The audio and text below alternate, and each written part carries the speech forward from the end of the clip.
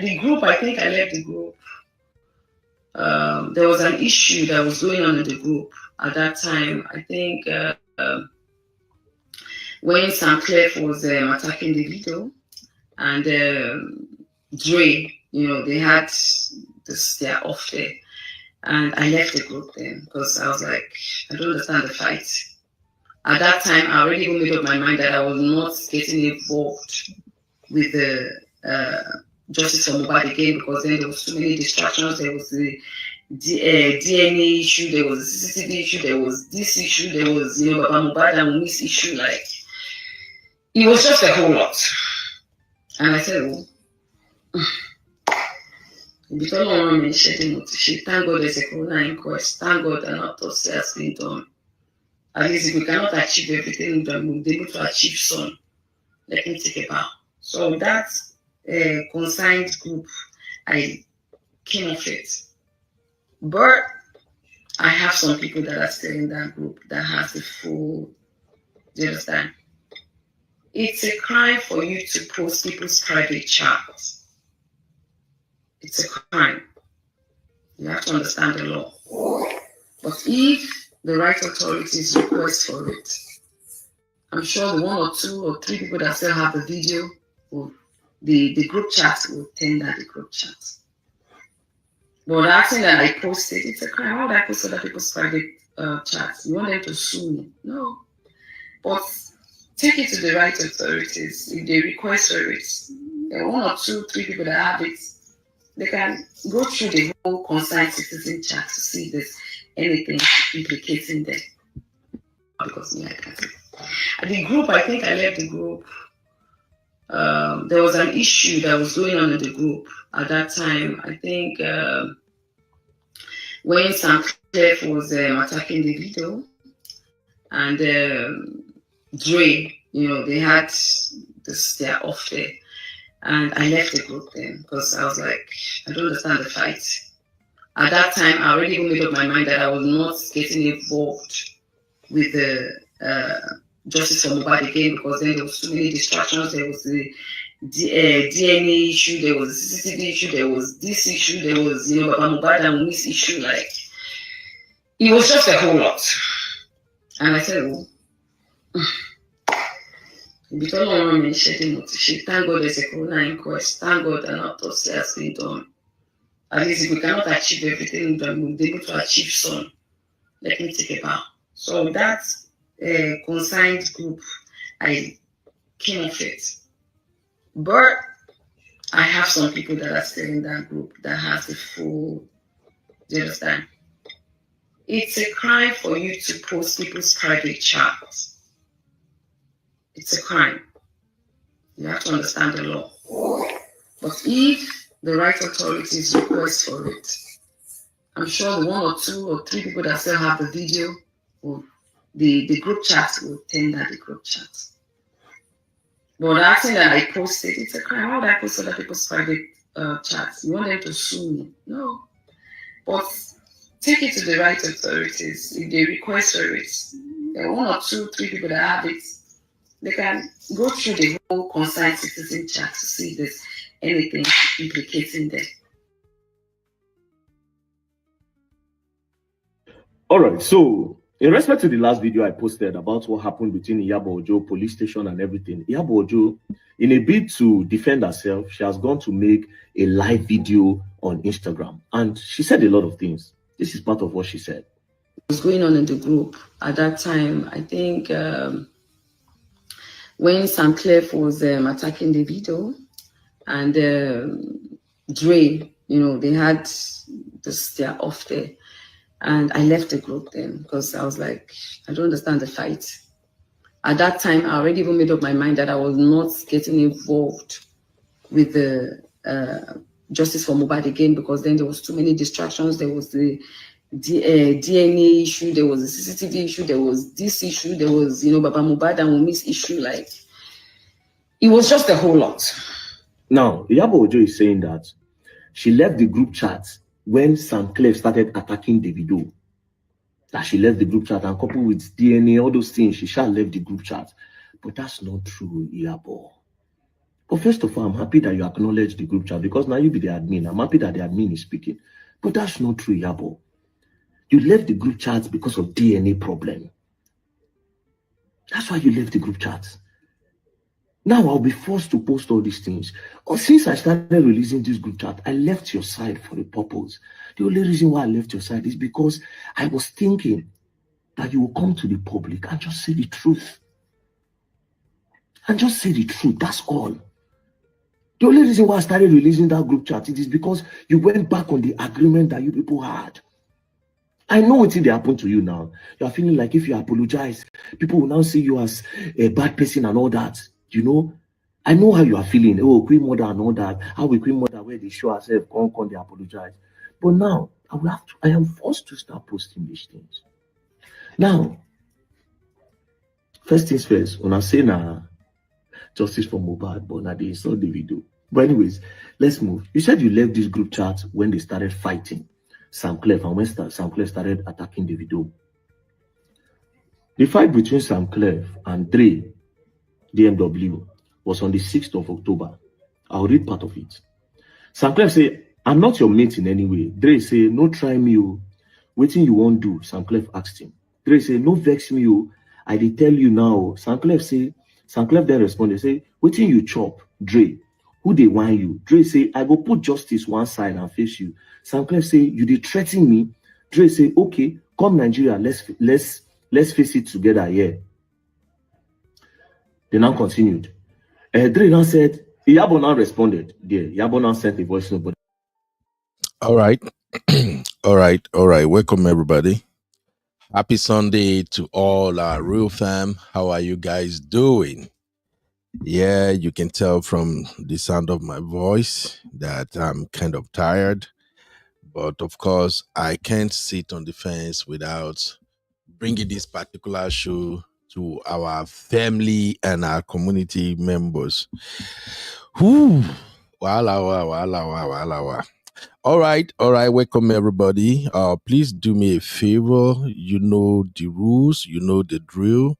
First thing first, let us get the likes up. I am looking at the likes right now. We have just 9 likes. So please, let's get the likes up to 20. I see we already have almost 30 people watching already. So please, that means majority of us have not liked the show. So please hit the like.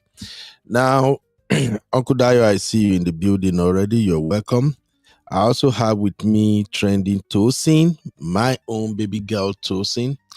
And, whenever I bring Tosin in is because I probably don't have a full grasp of the story. And Tosin's job is usually to comb the internet and find the story, do the digging, and then break it down for me so we can all make it make sense. So Tosin is in the building. She's gonna help me with all this Iyabo Ojo's drama. I also want to give special shout out to my baby sister Abby. In fact, I think we should be calling Abby baby of the house. What do you guys think? Abby should become the baby of the house. Somehow, Abby has worked herself into a position whereby we can hardly breathe without Abby. Shout out to Abby for following up with Iyabo Ojo. I started driving all the way back home. It's almost like 4 hours drive. And I saw the notification when Abby was sharing in the chat that Iyabo Ojo is going live to explain all this nonsense that is going on. And my brother Chucky said, no, Adabi. No, me, I'll call her baby of the house. Sister Nat to say vacation is over. Actually, part 1 is over. And before the end of this week, we'll be heading out for part 2. So Sisi come make am worst for me. Ever since Sisi and my sister started preaching soft life, my wife, I don't know, say she dey pick on it.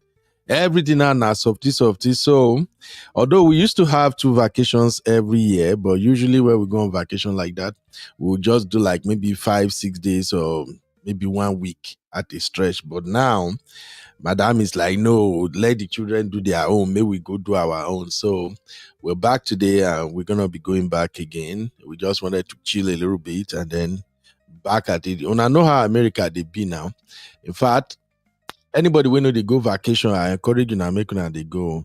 I somehow enjoy the vacation because I think it's now like 10 days that I will wake up and I don't have to think about my job. I don't have to think about work at all. I will just wake up and be jobless. And that's a kind of relief anyway. I'm going to tell you guys more about our vacation experience. Trust me. I will talk to my madam. If she's going to allow me to share some of the fun moment we had, I will definitely share it with the community. But today, let's talk about Iyabo Ojo and all these ongoing dramas. So when Abby shared the Iyabo Ojo live in our backstage, I saw immediately and I'm like, oh, she's going live. Then I went over to our operation platform and I see that Tosin is already on it. So I'm like, yes, this is going to be good. So I couldn't listen, even when I tried to. Abby shared about 6 videos, if I remember vividly. I couldn't listen to it all because I was driving. And if you know how our road be for, especially if your trip have to take you around Dallas, you know you can't take your eyes off the road or be distracted in any way or manner. So I couldn't listen. So I asked Tosin to listen to the whole thing. And then while she was done with that, I now called her. I asked her to call me. She actually called me. And then she break it down for me. I just said, okay, Tosin, just summarize the main thing about the story for me. So she summarized it. And I'm like, okay, God protect us, when I get home, I'm going to go live. I will need you to come back and summarize it. And then because Abby was also following, I'm like, okay, if I can get Tosin's take, and then if I can get Abby's take, then we can all be on the same page. But so far, so good. Oh, Abby is already here. So welcome, Abby, my baby girl. The baby of the house. That's your title now. Abby, baby of the house. Hi, Tosin. Good evening. Happy Sunday. It's just that Sisi is too strong. Happy Sunday, my dear. There is no way I can replace Sisi. If not, I will replace Sisi, but Sisi blood is too strong. I can't escape Sisi. My Sisi, our Niger wife. All right, so in a nutshell, what I gathered so far from what Tosin told me, I kind of split them into about 4 segments. I hope we'll be able to dissect all of them on today's show. So the first thing I gathered was that Iyabo Ojo actually cleared the air, and I want to give her flowers for doing that. All we heard on social media so far was more or less like a one-sided story of Very Dark Man when it comes to how Very Dark Man and Iyabo Ojo met. So Iyabo Ojo clarified that angle, how he met Very Dark Man in Abuja. And as we continue on this show, I'm gonna break that down. First, let me put a break here so that if I have to split this later, it will be very easy for me.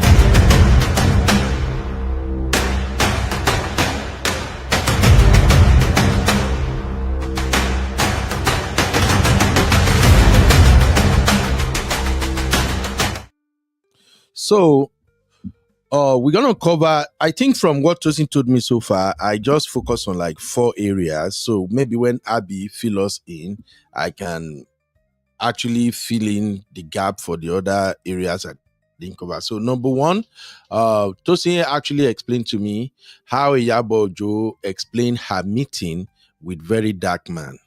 And from the summary, I still love my Very Dark Man. I still support him if when it comes to humanity a job that he's doing. But you, of course, I don't support him with all this yeah. I'm not cut out for that. I'm an old man. Even though we are on social media catching cruise, there are limits to what I call cruise, and I know when to get serious. So on this Iyabo Ojo case with Very Dark Man with Naira Marley, I'm sorry to all the rattles and VDM lovers.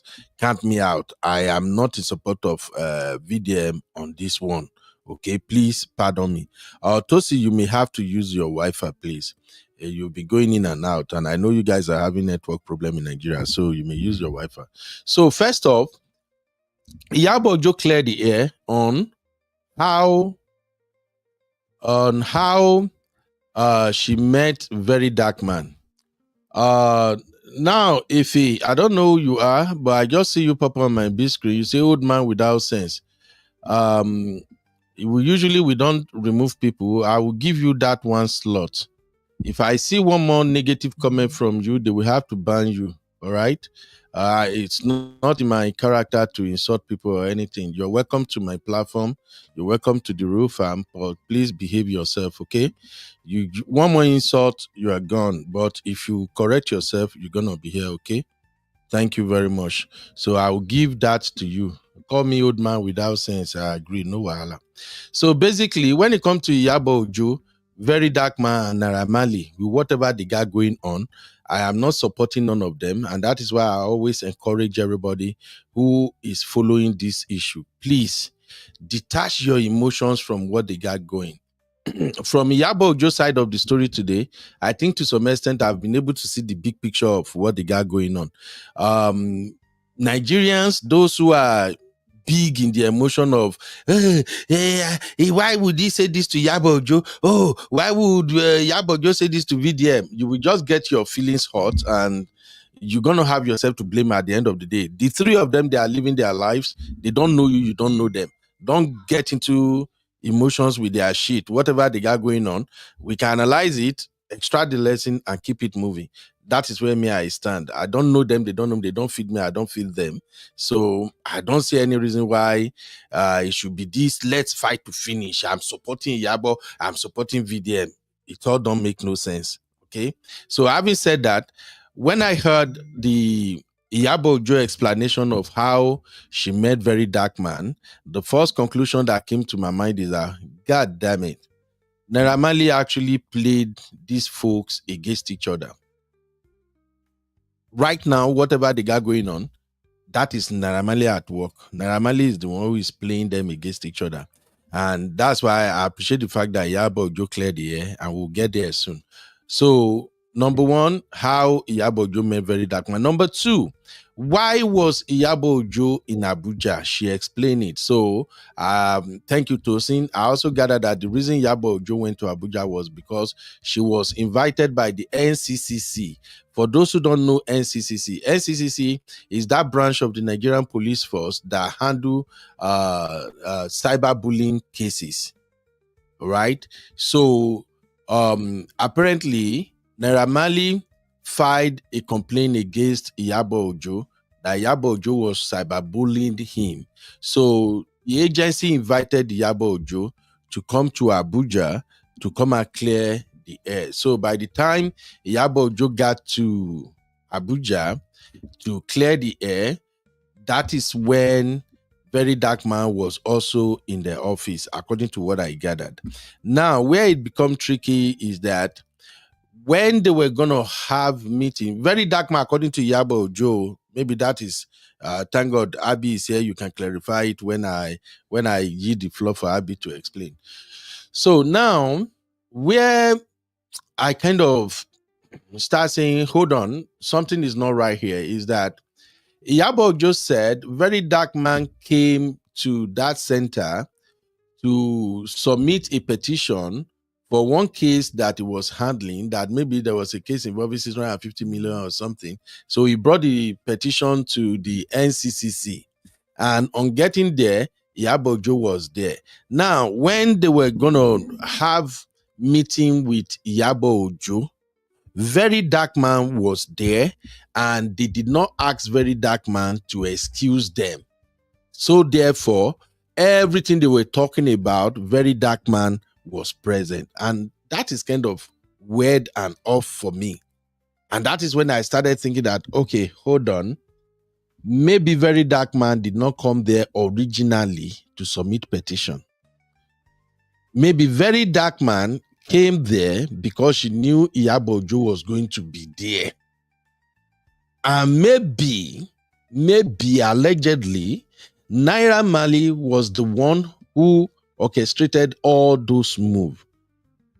Now, that is it about that. Next, Iyabo Ojo also cleared the air about Naira Marley allegedly drugging her son. And you know, that narrative has been on social media for a while now, when Very Dark Man alleged that Iyabo Ojo said Naira Marley drugged her children and all of that. So she cleared the air on that. And then she also made reference to one DJ Flash, I mean DJ Flash or something. Tosin, if you can help me with the name. So another thing I also learn about is the video I started with. Iyabo Ojo also cleared the air about the WhatsApp group. Now, as we go into this conversation and everything that has happened today, I need you to follow with an open mind. One thing I can establish is this: whether Iyabo Ojo is lying or Very Dark Man is lying, neither me or you or anybody was there. We are not part of that WhatsApp group. We are not part, we don't even know what's happening in Iyabo Ojo's home. We don't know what is happening with Very Dark Man. We don't even know what is happening with Naira Marley. Everything we've heard so far are the stories they put out there on social media. And that is why I'm pleading with everybody that you're going to have to forget emotion. Don't even judge them. Just express what you think about the case and keep it moving. We don't know them, they don't know us. I am yet to see 2 or 3 people who engage in a conflict, and when they were about to explain their part of the story, they will throw themselves under the bus. I'm saying that because neither Iyabo Ojo nor Very Dark Man will actually tell you the truth you want to hear. Now, does that mean they are both lying? No. It simply means that everybody will pick on what makes them look good. What can make them look like, oh, he's an angel. Very Dark Man has been doing that for a while now. Iyabo Ojo is doing the same thing right now. I have never seen anybody who want to judge case and say, hey, it's true, I do this. No. So please, let us have matured conversation about this. Now, having said that, let us go into this story properly. I think network is really affecting my girl, so I will just have Abby to summarize everything for us.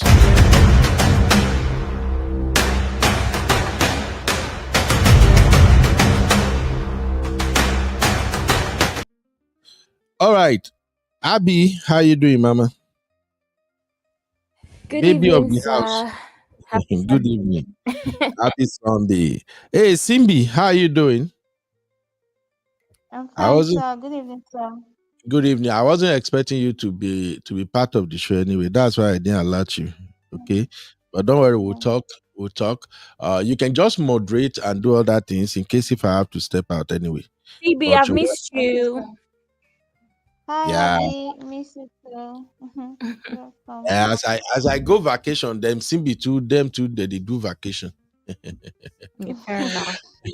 Uncle Ben, you're the one actually enjoying. No, no, we are in Uh, Nigeria. really? Okay, I hear you. All right, welcome, real fam. Welcome, everybody. I'm gonna be recognizing you as we move on. I know our real fam are in the building. That Chucky, Uncle Dayo, Abby, CC. We don't have new faces yet. Too. Are there any new faces there? Yeah? Okay. Well, as you guys comes in, we'll be recognizing you anyway. Adorable. You welcome, my sister. How are you? Mercy Ajine. How are you? You welcome.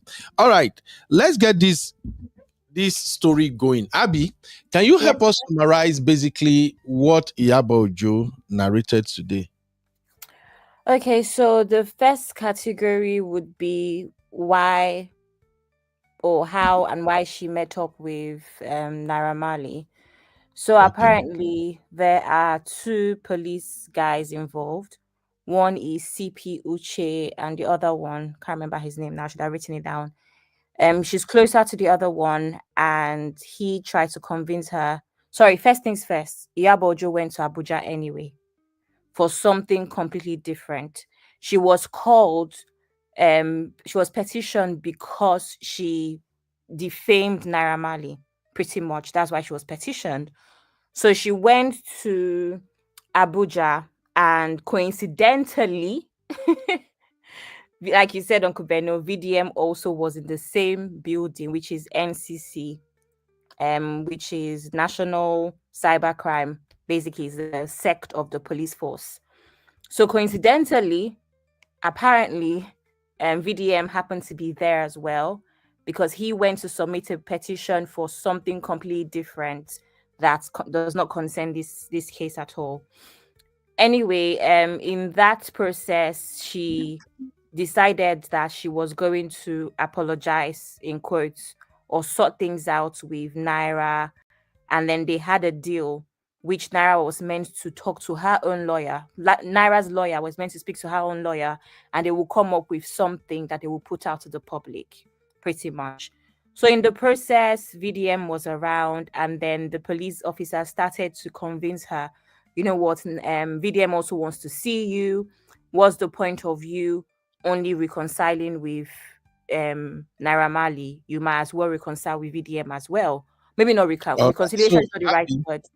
Abby, Yeah. let you just have to like tell the story the way Iyabo Ojo said, not long ago. Just summarize it because if you are explaining it this way, it will look as if maybe you are trying to defend them or something. So for those who don't know, Iyabo Ojo came out today and she tell her side of the story. Abby is only helping us to at least clarify what she actually said. So please, everybody, make una calm down small, okay? No, verse Abby, I just have to make it clear because I saw a comment that said, "Are you there?" So please, everybody, let us understand. She's Oh, helping us. sorry. I'm saying it how she said it. I'm Okay, summarizing how I'm saying how what she said in her live stream. This is exactly what she said. So she okay, said, so Shashia say Iyabo Ojo. Okay. Iyabo Ojo said that this police officer came to her and said, you know what, VDM coincidentally is here, and it makes sense for them to talk things out so there can be peace and there can be resolution. That is what Iyabo said. Everything that I'm saying is what Iyabo said. I was not there. thank you. Um so Please, I we watched need the live our stream. light up. Oh, please, well, I'm seeing just 18 likes and we have like 70 watching. I'm not asking for super chat or anything. All you can do is to just like the show, okay? Make una no verse. I know say people they para, mona no para, mona just hit like, just hit like. She gone. Please carry on, my sister. No verse for my Okay, interruption. so Iyabo just said, okay, no worries, she will get back to them. She has to call a couple of people, her lawyer, and a couple of people that she, thinks should be a part of this. Iyabo then said that she spoke to Tonto Dike, as we know, spoke to Tonto Dike, spoke to and I spoke to her lawyer, and Tonto told her she should not go. But she said, Tonto, you know what? I'm a mother. I'm quoting Iyabo. Iyabo said she's a mother. So why would she not go? Let her just see what this guy meaning VDM, has to say. So she went against the, against the blessings of Tonto DK that has been part of the behind the scenes with her. And she went there with her lawyer, her brother's security, and somebody else. I can't remember. Her lawyer, her brother's security. She said it were 4. So Iyabo herself, her brother's security, and her lawyer. That's it. So she went there. VDM came in. The other 2 police officers came in as well. And then she asked, and then VDM said to her, I didn't know you were coming with people. They both dropped their phones on that table and moved to another table. That is when the conversation happened. Iyabo was not clear on the conversation. She just summarized and cut here and there. But basically, she said that most of the conversation was about how she explained to VDM, this is where you defamed me. This is what you did to me. This is why I called your mother. At some point, as you guys know, this is the old story that's been going on between VDM and Iyabo. They did not speak about much else. VDM made some arrogant statements according to Iyabo Ojo, saying that the policemen that were there are his boys. They work with him. If you follow VDM, you might understand what she meant, because she tried to explain it in the way where this is how he talks. So if you know how he talks, that's, you understand what I'm saying. So she said, oh, these are my boys, and they work for me, or they work with me, or we sort things out together. And she was like, okay. And then she didn't say anything else, according to her. But most of the conversation was their own issue outside of Mohbad. That is what Iyabo said. She did not say anything about them discussing about Mohbad from what I watched today. Cool. Okay. Anyway, moving on, they went their separate ways. She did not say if any apologies were tendered, but she did say from her understanding, they were cool from there and the air was cleared. She now went on to explain what happened with. Do you want Tosin to take over? No. Go ahead. You are saying almost the same thing as Tosin said. Okay, so that was basically the end of that whole thing. Sorry, I forgot to mention that she was not exactly satisfied with the original venue that VDM chose, which was an apartment. They moved to a different venue, which she also was not happy with because it was too crowded. And then they moved to a third venue. So it took 3 venues before Iyabo Ojo decided to leave her car to speak to VDM, because she wanted a semi-private environment. Not too busy, but not too private, if that makes sense. So that is I guess a thing that I missed out. Anyway, she moved on to Naira Marley and communication. So at the end of everything, she also mentioned that while she went to meet Naira Marley came there. She asked Naira Marley to confirm if they had seen each other before. Naira Marley said he had not seen her before. They had never met prior to this time when the NCC called for her to come, petitioned her to come. So her and Naira decided that, she would apologize, but she knows what she said. If he's not satisfied with whatever she says, he can charge her to court. They made a decision that both of their lawyers would talk and they will come up with something to put out to the public. Iyabo alleges that the number that was given to her lawyer tried to message that number a couple of times, 2 times actually, and she did not get any response. She wondered if the number was wrong, so she forwarded her messages to the police officers to help her, right? And she still did not get any response. The next thing, they call her and tell her that she needs to come back because Naira wants to speak again. And she says, no, she cannot come back. She has said what she has said. She feels how she feels. And she feels like if they're not satisfied, the next thing for Naira to do is to sue her to courts. At this time, as we all know, we heard that Iyabo's store was burnt down, as you remember a couple weeks ago. She said the dates that they chose coincided with that situation. Her anxiety level was up. She was very stressed. Of course, her daughter was pregnant, even if we did not know at the time. She was stressed out because she also did not want her daughter to be worried about her. She told them that my store has just been burnt down. Yes, Sissy also has an office, but it's mostly a store. So her office and her store was burnt down, and this is a priority. And this CP Uche man told her, did not show her any empathy, and told her, and actually threatened her and said, you know what, I don't care. Make sure you are here on this day. And that is why she was also calling him out. I don't know what else I'm missing. That's pretty much it. The summary of things. All right. Thank you very much, Abby. Don't worry. Okay.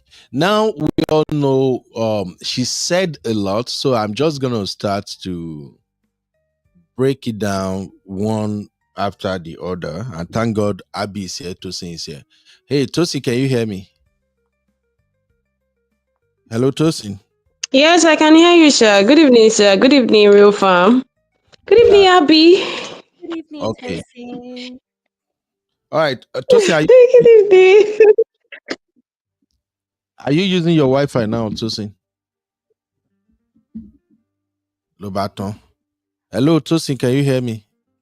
Oh yeah, sorry. Another reason she couldn't go, answer the second petition. Sorry, I missed out two details that are important. Is because it also coincided with her court case that does not concern this case with Lizzie. Lizzie is that other woman that has been calling her out for something else. They've been fighting. Another thing that's important to note as well is that the letter, the second petition that was sent to her by CP, she's alleging that CP there might be foul play, because this CP Uche said that it was the AIG that summoned her or petitioned her, right? Iyabo is saying that on that letter, the signature there was not the AIG's signature, but was CP Uche's signature. And she said she doesn't know where that is done, one. Secondly, she also said that she allegedly told somebody to call the AIG, and the AIG said he does not care about this case and does not want the case. And he does not care for the case. So I think that's also important to note. Another thing as well that is important to note is that she's also accusing VDM of doing illegal hacking and illegally posting private information and chats. So those are the few things that I left out. That's all. All right, thank you, Abby. Please, guys, hit the like. I'm still seeing 21 likes here. Please, my fellow Nigerians, when you watch shows like this, hitting the like button shouldn't be something we should be begging for. Like I've said on multiple occasions, it's because of the love and respect I have for the Real Fam. That is why I usually come here to do this live show. Live show is usually stressful. And if we can interact and yet we can't like the show, then why doing it? I have a channel that have like ×4 of the subscribers I have here. And it's an American channel. Anytime I go live on that channel, I don't even ask anybody for like. American comes in, they just like straight off. Once Americans see your show, they just like. So please, I don't like begging for likes. If you don't like the show, the algorithm will not pick it up. So that is no money. That is not something you can do willingly. All right, Tosi, are you back now? Tosi has been in and out. Anyway, Tosi, maybe I will just move on without your input. I don't know what's happening to your network. So let's take it one step at a time. First, I want us to take that VDM aspect out of this conversation so fast. So please, pardon me, everybody. All right? Let's, first of all, remove VDM aspect. One, like I said in my introduction, the circumstances under which VDM and Iyabo Ojo met in Abuja, that was shady. It gives these vibes that the Nigerian police somehow notify VDM that Iyabo Ojo is going to be there and he should be there too. Again, I don't give an F about how this matter go. I only like Iyabo Ojo how she handled her daughter's wedding. So don't say, oh, this guy is being biased. I don't have anything to do with that. I don't care. I'm just analyzing the issue. If Iyabo Ojo was invited to that headquarters and VDM coincidentally show up in that headquarters, everybody knows VDM and Iyabo Ojo are sworn enemy. There is no way these two are supposed to even meet in under any circumstances at all. Now, VDM has been a strong advocate for Naira Marley. Of course, VDM, according to all his rhetorics, is trying to clear Naira Marley of the. I think VDM focus is that Naira Marley is not the one that pied Mohbad, which I think almost everybody agree with that.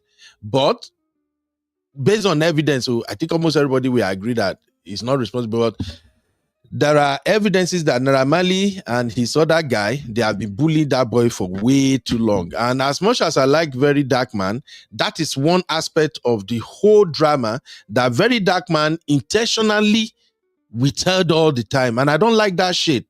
If you want to be plain with everything. Yes, Very Dark Man has the right to defend Naira Marley. But if you're going to analyze the fact of the matter, put everything on the table. Yes, somebody have to speak up for Naira Marley. And if Very Dark Man is Naira Marley's friend, fine, you have to defend your friend, but do it objectively. Now, all he was trying to do is that Naira Marley did not buy him. Fine, he did not buy him, but he has never come forward and at least admit that, yes, Naira Marley, with the way the industry is run, he actually bullied this guy. That is fine. I said it in one of our show here. Bullying, intimidating, harassing is part of the music industry. It's nothing new. It's right there in the music industry. Here in America. Okay. Tosin, you're back now. Hello, sir. Your network stable now. Okay, can I ship in something? I think so. Can I add to what Abby has said so far? Okay. According to what's online, what I saw, in addition to what Abby has said, actually, according to Iyabo Ojo, she doesn't know Naira Marley from anywhere.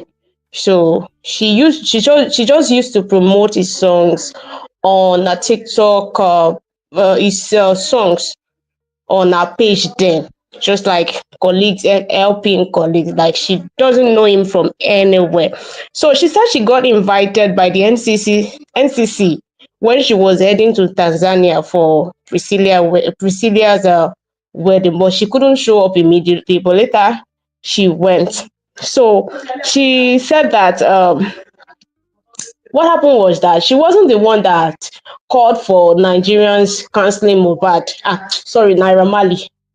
Like according to what Naira Marley has been saying, like she's the one that called for his cancellation in the music industry. So to her, she said it was Naira Marley that brought everything that happened to him upon himself because he was nonchalant. He was being nonchalant about the whole thing when it happened because immediately Mohbad died. The next thing he did then was him dancing on Snapchat. So when she saw that as a mother, it broke her. And then another thing now happened. Just shortly after that happened, maybe some days after or some hours after, she didn't really mention the time frame. So she said that Sam Larry came online. He posted a video talking about somebody dying, like mocking the dead. It was 2 videos. He deleted them almost immediately when Nigerians came after him. But then, the internet never forgets. So it infuriated her. So she was the one that actually wrote to the authorities. Like after those trending videos of Mohbad's those bullying video, the video where Zlatan and Mohbad were in a music shoot when Sam Larry came in. So, and also other videos where Mohbad showed his bruises after being beaten by alleged Naira Marley's camp.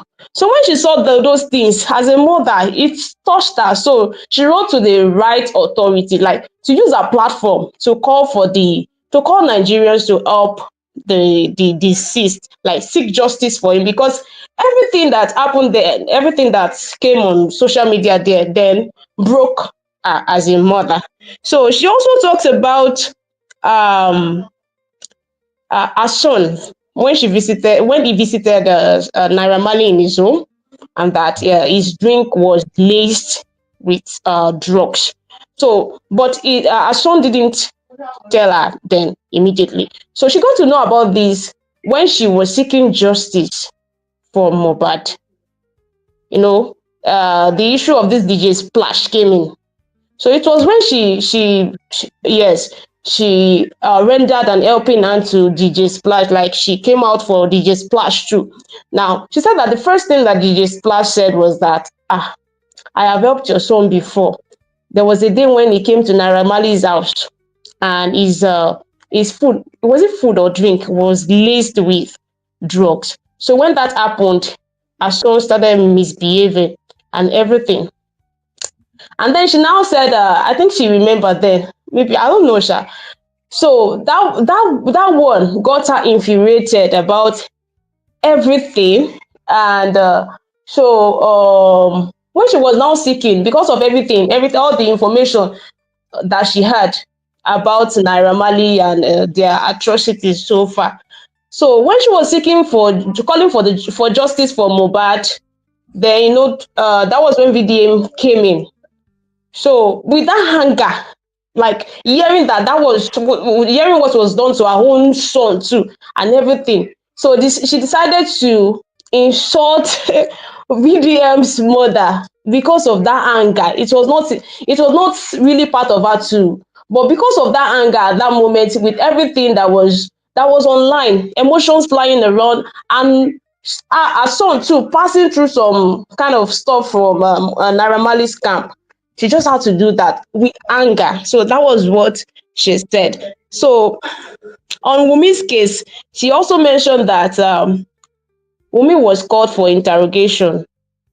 That was there CCTV, there was no CCTV in the house. That the voice note that went viral, the altercation Wumi had with Mohbad then that went viral. Wumi said, according to Iyabo Ojo, that Wumi said she made that audio herself, but it was done on her friend's phone. So when the draggings online started, it was her friend that leaked the audio so that it will look as if so it will corroborate to what people are saying about Wumi not being a good person to Mohbad while he was alive. Those were the things. And she also talked about the DNA, that they did a private DNA, but she didn't mention the outcome of the DNA.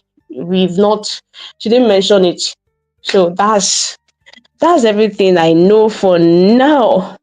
All right. The last but not the least was that she also said that when she got to that NCCC, so Naira Marley and VDM was trying to make her believe that everything was a setup, like she was used by the music industry. That Naira Marley was dragged because of some kind of jealousy in place, some kind of envy. So that was a setup just to pull him down, to make him fall from whatever. So Iyabo Ojo was just used. So she Okay. fell into the trap of those users. That's Okay. basically what All right. the Thank you. life. But I will come to Naira Marley shortly. I just wanted to clear this VDM aspect out of the way first, so that we can bring the conversation down to Iyabo Ojo and Naira Marley, because everything in me is telling me that even VDM himself is being used. VDM himself I don't even understand why he's trying to exonerate Naira Marley from this whole case. We are we are dragging Naira Marley for alleged bullying. Let me use the word alleged, bullying Mohbad. It was not. We are not dragging him for him. Maybe we are saying he pied Mohbad or something. We are dragging him for bullying. I don't even understand why he's trying to rope in Iyabo Ojo into all of this. What I see there in all of this is him trying to rope in Iyabo Ojo and exonerate Naira Marley. So this is apparently justice for Naira Marley and not justice for Mohbad. All Maybe right. Thank you. Thank you for that. So the reason I want us at the Refam to clear this aspect of VDM first is because VDM is more or less becoming the constant factor. How do I put it now? The common denominator in all of this. VDM has been the only one who won't let this matter go away, who always bring it back. Please, don't get me wrong. I'm for that. As far as we are concerned, right now, Mohbad is still not buried. And I think I saw a video, somebody sent that video to me. I don't know, maybe it was you, Tosin, or somebody, where Mohbad dad admitted, there's a video where Mohbad dad admitted that the autopsy has become blah, blah, blah, blah. It's like the police already asked Mohbad dad to come and get the body so he can bury him. But Mohbad dad is the one who is not going to claim that body. So as far as Mohbad is buried, I don't think the matter should just be swept under carpet like that. But what I'm just trying to emphasize is that VDM seems to be the constant factor in all of this. And the way this is going, I feel sorry for VDM because at the end of the day, Iyabo Ojo has strong fans and supporters. So Naira Marley is still getting own supporters too, no matter how it will be. Naira Marley and Iyabo Ojo, they are both Yoruba. I'm sorry, I will say it. Now VDM go take head, carry all this thing as they go. So that's just what my instinct is telling me. And I think the reason VDM is hammering so hard on Iyabo Ojo is that fact that Iyabo Ojo caused VDM, mama. I think that's the only thing VDM has against Iyabo Ojo. That abuse where Iyabo Ojo abusing mama. If it is left to me, if I'm a friend of Iyabo Ojo or something, I will just tell Iyabo Ojo, just made, even if it's 30 seconds video or one minute video, apologize to VDM's mom. Just one apology to VDM's mom, then shut the whole damn thing down. Don't respond to VDM anything. This thing will go away.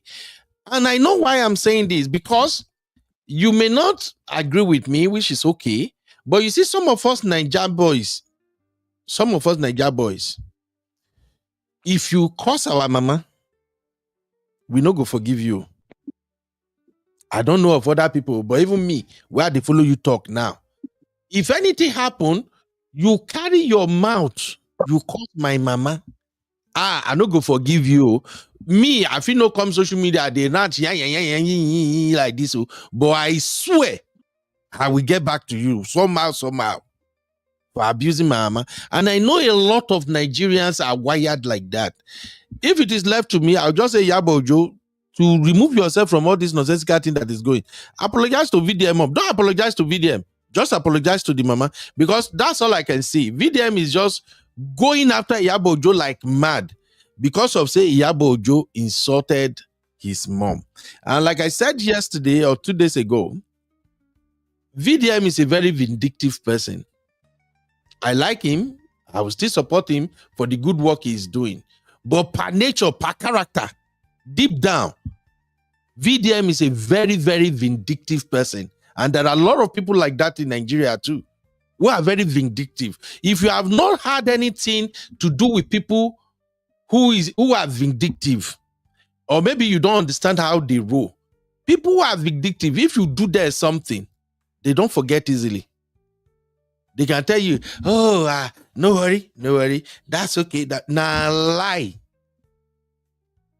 Until for their mind, either they want you to cry or to suffer one form of pain or the other.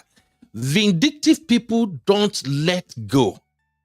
That's why you have to be attentive at your place of work, at your church, among your family, even among your siblings. You may have one who is very, very vindictive. They don't let go. So, even if now your husband or your wife, if you notice that trace of vindictiveness in them, even if now your wife, if you do something and they tell you, this is the way you do it, I'm not going to forgive you. This way, they don't joke. They can laugh with you, smile at your face for the next 10 years. They will still take that pound of flesh. They are everywhere. I can see the chat. Look, I have a bigger TV in my office here. I can see all your chat. I know some people are already saying, lie, I didn't. Like I've always told you guys, the only reason we gather here as Refam is to extract lessons. I don't give a fuck about Iyabo Ojo or VDM or Naira Marley. I don't know them. They don't know me. I don't need them for anything. But Could you please repeat that part again? That part you said you don't give what? Please repeat it again. I don't give a fuck about Iyabo Ojo, VDM or Naira Marley. I only care about the people who are on our platform, who want to listen and who want to learn. So while I'm pointing out that VDM is a very vindictive person, I'm not saying he's a bad person. It's just the way people are wired. I told you myself right now that as I did like this, if you curse my mama, and now let's make I don't know you, well, I won't forgive you. I feel smile for your face. I no wahala is gone. It's not gone, no. I swear it's not gone. For abusing my mama, I will get back to you. So some people are like that. That's all I'm saying. We've analyzed this show before, and I said to you guys that Iyabo Ojo shouldn't have caused VDM mama. I've seen VDM mama video. That mama look innocent. That's just one mama who is living her life, JJ. But you know, as parents, when you born children like this, no how you go born one where go get coconut head. No matter what you do, you not go listen. Even in my family, among my siblings, among mama born 8 children. Now me stop on pass, now me get crazy pass. I know the year. So it's just nature. Okay? So VDM, when I say it's vindictive, I'm not saying it's a bad person. I'm just letting you know that some people can be nice. So far, so good. All the people where I see for Nigeria, when they call them charity, everything. I think VDM beat all of them hands down. A guy that can spend millions digging boreholes, risking his life, everything, for people where you don't know, he's a nice guy. But at the same time, there are some people you don't joke with. So as far as I'm concerned, even this Naira Marley and everything that VDM is doing now is still because Iyabo Ojo caused VDM mama. If Iyabo Ojo can apologize to VDM mama, I swear, when I give this matter 1 month or 2, it go die down. That is on the side. Now, coming to how Iyabo Ojo met VDM, because the narrative that VDM has been putting out there, I told you guys, I can hardly watch many of those videos he's putting there because I know that this is not my guy. No. What is this is not my guy, the guy that I support. This is not VDM. Something else is behind it. So, for Iyabo Ojo and VDM to have met in Abuja, in SEC office, come on, what's going on? And that is why I listened to just a few parts of what Iyabo Ojo said today. And I started feeling for Iyabo Ojo at the point, and then I started understanding what was going on. Maybe even Iyabo Ojo herself didn't see it as a setup, but me, I saw that bullshit from 1 mile away. I think the primary intention was to arrest Iyabo Ojo, believing that when Iyabo Ojo get there, she will probably flare up. Only Banoje, you know, make she go crazy on them, both police or both anything. Then the police can arrest you for that. If the police invite you, you saw what they said about this guy, Scotty Guma. There was a narrative out there that, Scotty Guma, he was struggling with the police. If police ask you to come, when you go there, no matter what they do, just be calm. Because na trap. They actually wanted to lock you up. And once you begin drag with them, you are in fact equipping the police with the right to lock you up. So I guess Iyabo Ojo got there. Instead of the usual Iyabo Ojo we used to know. You remember I told you guys, after Iyabo Ojo's daughter got married, something changed about this woman completely. And I will confess, I wasn't a fan of Iyabo Ojo for a very long time because of the way she run her mouth. But after her daughter's wedding, I've become one of her #1 fan for a reason. Because I saw maturity. I saw how she begins to move. So I guess when she got there, instead of she flaring up and shouting and ranting, she didn't do all of that. So it now becomes difficult to find an excuse to arrest her. Now, the one person that shouldn't cross road with Iyabo Ojo based on what we know on social media, is very dark man. Then now that day, that same time, now very dark man, they go submit petition. So on that note, I feel there is some level of conspiracy, allegedly, there's some level of conspiracy ongoing. So let me yield the floor for people to clarify that very dark man Iyabo Ojo meeting when she was invited for Naira Marley's case. Let me allow my panelists to address that. Maybe we can both arrive at the same conclusion or not, but it's open for discussion. Uncle Dayo, you'll be going in and out. Are you still here, sir? Hello, Uncle Dayo. Yes, sir. I'm here, sir. Okay, Uncle Dayo, please, we have a lot to cover, but VDM being at that police station at the same time Iyabo Ojo was there, what is your take on that, sir? To me, that is very, very suspicious, sir, because there is no way Iyabo could have been invited and it's not coincide with the same time that VDM should be there. And then where they even met was not outside, was not at the reception. It was in the interrogation room. According to what Iyabo said, that VDM was there in the interrogation room. What was he doing there at the time that Iyabo was there? To me, it was like, as you said, maybe he was invited to come because Iyabo was coming. So to me, I think that's a kind of a conspiracy between VDM and the police in that place. So they want VDM to be there to hear everything that Iyabo has got to say. Even though VDM was there on something else, he was supposed to have been excused because interrogation room is supposed to be private. Yeah, they were like asking some valid questions, and she was there giving them answers, and VDM was listening. As what? As a guest or what? Or as an investigator or what? So that one, that was a red flag.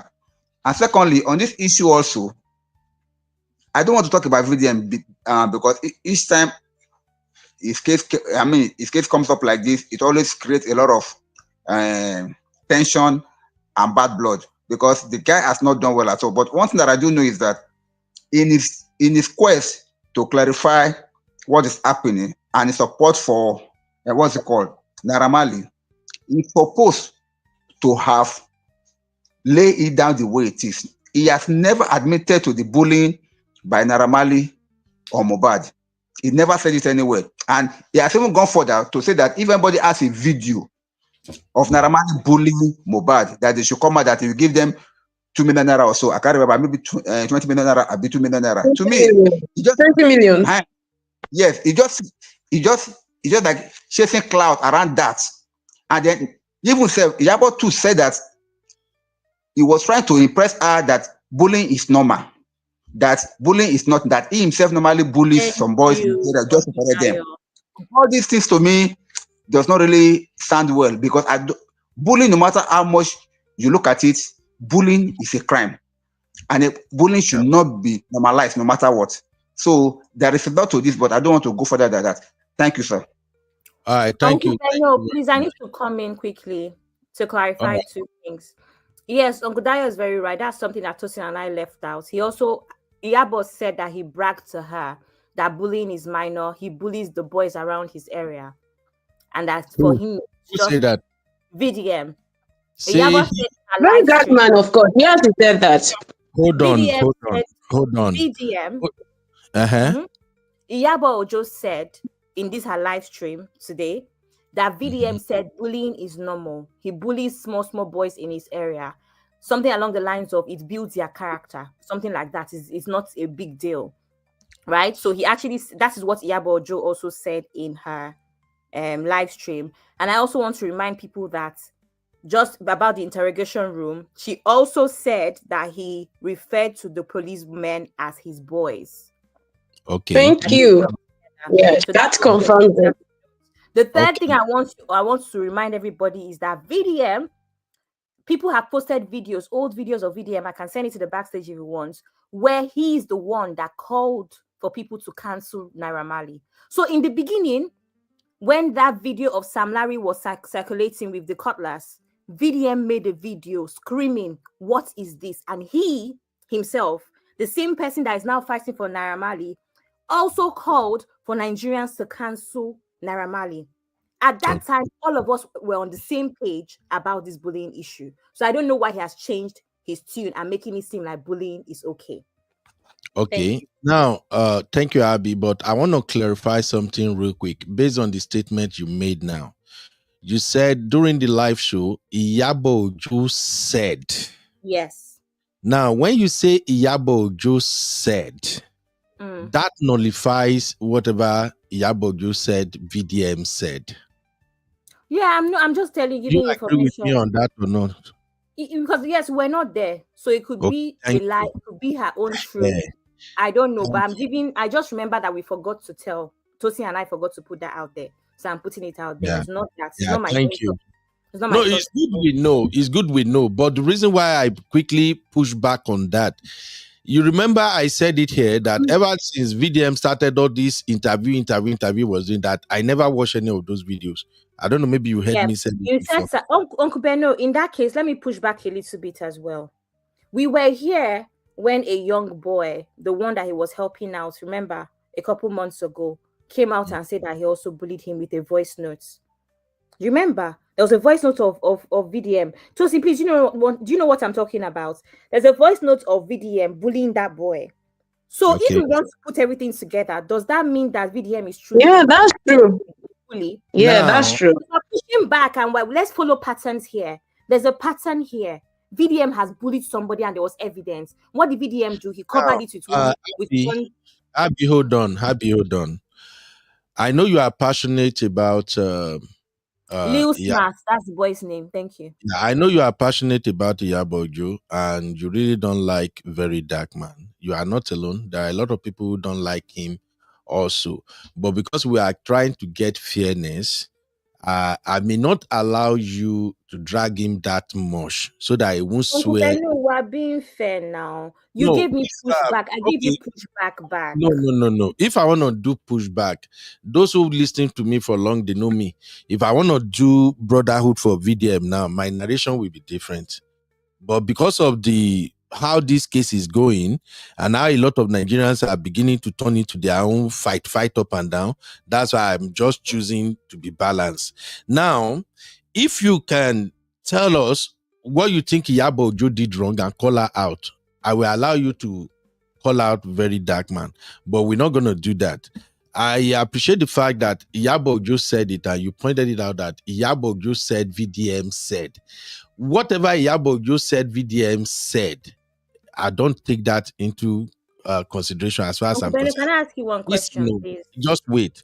The reason I don't take that into consideration is the same reason I don't watch any of Very Dark Man video on this. I'm interview Mohbad wife, Mohbad friend, Mohbad this. I don't watch any. You know why? Because VDM has been biased himself the way he's going about it. So, and because he's biased, and because I am a supporter of VDM because of the good work he's doing, I don't want to listen to what he will be saying that Iyabo Ojo did this, Iyabo Ojo did that. I don't want to listen to it because both of you are enemies. I don't know if you get what I'm saying now. No, but Uncle Ben, you're not being fair. Ben, you're not being. Sorry, one second, Dr. Adama. Sorry, 1 second, please, ma'am.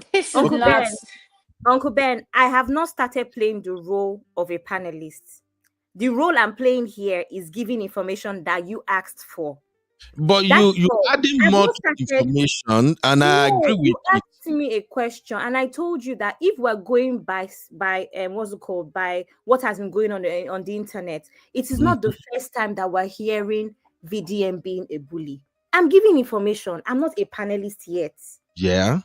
That's all I'm saying. So I'm saying consider that as well. We were not there during Iyabo's meeting, right? No problem. But I'm reminding you that there's evidence of VDM bullying Little Smart. That's all I'm saying. So does that mean that he has those tendencies? That's all I'm saying. I don't live in his life, but the fact that if there are evidence there that he's bullying, then he's bullying. It's Nigeria, it's not London, it's not US. That's why I kept saying that all of them, they are the same. All of them, they only come out. I've never seen anybody that comes out and say, oh, I'm wrong, I did this, I did that. That's why I don't take the matter that seriously. I can cash cruise if I want to, but the matter no dey serious like that. You know, this year like that. Just my own thing. Dr. Adama, you wanted to say something concerning this one?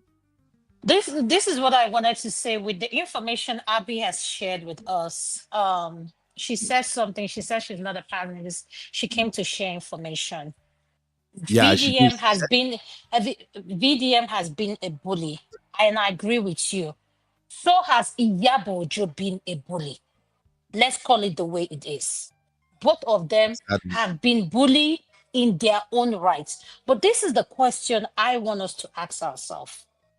How did Iyabo Ojo show up for whatever questioning or whatever, and VDM happens to be there? That's the point And we're trying to make. The question I have been asking myself since I took our time. My schedule has been hectic, and I thank God I'm done for being on call. And I said to myself, is this the question I want to ask myself is like, how did VDM know that Iyabo was going to show up at that particular time? I want the viewers that are picking sides. We had a show on Friday. Please, before you choose any side, I said something on Friday. This is a country that lacks credibility when it comes to investigation. VDM is not an investigative journalist, neither is Iyabo Ojo. None of them is qualified to handle a case of someone who died on both sides. And for Iyabo Ojo to have a life and spill the nonsense about her son being drugged, like a lot of things are not making sense. A lot of things are not making sense. Or that she got to find out that they get the Naira Marley. Like, I don't, at the end of the day, so we will there's get something, to that. hold on. There's something Abby said. Abby said, William made a video before where he dragged Naira Marley. How come all of a sudden this VDM now is an advocate for Naira Marley? If you've heard me before, and yes, you may say Adama is being biased, I don't like VDM. Yes, I do not like VDM. I don't care about the rattle because guess what? I have said this before. Nigerians like idolizing people without doing a proper investigation of who that person is. All in the name of he has done this, he has done that. And at the same time, when this person commits something that we all need to take out the time and call this person out for, we say, oh, he has done this, so can't we just let this one thing go? No, it doesn't make sense. Call people out when they are wrong, regardless of the good they have done, whatever foundation he has had. Uncle Beno, all I'm saying is if we're going to have this conversation, like you said, Abby has shared what she have with us. At the end of the day, Iyabo Ojo and VDM, both of these people cannot stand each other, and a lot of things are not making sense. Thank you, sir. Thank you, thank you, Dr. Adama. I really appreciate that. Let me give a shout out to one of my brother here, Dr. Sisi. Wow, it's been long, my brother. I think the last time you and I we met on a show was on my other channel. I don't even know you are here. How are you doing, Dr. Sisi? It's been a while. Welcome, bro. In fact, I need to add you to our backstage. Dr. Sisi, kindly send me a message on this number. Just send me a message on this number, then I will call you with my personal line. I need to add you to the backstage. I like your take in most issues we discuss. But don't worry, in the backstage, I have a lot of stubborn aunties and sisters there, and they know they take a see fine man. Okay, make I just warn you now, my brother. Welcome, Dr. Sisi. All right, let me quickly address one other thing I saw here. Where is that coming from, Sisi again? Okay, cool. My Sisi. So Sisi asked this question. Sisi said, who did Iyabo Ojo bully? Now, I have to address this. And I'm addressing this because of our real fan members and our viewers who are not from Nigeria. You see, in Nigeria, bully is a commonplace. It's a common thing in Nigeria, sorry. To bully somebody is so easy in Nigeria. And if you are not in Nigeria, if I explain to you how Iyabo Ojo bully people, you won't grab it. I think only maybe Igbo, Edo, and Yoruba people will understand if I tell you how Iyabo Ojo bully people. Iyabo Ojo bully people in how she says some things in her videos. Like, as a Yoruba person now, if you have problem with me, and I'm addressing you, and I say something like, Iwo on try me, marue bi eja ma je ma tue danu. Iyala ya. I don't know how to say it in English, but everybody will understand Yoruba. Tell me if that is not a typical example I have to bully people. So Iyabo Ojo do that a lot. But the problem is this: as Nigerians, we have the, thank God, Dr. Dama mentioned it now, we do a lot of hero worshiping in Nigeria. If we just like somebody, even if the person is doing something, it will look so irrelevant. Iyabo Ojo, they bully people too. Very Dark Man, they bully people. I've seen videos where Very Dark Man we say things like, you won't try me, make we meet for street. They don't pull you were done, bro, Babasha. I will tell you that is bullying in Nigeria. But in Nigeria, we have a very thick skin. Because we grew up, we are used to all this type of narrative, we don't consider it bullying. Many things that Nigerians can endure, if they do it to folks that grew up in Western country, you go call police for us. That is why you see us when we travel to Western world like this, we go first calm down first, begin to learn. For instance, if you're in Western world, you will know something is common about us Nigerians. Anytime we talk, our colleagues at work or even at school anywhere, they are quick to say, oh, he's so aggressive. He's so aggressive. Do you know what they are referring to as us being aggressive? One, we are loud. The tone of our voice is a form of bullying on its own. So you can agree with me, you may disagree with me, but I'm just explaining it to you. Unless you are a Nigerian, unless you know how each tribe, how we there for Nigeria, how each tribe, they intimidate each other, you not go really recognize that this person a bully. And that's why I'm telling you right now. Very Dark Man, I've heard him say it in the live show, when he had issue with some people, I go tell you, they try me, may they put me and you together, so I would destroy you. I will tell you that it's a form of bullying. Intimidating your opponent. Iyabo Ojo do the same thing too. Go and watch her video. When she used to run, I've told you guys there before. I love her. I like her acting. She's a successful woman, very good woman. But the only part I don't like about her until now, before her daughter's wedding, is how she run her mouth. And you all saw what is happening to her now. Everybody come, this one go attack her, that one go attack her. Do you know the reason why Kemi Onu lawyer always go after Iyabo Ojo? Even, I think maybe last week or which day, I was even pissed when Kemi Onu lawyer started dragging Priscilla and say, she used Silicon Belly, she's surrogacy, and I'm like, what the fuck? But listen, as a Yoruba, there are some words we will say to you, you can never get out of it, lie. So please, I beg, just leave me. Beg. The thing is this, as far as we want to say, Iyabo Ojo is a saint, Very Dark Man is a saint, we will never see the dangers in what these two they are doing. But anyway, just to finish this Very Dark Man aspect and move on, let us take a poll. Do you believe that VDM was used to set up Iyabo Ojo? That's the poll we will take first. Was VDM used to set up Iyabo Ojo? So drop 1 if you think so, drop 2 if you think no. Let's take that poll and then we'll move on to more important conversation. I know Refam, they don't like us talking about VDM and Iyabo Ojo, but unfortunately we cannot discuss these two. Where you can't talk about this case without bringing these two together.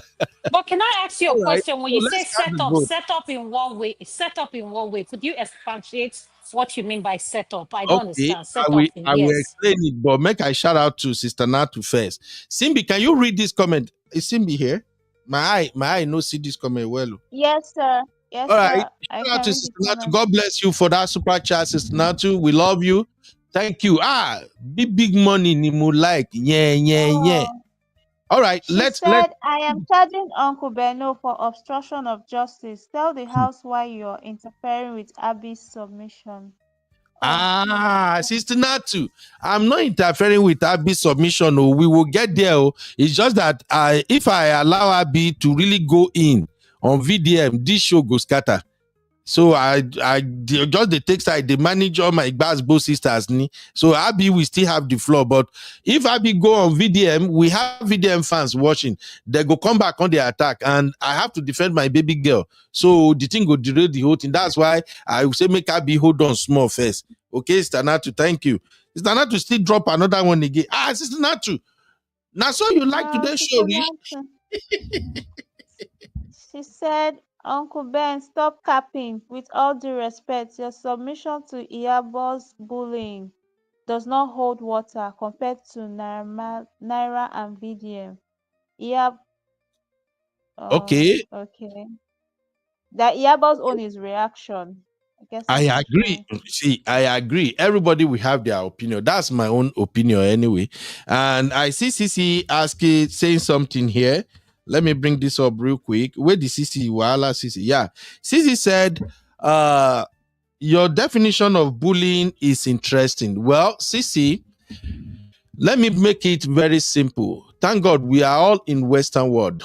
When your child go to school in elementary school, and he comes back crying and say to you, so person call me fat. He called me fat. Please, anybody who live Western world, tell me what does that mean in American school? Is that bullying or not bullying?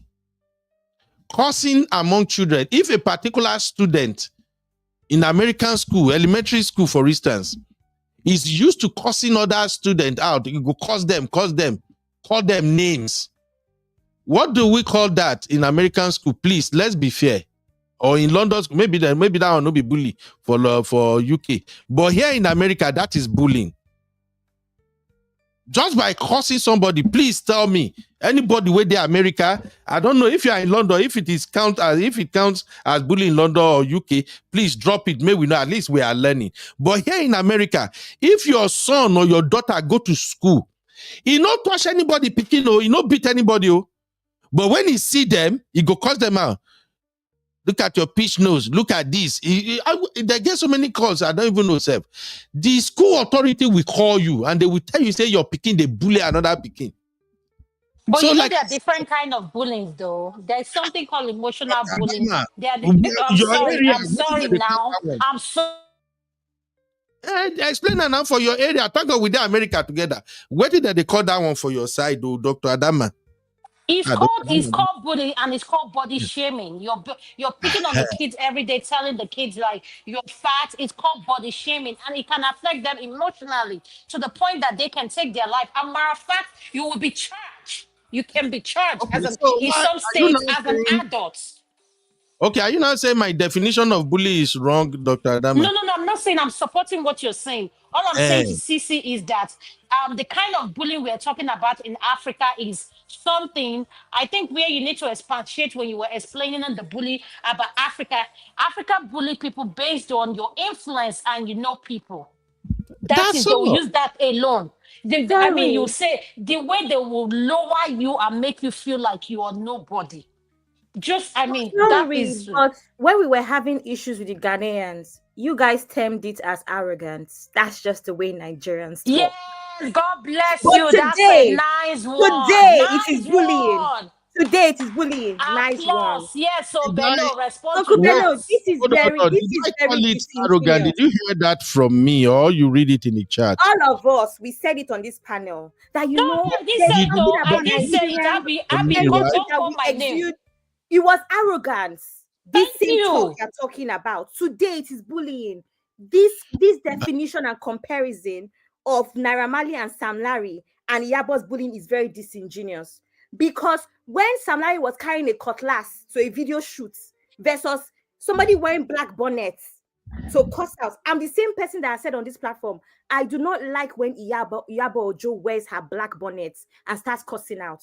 Not because of anything. I don't watch those videos. Not because of anything, but because I feel like she's more classy and can carry herself better. The end. So yes, all of those things is no longer being a Nigerian. It's no longer Nigerianness. It's termed bullying today to fit the narrative. No problem. That's all I want to say. Okay, thank you, Abby. But at least one good thing is like you are. Yes, sir. Please, I quickly want to say something about this, sir. See, go ahead. the thing is this.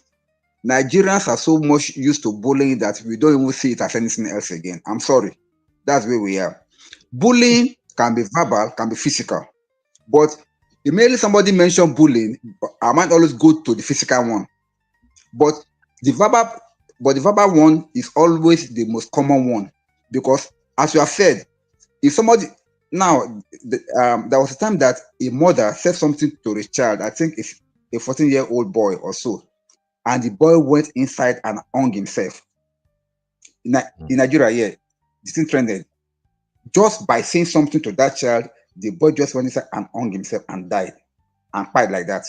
So verbal bullying is even worse than physical bullying. If somebody just bully you physically, maybe he may just injure you or something. But if somebody said something to you verbally, by bullying you verbally, it goes a long way because it goes to your psyche and it may make you to go and think or fall into depression and consider buying yourself. So that's why it is so dangerous. Both of them are guilty. Like Dr. Adama said, both Iyabo Ojo and VDM, and whoever, they are guilty of bullying. So let's not waste time on that. Let's move on, please. Thank you, sir. All right. Thank you very much. Okay. As everybody cast their vote, this comment plenty. I don't even see the vote safe. Simbi, are you following the vote? No. What's the majority? Is it one or two? Because I don't see most of the. Most people dropped 2, but I don't think a lot of people did not vote. Maybe because we got carried away with the whole bullying, no bullying, and stuff. All right. Okay, so we are rounding up this segment. Let us cast this vote. We won't address anything until we finish this vote. Was VDM used to set up Iyabo Ojo? If you think he was used to set up Iyabo Ojo, drop 1. If you think no, he wasn't used to set up Iyabo Ojo, drop 2. And I remember Dr. Adama asking me what I mean by setup. What I mean by setup is the circumstances by which VDM showed up at NCC at the same time when Iyabo Ojo was there. And I heard this one where Iyabo Ojo said when she was being interrogated or talked to during that meeting, VDM was present there. How is VDM allowed to be present when NCC invited somebody to come and defend herself in a defamation case and they did not excuse him? They didn't say, okay, very dark man, thank you. We have received your what be this thing when they carry up and down self your complaint, please excuse us. No, he was there while they are talking to Iyabo. That alone, if it is in a country where there is law and order, they should have suspended whoever is the officer that allowed that to happen. VDM was not part of the case. Naira Marley was the one who filed a complaint against Iyabo Ojo for cyberbullying. So why do you allow VDM to be present there? So that tells me 2 things. It's either those police are in VDM's pocket, or they are working with VDM, or maybe those police officers, they are intimidated by VDM presence, allegedly, or maybe Naira Marley, VDM, and those police, they are all working together in order to entrap Iyabo Ojo. I'm not a big fan of Iyabo Ojo, but I like to call BS out when I sense it. If na VDM police invite, go station, and Iyabo Ojo can't do something for that station, Iyabo Ojo can't dey present when police they talk to VDM. VDM go don't unrig like he go yab the police, yab everybody. Let's call it what it is. Is that normal? So that is why I'm asking. If you think that was a setup, drop 1. If you think it's not a setup, drop 2. Okay? So Can I drop something, sir? Can I drop something, sir? Yes. Okay. I want to believe this is also a setup, a conspiracy between VDM and the I am using the word allegedly now. with the Nigerian police or whatever agency is in charge of that thing. Before now, there was a report that Obake Solo, he is a content creator too. He was arrested some few weeks back. So people were asking how VDM got that group chat, and Obake Solo is a member of that group chat.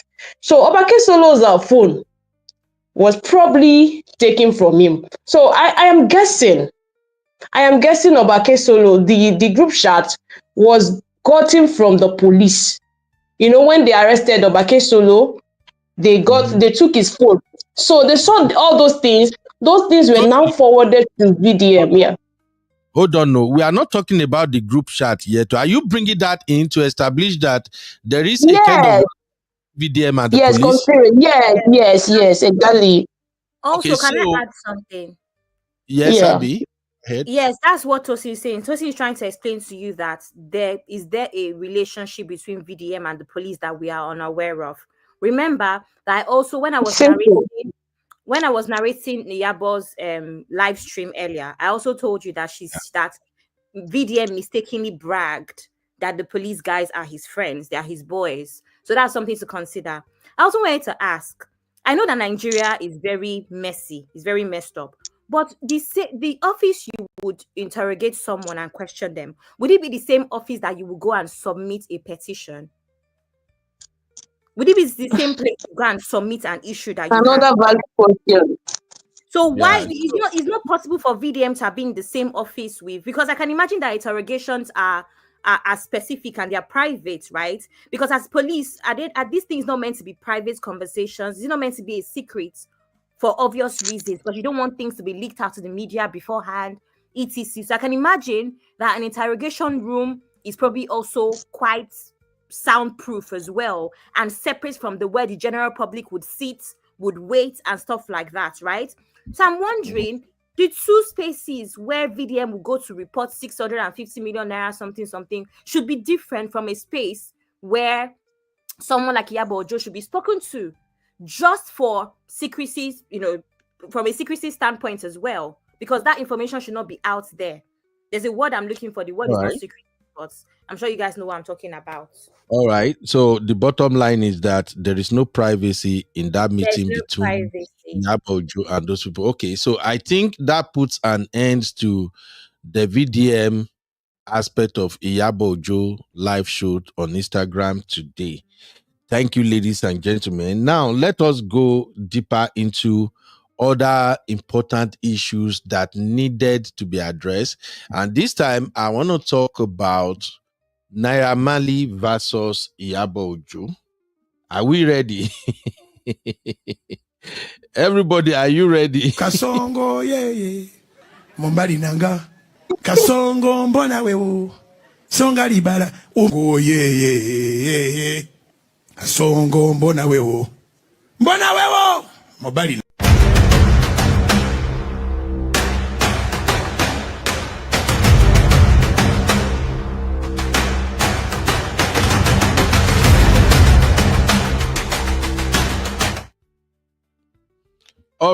All right, ladies and gentlemen, thank you for hanging out with me.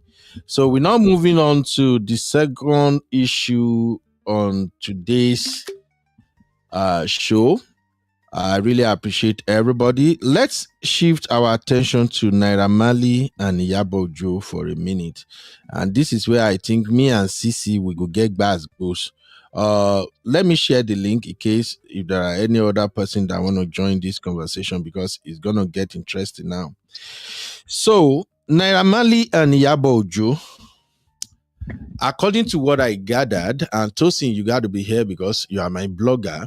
Let me know if I'm right or wrong. Abby, you are very, very current. Please correct me if I'm right or wrong. So from what I gathered so far, Naira Marley and Iyabo Ojo, they used to be, can I say acquaintance, or no, not acquaintance, but they used to have these friendly vibes between them because they are both in entertainment, right? Okay. Yeah, and sure. Things used to be okay between them because on today's live show, Iyabo Ojo herself admitted that she used to promote Naira Marley's music on her platform. Is that correct? Sure, you're correct, sir. Okay, cool.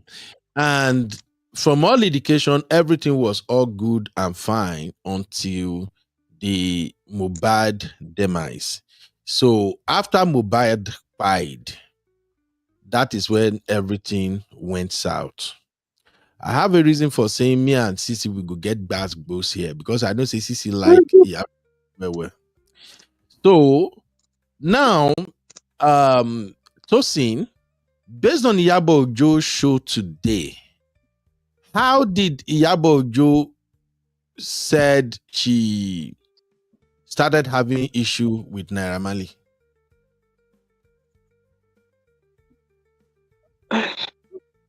Are you here, Tosin? I can't hear Okay, you. I'm here. According to what she said on her live today, she said she started having issues with Naira Marley after videos of Mohbad's assault, like him calling out for help and asking Nigerians to hold Naira Marley responsible if anything happens to him. Then later, when she now got the information that something was done to her son in Naira Marley's house, then she took it upon herself to write to the relevant authorities in that are in charge of abuse and assault in Nigeria. She was the one who wrote to the relevant authorities that made them come into the case. So she was the one. Okay. Abby.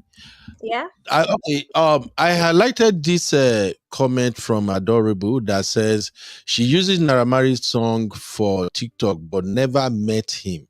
Yes. Is that what she said today? That she has Yes, never yes. one She on has one? never met him. She said Yes, yes. I mentioned this in my narrative when I was explaining her live stream.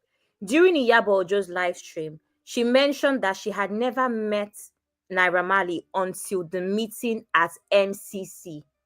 That was the first time. She also said that she looked at Naira Marley and asked him, "Have you ever seen me in person before?" In the presence of the officials, and Naira Marley confirmed that it was the first time they were meeting. Right. So this is according to Iyabo Ojo's live stream. That's all I know. Okay, so now let's begin to make it make sense. I've seen some comments, and those comments is like allegation flying up and down. But I'm not gonna go there now. Let us start to make it make sense first. I want to establish something real quick. I've heard Iyabo Ojo said, "I sent my children to Naira Marley house." Has anybody heard that before? You don't, Abby? Have you heard Yes, Iyabo I Ojo say have. that before? Yes, I have. Did you listen to the voice note in the backstage between Sisi and I today?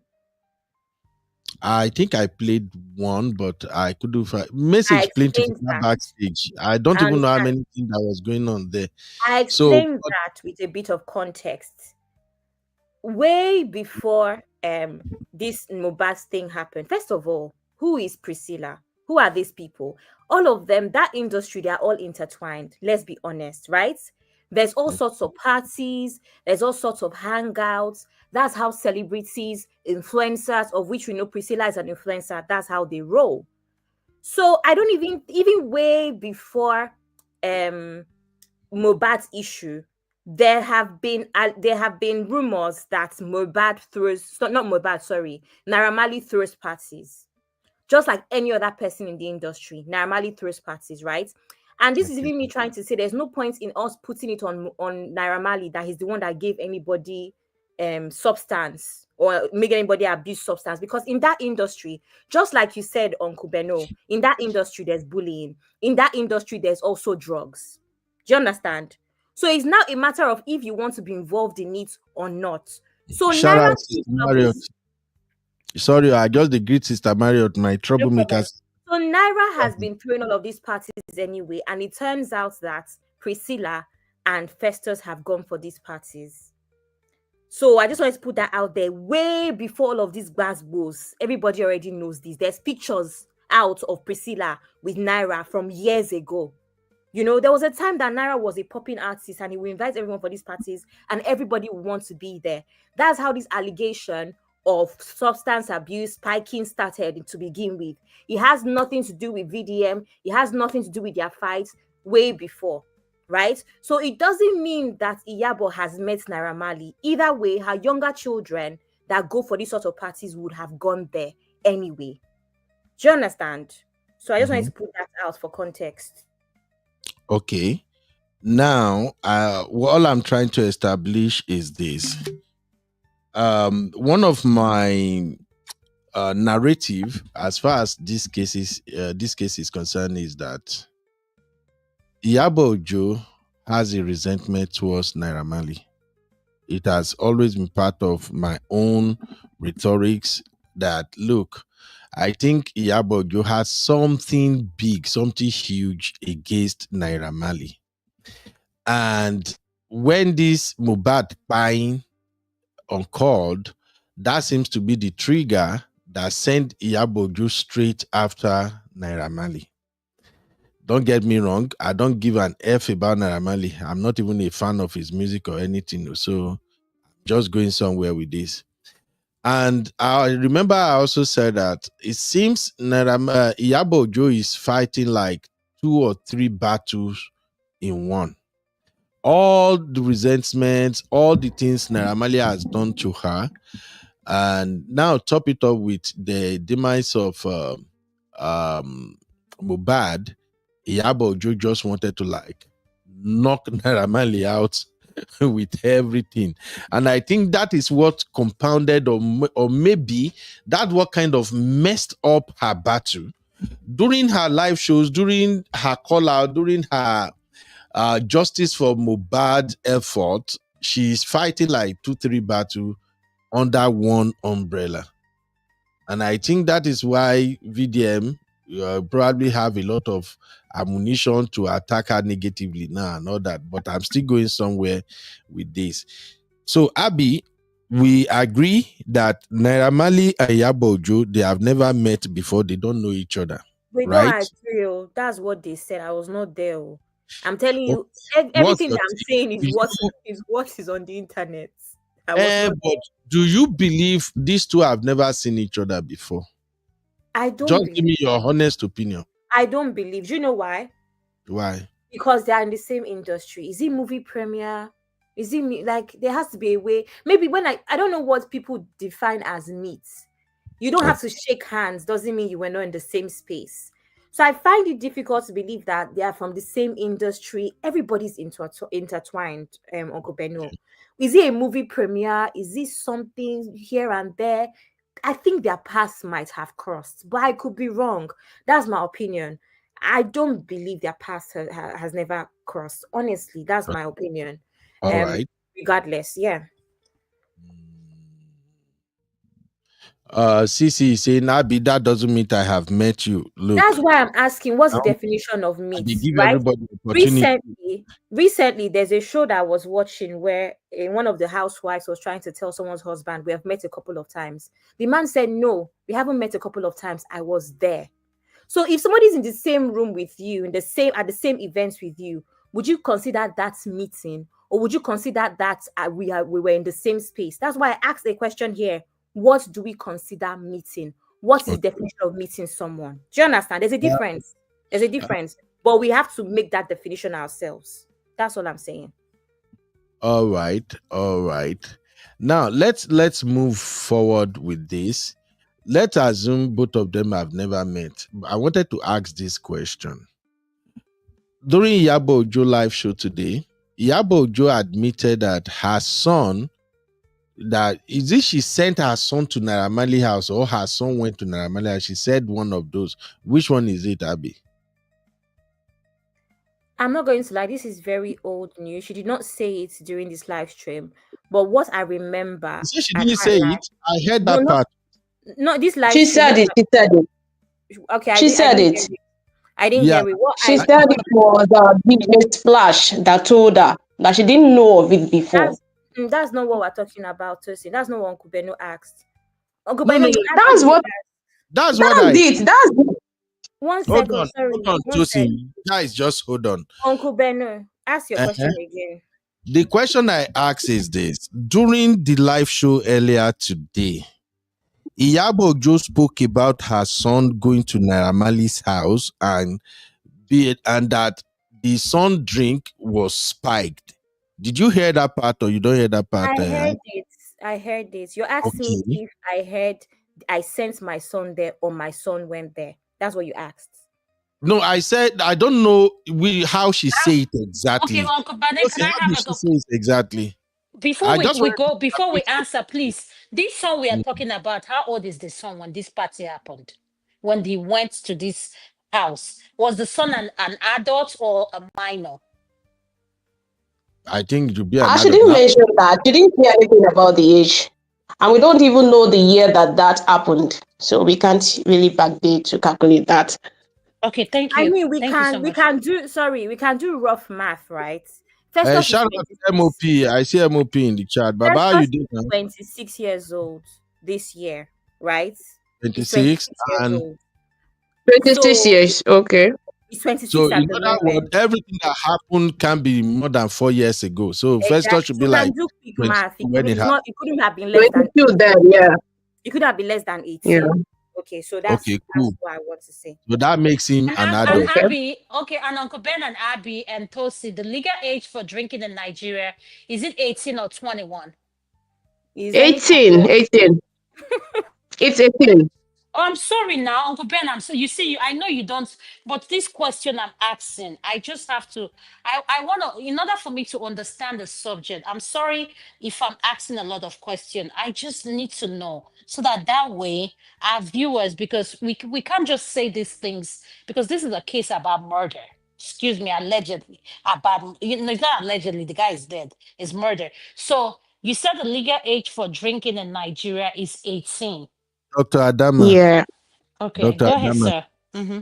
Nigeria don't have any legal age for drinking. Hey, but you can't be saying that publicly. We have saying that publicly now. So, Dr. Adama, I've been drinking Goro since I think I went back to Nigeria age 9. Do you see why I love you? I'm not telling you to use yourself. I've been drinking Goro now. Don't use yourself as example. Yes, Uncle. Go ahead, please don't go that route. I beg you. We have legal age for everything, even though we don't normally enforce it. Our law enforcement agents don't allegedly enforce it. But legal age for drinking in Nigeria is 18. You must be an adult before you can alcohol. Almost 16 years. Even on the back of these drinks, it is written there. It is always written there. Where we live now, when una go court, una go they drag that one, say 18 years. As far as I'm concerned, I'm telling you now, I don't drink ogogoro from age 9, 10 because my mama used to sell ogogoro. Okay. And the ogogoro where they drink, now they put the ogogoro for inside 50-liter keg and everything. Now the same, the man pay quantum of ogogoro here. Now there you go drink, you continue. I've never heard of it before. I know, say when things go court, now we did not say there's for Nigeria, no law is existing until you go court. I'm sorry. So Dr. Adama, I don't know whether that will answer your question. Uncle Pedro, please, I just.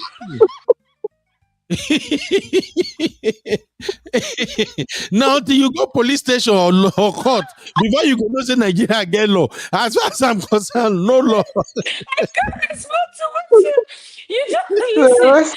My day was thinking. You see why I come to this show? This show can lift up your spirits. Listen, it's been great. Okay. Why did you? I didn't ask you to use yourself as an example. You are a changed man now. You are a changed man. You can't be going back to those things I said. I started drinking that. Now, just for you to understand how things be now. We used to drink and drive in Nigeria until I entered this side. Now, as I say, if I drink and drive, Nigeria go end. So, but anyway, let me continue my interaction with Abby. I'm going somewhere. So, Abby, we agreed that Naira Marley, according to what Iyabo just said today, she has never met with Naira Marley. And we also agreed that according to what Iyabo Ojo admitted today, her son went to Naira Marley's house. So I was asking, in that live show, did he said, I sent my son, or she said my son was at Naira Marley's house? I just wanted to clear the doubt first so that we go. I love this question because as everybody was talking now, I muted myself to listen to that part of the video. I'm holding it on my phone now. This live stream is on my laptop. I've just listened to this video, except I'm missing a clip. This video is also on the backstage. She did not say I sent or anything. All she said is Jigon. Jigon is the person that called her. Jigon is one of Naira Marley's boys that was accusing him of bullying as well. Remember that when Mohbad, before he passed, was accusing them of bullying, Jigon is one of the people that spoke. So I already corrected Tosin that it's not DJ Splash that told her. The name of the guy that called Iyabo, the name of the guy that No. Tosin, hold on. What I heard. I wish I was on video. I'm holding my phone. I'm listening to it, right? Jigon called me. Should I play it? That's what she said, right? I just wanted to establish something because this narrative that Iyabo Ojo sent her children to Naira Marley house, it has been on the media for way too long now. I believe everybody would have heard it one time or the other. And today she addressed it with her own mouth. Me, I like to go by what it come from person mouth than the rumor. That's all I wanted to know. No problem. I'm watching. I just finished watching. Sorry, I just had to replay the video so that I can answer your question. Okay, play it. May we hear? I don't know if you can hear fully. Angry. Then I got a call. Jigon, I am sorry. I would have to say this, right? Because I already said it when I went to the police in Abuja. Then I got a call from Jigon. And then Jigon confirmed to me that it did happen and it was confirmed. Saved Festus, that she asked Festus, that it was one that took Festus, took him to the toilet. Do you understand? Made him vomit everything, you know, and then took him into the car so that he was one who took, and he warned Festus never to come there again. Harvey, can you stop it at that point? Can I chip in something? Yeah, go ahead. Okay. According to what, if you fast forward that audio, you will hear with the part where she said DJ Splash told her. Then Jigon confirmed the report that it was even him that helped Festus to the car that day. So Jigon only confirmed what DJ Splash told her. Tosin, is that the video? I have the live stream on my phone too. Because I was with her on the live video and I screen recorded everything. Okay. So what you are saying, Tosin, is that Iyabo just said DJ Flash told her, and then told her confirmed the report. Yes. Okay, good. But whichever way, Iyabo Ojo has not opened her mouth herself to say that I think I heard Iyabo Ojo said it. I played the video 2 days ago. I don't know if you guys can find that video and send it back. When Iyabo Ojo was in a car in a red attire and she was ranting, she said it by her mouth. I want more meeting. That's what I wanted to answer. Yeah, that's what I wanted to answer. That before this issue, before this live stream, Iyabo has said that she sent her kids there. I have to be honest and say that. Iyabo is telling us I have to be honest and say that Iyabo has said it before. It's just not now. Do you understand? She's just clarifying it. But yes, Uncle Benno, that video is on the backstage when she was in the car and she had a head there. Because I heard it before that she sent her children there. But this today, that's not what except I missed some part of the live stream. That's not what she said. She just said what happened. She didn't say if she sent them or if they went there to their own accord. But before today, she has said it before. I can't lie. And I'm going to go and look for that video. Okay, thank you. So I just wanted to use that to establish something. People can tell the same story, different style, different way, different narrative. She's saying the same thing in different ways. But by the time we social media analysts, by the time we start breaking it down, make people know to say, she did say that, she did say that. So people should know that she has a video out there where she said, I want mommy to lost spike or drink you want. She get that video there. And then she also has the video where she do live today now and said, DJ Flash, so for me, Jigan confirmed it. I believe we're all clear on that. Now, where I'm going exactly is this. I want to kind of shine the light on Iyabo Ojo herself. I think Iyabo Ojo is guilty with whatever happened to her children at Naira Marley's house. Hear me out. As a parent, everybody be honest, because anybody will get contrary opinion, I go put you on the spot. We go discuss them together. As a parent, knowing what you know about Naira Marley,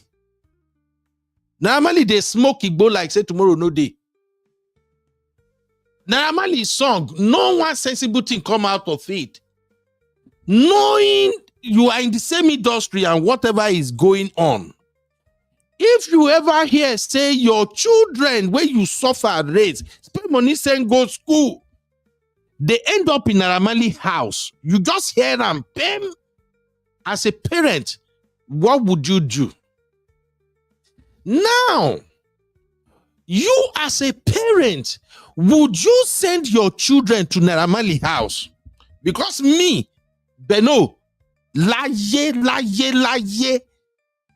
Even me as I did like this, where I be man gidigba.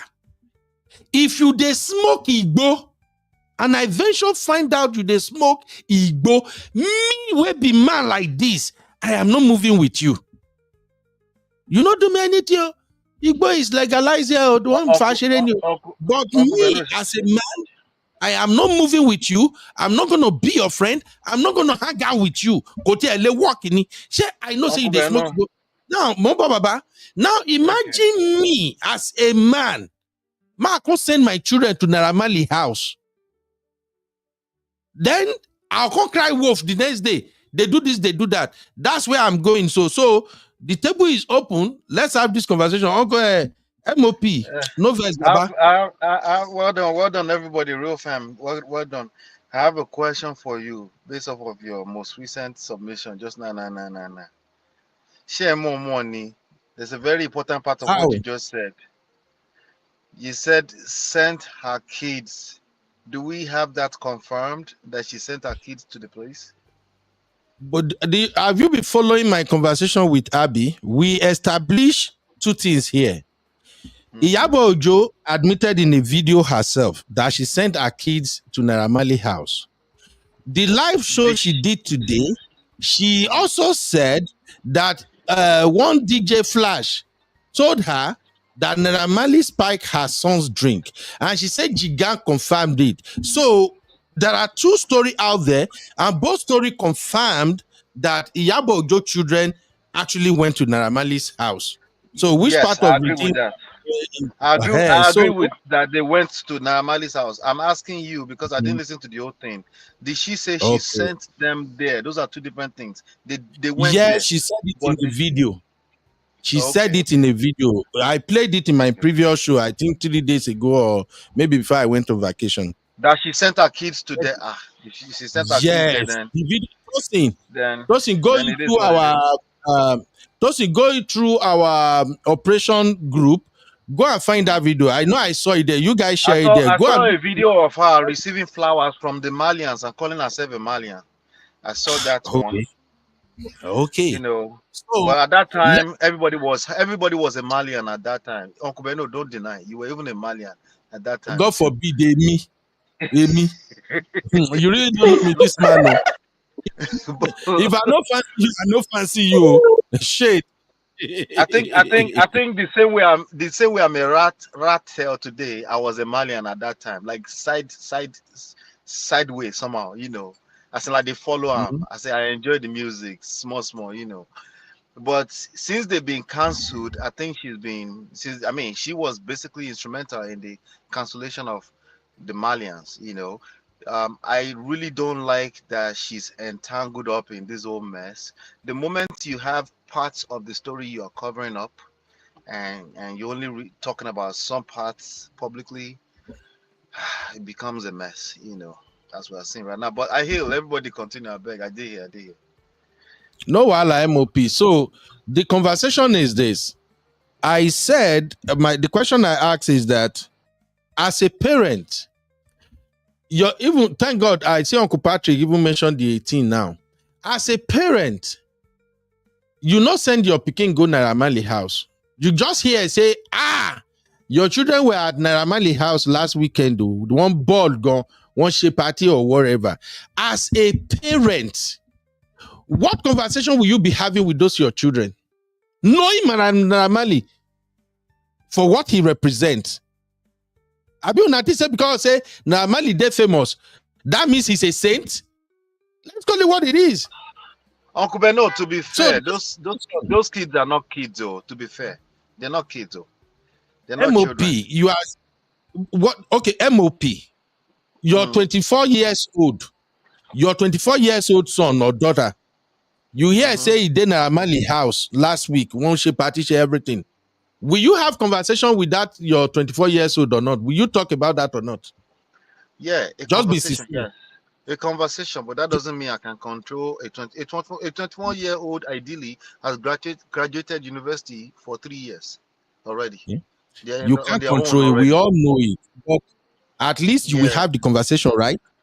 The conversation will be around. At the time, let's put the context to it. At the time that Malians, where they were blowing up, and they were getting corporate deals and stuff like that, we're saying this because of all this mess right now. At that time, I don't think we'll be having too much of a serious conversation. Though. I don't think we will. Like, for example, right now, even Olamide smokes now. Olamide, Bado, he smokes. Let's say my son is a musician and ends up in Olamide. We look at him with a clean eyes right now, right? Even though he smokes and all that, they all kind of smoke. Even Burna Boy and Wizkid, all of them smoke.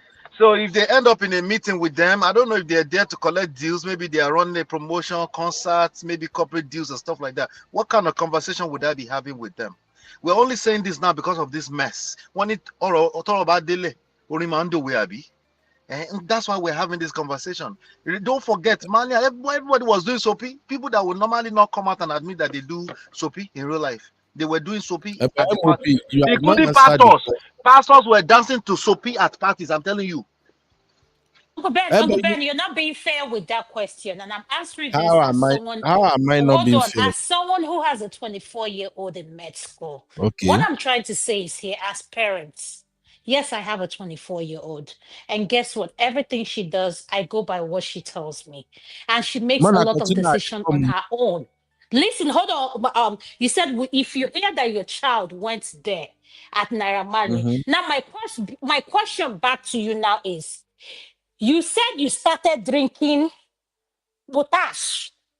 We call it in Igbo, potash, at the age of this thing. So if I come now and tell your mom that or your parents, if I ask them, where were they when you were drinking that? How would that make you feel? Knowing that when you were drinking that, when you were drinking that potash, most of the time, no adult was present. Dr. Adama, do you want to answer the question? No, that's a good question. That's a good question. I just answered you because I have hold on. I don't play this game, Dr. Adama. I don't play this game. Dr. Adama is asking you a good question, Uncle Beno. MOP. The game I play is this. I ask you a question, you answer the question, then you ask me a question. You don't ask me another question without answering the one I asked you first. I will not question my child if I hear that my child went to Naira Marley. You won't question your child. Listen to me. Listen, if I come home and I heard that my child went to Naira Marley's house, two questions. What did you go there to do? Look at the normal answer they would give you. Oh, there was my friend. Let me give an example. This is a hypothetical thing before people start saying that my daughter went to Naira Marley. My daughter has, please. No, your daughter can go to Naira Marley house. No, your daughter can actually go to Nigeria and visit Naira Marley house and have party, Dr. Adama.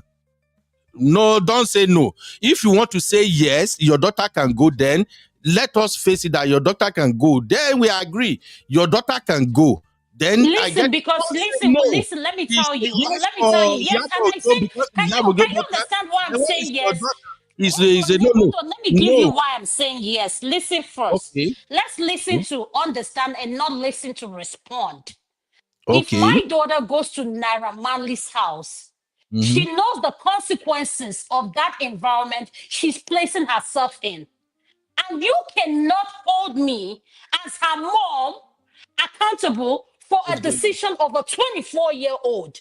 Let's be realistic here. We're not talking about a child who is 17, 16, or 15. Those are two different things.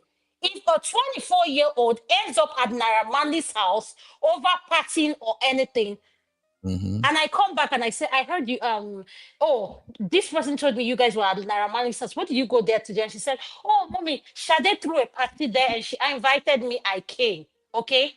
I would trust that the values I have raised my child with, that she stuck to that value. But for you to sit here, I've answered your question. I said, yes, if my child tells me they went to Naira Marley, why should I You be won't her? have a problem, right? And I said, yes, I won't have a problem. And I want you Uh-huh. to Now answer you my question. don't Hold on, answer. I want you to answer my question. When you What's are your busy question? drinking or gogoro at age Mm-hmm. 10, were Mm-hmm. your parents responsible parents to leave alcohol around a minor at that age? Yes, because we are selling alcohol and it's not a big deal. Everybody that grew up, ask any Ijo or Yoruba children or Ilaje that grew up around where Ogogoro did. We drink Ogogoro grew up. It's not Me a big too. deal. Me no be go grow So for palm wine. Palm wine for it's sure. not a big deal. Yeah, but what I'm Can trying I to say, just Uncle, no, hold on. But what I'm trying to say is that you say it's not a big deal. Were you Mhm. consuming this in front of an adult? That's the question. Yes, now I tell you, say my mama they sell Ogogoro. Now them give Okay, us so tip if self. your From mother here was you you, if it drink. was your hold on, stay right there. If your mother was okay, Mhm. her 10-year-old consuming alcohol in front of her, she was being an irresponsible parent. That is to you, right? Is that not? I don't. That's what defines irresponsibility to you, right? No, I I mean, don't think. based on what we know today, based on your question, original question, Uncle Beno, you said would Uh-huh. we have a conversation with them, right? And Dr. Yes, Adama is saying, Shebi parents were also watching that happen too, right? Would you call exactly. them Am I irresponsible? fighting hard now? Please I let said, me ask a from my question. own view, my parents are irresponsible because I did drink Ogogoro at 10 years old. I'm not angry, no be fight. I'm trying to point something out here. I've said this thing severally. I'm a consequentialist. I'm not saying you. If you want waka enter fire, if I tell you say see fire, oh, you say hey, beg, beg, beg. When you enter that fire, I go there here they drink. I go carry the juice they drink. Uncle People Beno, I who understand you, Okay, and I but want please, to can say I just say, something. Sorry, she said she think sorry, I need okay, to actually say okay, go on. something. people who really know me, Cece and they I used to spoke say I'm a about very wicked this. person. Uncle Beno, Cece and I spoke about this on the backstage, and I explained something to Okay. her. I am someone that I cannot say that every single thing that I have done in my life, my parents are aware. When I went to uni, I was not at home. There's things that there's no need for my parents to know. That is the fact. And parents too, they want to stay in their ignorance. Let everybody keep it like that. As far as my parents are concerned, I have done this, I have done that, and I can never do this and that is fine. Let us keep it that way. I don't even think there's any need to personalize it. It is how it works with children They and come moment parents. and continue. I come. That's how the relationship between parents and children work. I explained something to Sissy earlier today in the group chat when this came up.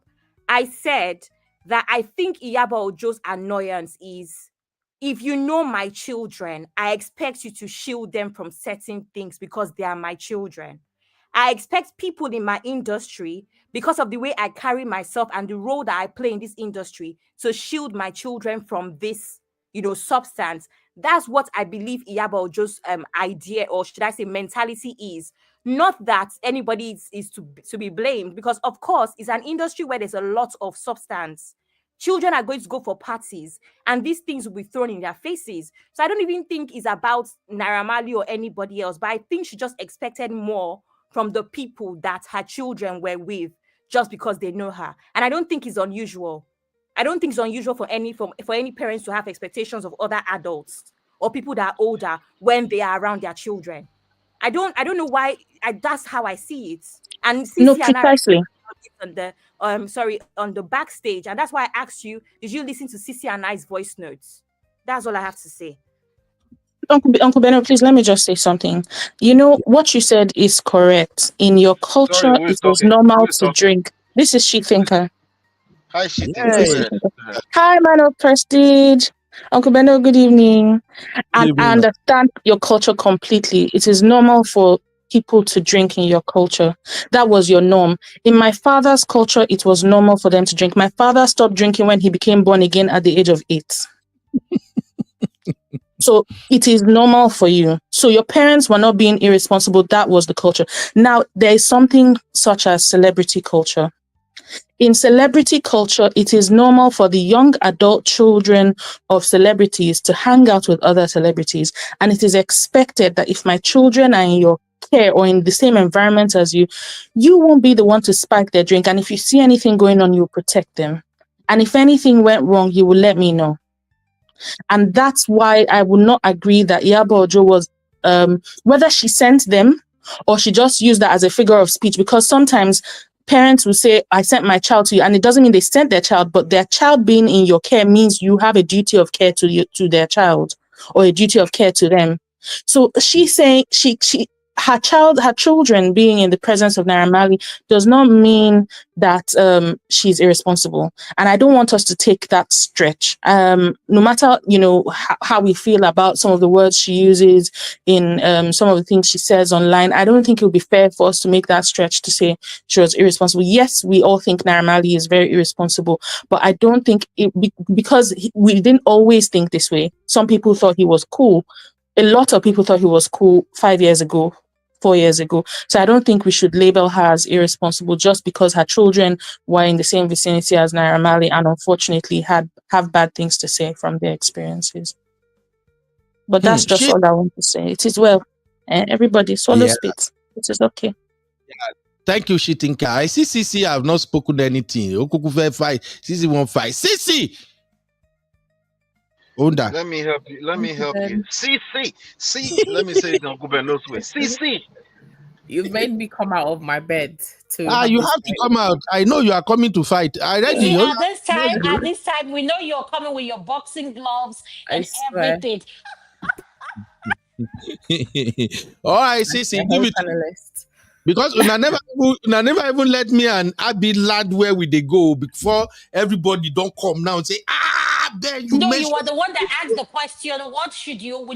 Does that make you a bad parent allowing your child to go to Naira Marley's house?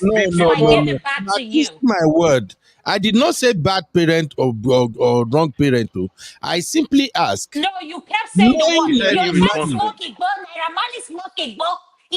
If you smoke Igbo, it can't have anything to do with you. Dr. Adama, drink you, water. Tesla, the owner of Tesla smokes Igbo. So guess what? How much is Tesla worth today? Let's be realistic. Dr. Adama. You see, this is one thing about people who have lived in Western world. I will come to that. Make CC talk first. I need to get CC, make it. The environment is different. Say, I need your blood to be hot first. CC, we are listening. Okay, so my contribution. Hey, everybody. Just so that I can make it nice and quick. I don't think it's hearing what Iyabo was saying regarding, excuse me, her son. Regarding her son, she clearly did not know. She didn't have any knowledge of him attending this party. I think that's clear from what she said. She actually didn't even know that this incident even happened. Okay, so if you're not aware about something, it's hard to now say, how did she send her kids there or whatever. She didn't know about them attending the party, or specifically her son attending that party. It just came on as a by the way. I was even the one that helped your son when this issue happened with this guy. This and this and this happened. Then she started connecting that, okay, there was actually a time that my son was acting funny. So it's because he's been going to this thing, or maybe that time he was really ill or something happened. She never knew about her son attending the party until she said she was in the car, and then whatever happened, and then VDM was making some comments online. She saw that comment online, and then she, with all the anger that the person had confirmed that yes, it's true, I was the one that helped him, and I told him don't come back to this party, these type of parties again. So as a parent, then somebody's attacking you online. Me, as I know myself, I would have done the same thing, because in that moment, I'm now pissed at the issue that's going on. On top of that, I'm also pissed that my child lied to me about something that could have been very dangerous.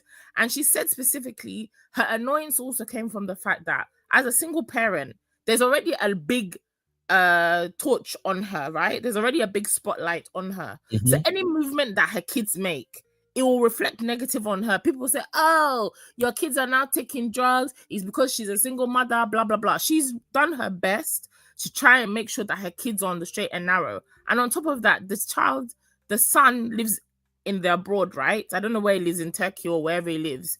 So she was saying, if my son now had gone back to wherever he is, he could have, with that situation that happened, it could have easily made him now become somebody who is addicted to drugs or want to try it again. So her pain was not just coming from the fact that this issue happened at Naira Marley's house. There was a lot of fallback that could have happened with regards to that situation. So when VDM came to attack her to say, oh, she's a unknown actress or whatever he was saying, with all that venom, she came full throttle at all of them, which I completely understand.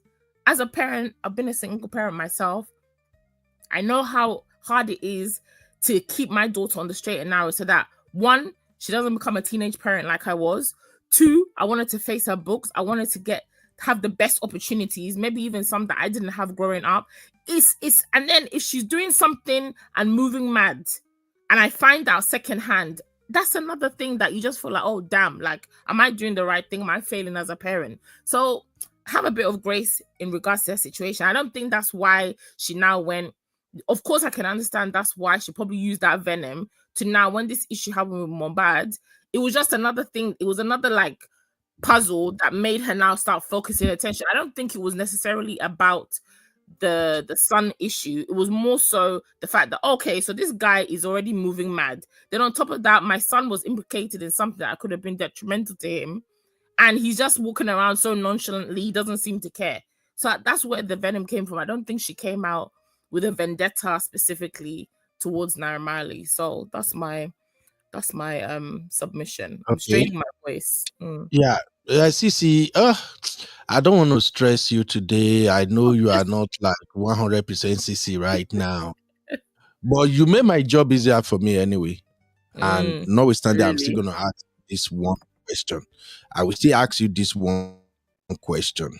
Sisi, if my beautiful baby girl, your daughter, if you find out she's hanging around Naira Marley's party, everything, Naira Marley's house, knowing Naira Marley, his history, what he represents, the people who hang around the house, and all that.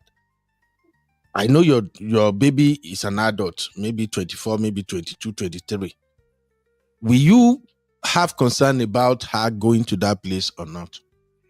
Yeah, of course, if I knew that beforehand. But the fact that Iyabo was online promoting his music, saying I'm a Malian, it shows me that she didn't really know the artist or really know about Naira Marley. I'm just asking you, forget Iyabo. Uncle Beno, can I ask a question? Yeah, just wait, please. I find out that my daughter attended a type of party, let's say if she attended a party where things were happening, my daughter's been to parties. She lived away from home for like 2 years during uni, and when she came back, she had this new thing of vaping, and that thing, oh my god, we fought about it, and I was like, why are you vaping? I don't get it. Oh, mom, it's what everybody's doing. I'm like, excuse me, how? In this house we don't smoke. I'll allow you to drink because you're an adult, but you have to drink with sense. But this vaping thing, that's what kids are doing nowadays. I said, okay, well, if you want to do that, you're not doing that in my house, right? That's your responsibility. I can't hold her and force her to do something which I think is the right thing to do if when she's not in my presence she's going to do it irrespectively.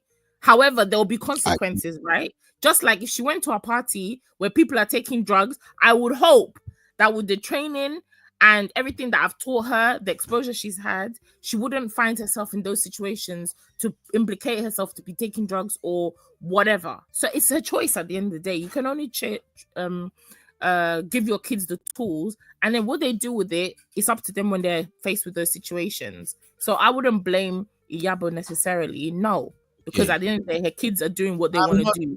Hence why she didn't know that her son went to the party. There's a reason her son didn't tell her, because clearly he already knew that his mum more than likely would not have been on board with him going to that party. Why? She never knew. I'm not blaming Iyabo. I'm going somewhere with this, okay? Okay, but Uncle Ben, no, you keep saying you're not blaming Iyabo, but you keep saying all the time. You ask us as parents, all of us down this platform who are parents. You keep saying as a parent. You keep emphasizing on the word as a parent. If you find out your child went to Naira Marley, so now let out the cat and tell us, why do you keep emphasizing on if you find out your child went and not I told my child to go? Those are two different things. So why are you asking that question in a way trying to say that doesn't make you as a parent responsible, or I should be held accountable for the decision my child made, including you and I? Do you know what I did when I was in college med school? My parents didn't know about. At the end of the day, guess what? I turned out well. I graduated with honors and day. So the point I'm trying to make here is here. Uncle Ben, where are you taking us to? Land your points. Sorry, can I actually ask a very important question? Uncle Ben, no, 1 second. Can you please explain to us what reputation Naira had until this move? Like, what reputation you were aware of, besides the fact that he was, what's it called? He was sent back from the UK. He's not allowed back in the UK, gang affiliation. And I'm asking these questions because I can point you to so many other artists. Why did it take 10 years for Burna Boy to come to the UK? Gang affiliation. About every other artist smokes and drinks. Burna Boy particularly can be very allegedly, very, very brutal, even to his fans. Burna Boy, Davido, allegedly, they have used devices on their fans in public. So my question is, why do you keep talking about Naira Marley's what's the word? Naira Marley's reputation? What reputation did it have that should have concerned anybody past artist behavior before Mohbad? That's actually why I want to ask. Let's consider that. Why should anybody have been wary of Naira before all of these accusations? I would have been. If I may say something. Sorry, go on.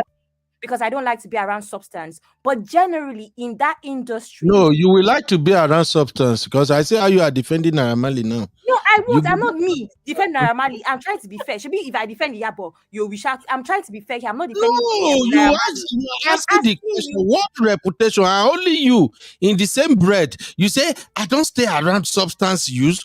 Then why are you asking me that question? These are artists. If you're going, I asked you this question. If you're going for a party with artists and all these people in this industry, there's going to be alcohol. There's going to be drugs. Uncle Benno, I'm asking you, what reputation did Naira have that should have made Iyabo so wary that every other artist did not have before Mohbad? Beforehand, exactly. And that's what I'm asking. And even Davido. Even Davido, his favorite even Davido, son, your favorite. Davido smokes. Don't talk him about Naira Marley. He can't even say anything. Can I say something? If I'm going to be honest, I work in the industry. And Naira Marley did have a reputation but the reputation may not have been known to maybe Iyabo Ojo and people who are perhaps Gen X, and older generations. But Naira Marley did have a reputation for instigating, allegedly, violence, allegedly. And Shintika, excuse me, I just want to clarify something you said. You said you have a history of working where? Say that again. Hold on, Bobella. I want to call it. She says she has a history of working where? You said something so that our viewers, I want to understand where you're saying. I work in the industry. Okay, thank you. Thank you so much, ma'am. And I said the reputation that Naira Marley had may not have been known by perhaps Gen Xers and people in older generations, but there was a reputation for alleged violence and excesses on Naira Marley's part. But a lot of people thought it was just a fun thing, like wearing trousers without belts and things like that. And some people thought it was a fun thing. Only a few people were able to see beyond that and realize that it could get bad. It wasn't something that, was visible to the average person. Honestly, I have to be honest. And because I saw it, I actually did some consulting for some people on the matter, and that's all I'm going to say. Can I ask you a question? Yeah? Yes. Naira Marley, okay, so I've also worked in certain industries and I have a lot of friends in industries. So I hear things, even to date, I hear things. I come here and I say things sometimes. Can I ask you a question? Naira Marley has been arrested over 100 times in the UK. Naira Marley's songs, all the songs like Mafo and all of those ones are basically grime, but in Yoruba. Anyone that lives in UK, that sort of music incites violence. The only thing that Naira Marley did is he took UK music and started singing Yoruba. You know what I'm talking about? All of those London music that's what he does. That is actually Naira Marley's genre. His genre is UK grime, but grime? What's the genre I'm talking about? The other one. Yeah, what is grime? I beg. What is grime? No, grime. The other genre. Drill. Sorry? Are you talking about drill? Yeah. Thank you. Naira Marley's, if you go and I don't even understand Yoruba. But everybody knows that what Naira's genre is grill music, but made it Yoruba. So this guy went from the UK, where he's been arrested over 100 times for gang-affiliated activities, has now lived in Nigeria. All of that thing is also his personality, right? I'm going somewhere with this. And I'm saying that if we want to start using industry gist, we already established that whether or not Mohbad happened, Naira was already on his way to losing respect from the industry, just based off of the trajectory, even his artists. Look at how all of the artists look. Somebody did a comparison. The artists, all them artists that have left Maven Records and the artists that have left Olamide, all of them, versus the artists that have left Naira and the artists that are still left with Naira. Look at the difference. Clearly, there's a lifestyle. I'm not disputing that fact. You understand? But I'm just trying to say that I don't think that should be the reason that anybody says, Iyabo Ojo should have. I'm completely agreeing with you. We're not even on a different pages. We're in agreement. All of that is his persona, regardless of if there's underlying gist or underground gist or whatever. In this same breath as well, what is the reputation of Burna Boy? Underground reputation of Burna Boy, if we want to go there, so everybody has one rumor or the other, what they do, what they don't do. Is that what I'm agreeing with you? And in fact, even that's why I said that even if your point, yeah. What I'm saying is that even if there was sorry, I think I'm echoing. No, am I echoing? Okay, turn off your mic if you're not speaking. What I'm saying is that even if the whole world knew everything that Naira Marley was into and all of that, the truth is he was still going to have industry engagements, and people who work in the industry who have adult children are also going to hang out with these people because that's how deals are made in the industry. And there's a presumption of care, or a duty of care, that you have to the children of your colleagues in the industry, whether it's as long as you're in entertainment. In fact, generally, you should have a duty of care to all children who happen to be in your show, but these are not children, these are adult children. Still, there's a duty of care. It's in Gangs of Lagos that, what was that line? What's the line? My Yoruba is very funny. Something about you don't cheat. Cooking Jojo or something like that. You don't cheat each other. You don't harm your people who don't like eye service. Oh my Sorry? Exactly. That means let me just put it in a kind of a literal form. That is, a court voice does not betray a court voice, something like that. There you go. But now these are not courts we're talking about. We're just talking about people who work in the same industry. You don't mess up the place where you eat. Okay. Go ahead. Go ahead. Yeah, that's it. That's it. That's what I was going to say. I'm agreeing with you in saying that regardless of the reputation he had, there's a duty of care that he should have to his colleagues' children. But we need to be aware that the truth is some people don't care about duty of care and things like that, concepts like that. Some people who really have no You're scruples. echoing back. You're echoing back. You're I'm echoing echoing. back. I don't know why Sorry, I I'm think it's echoing. coming from my mic. Go ahead. Okay. There are people who have no scruples, and if they have no scruples in one thing, they say how you do one thing is how you do anything. If you don't have scruples in one thing, you're not going to have scruples in other things that matter. And so, well, here we are. Thank you very much. Can I continue with my rhetorics now? With your question. Una still won't fire me. Una still won't fire me. Move on. I think you've exhausted this thing. We just want you to tell us where you're taking us to land your points. Okay. So because I see that we as parents, we are divided on this issue of allowing your kids to hang around Naira Marley because they are adults. I see that Dr. Adama says she won't bother about that, and a couple of people say they won't worry about that. No, Now, I didn't say no. You're saying something I again. didn't say. Please, sir. Please, let me correct. Let me correct. I said if I come back home and I find that I'm echoing Wait, back. the echo, which echo is that? Uncle Beno, okay, you have to mic. wait. Are you still hearing echo now? Let me say something. No, I'm not Are you hearing still anything. hearing echo, please? No, I can't It's hear. gone, No, it's I'm gone. fine. Okay, I've removed the I mic. said if Go I ahead. come back and I find out that my child went to Naira Marley's house, I will ask, what did you go there to do? And she explains, and she tells me, I will caution her and tell her, don't go there again. But it's two different things for me to come back and find out a decision my child made. And we used an age bracket, which was 24-year-old. And I said, yes, I have a 24-year-old who happens to be in med school, makes her own decision.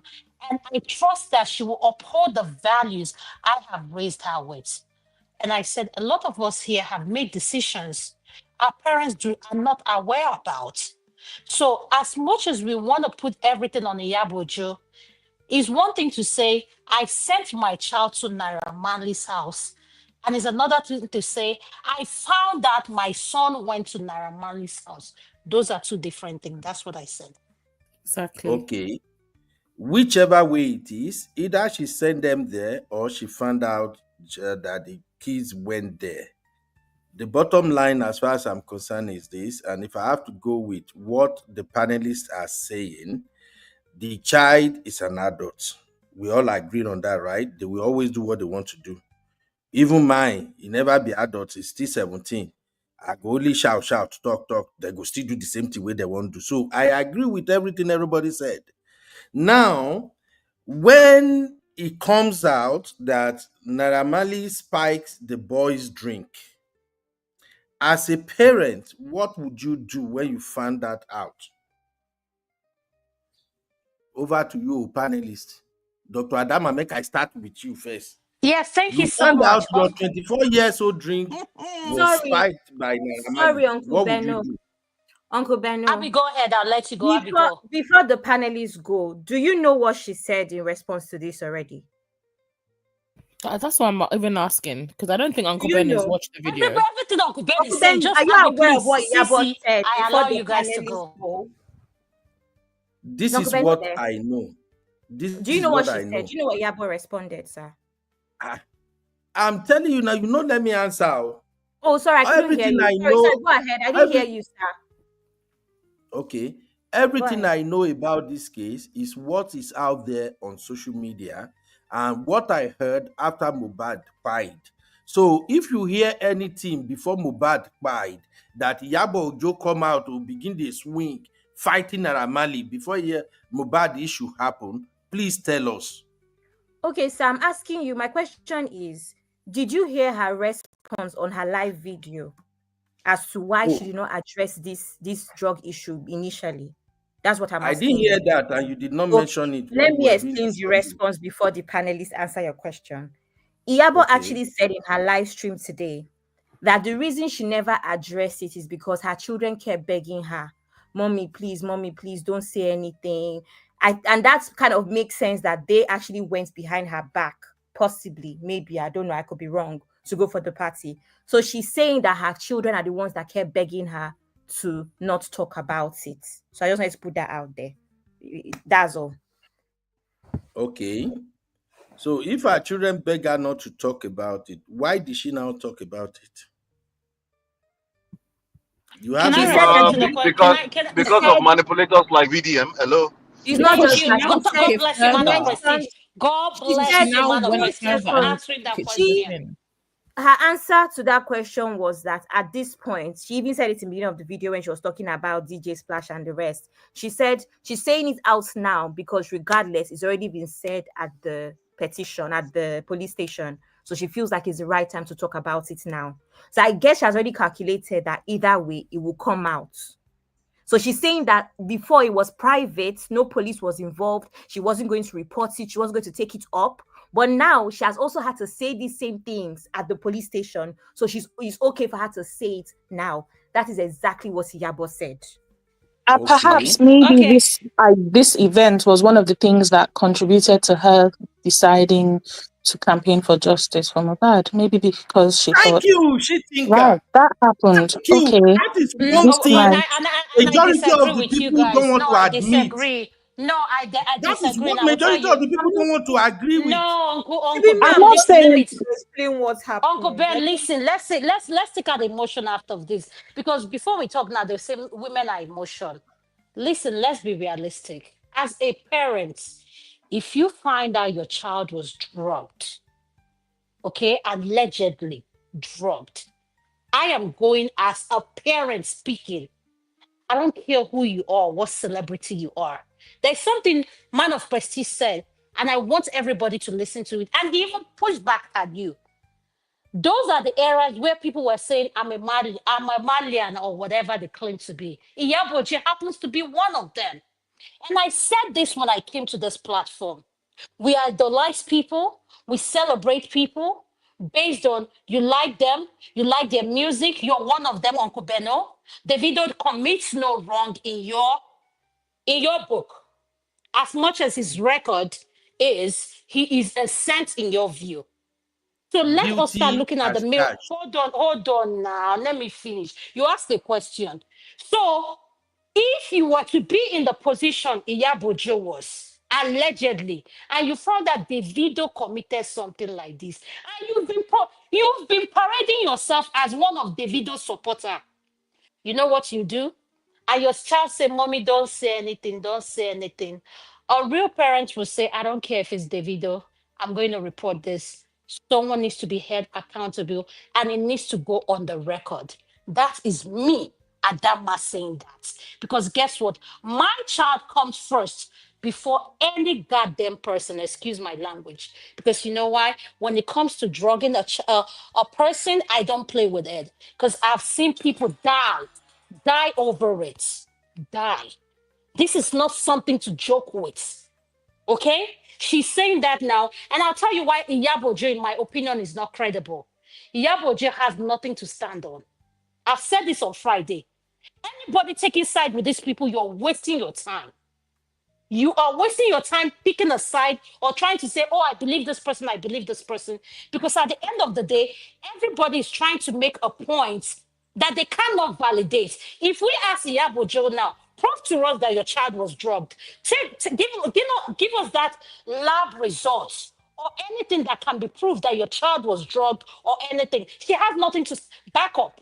Maybe she has, but she has not presented it. All she has is that, oh, like Abby said, oh, she knows it's going to come out. The public is going to know about it. This, that.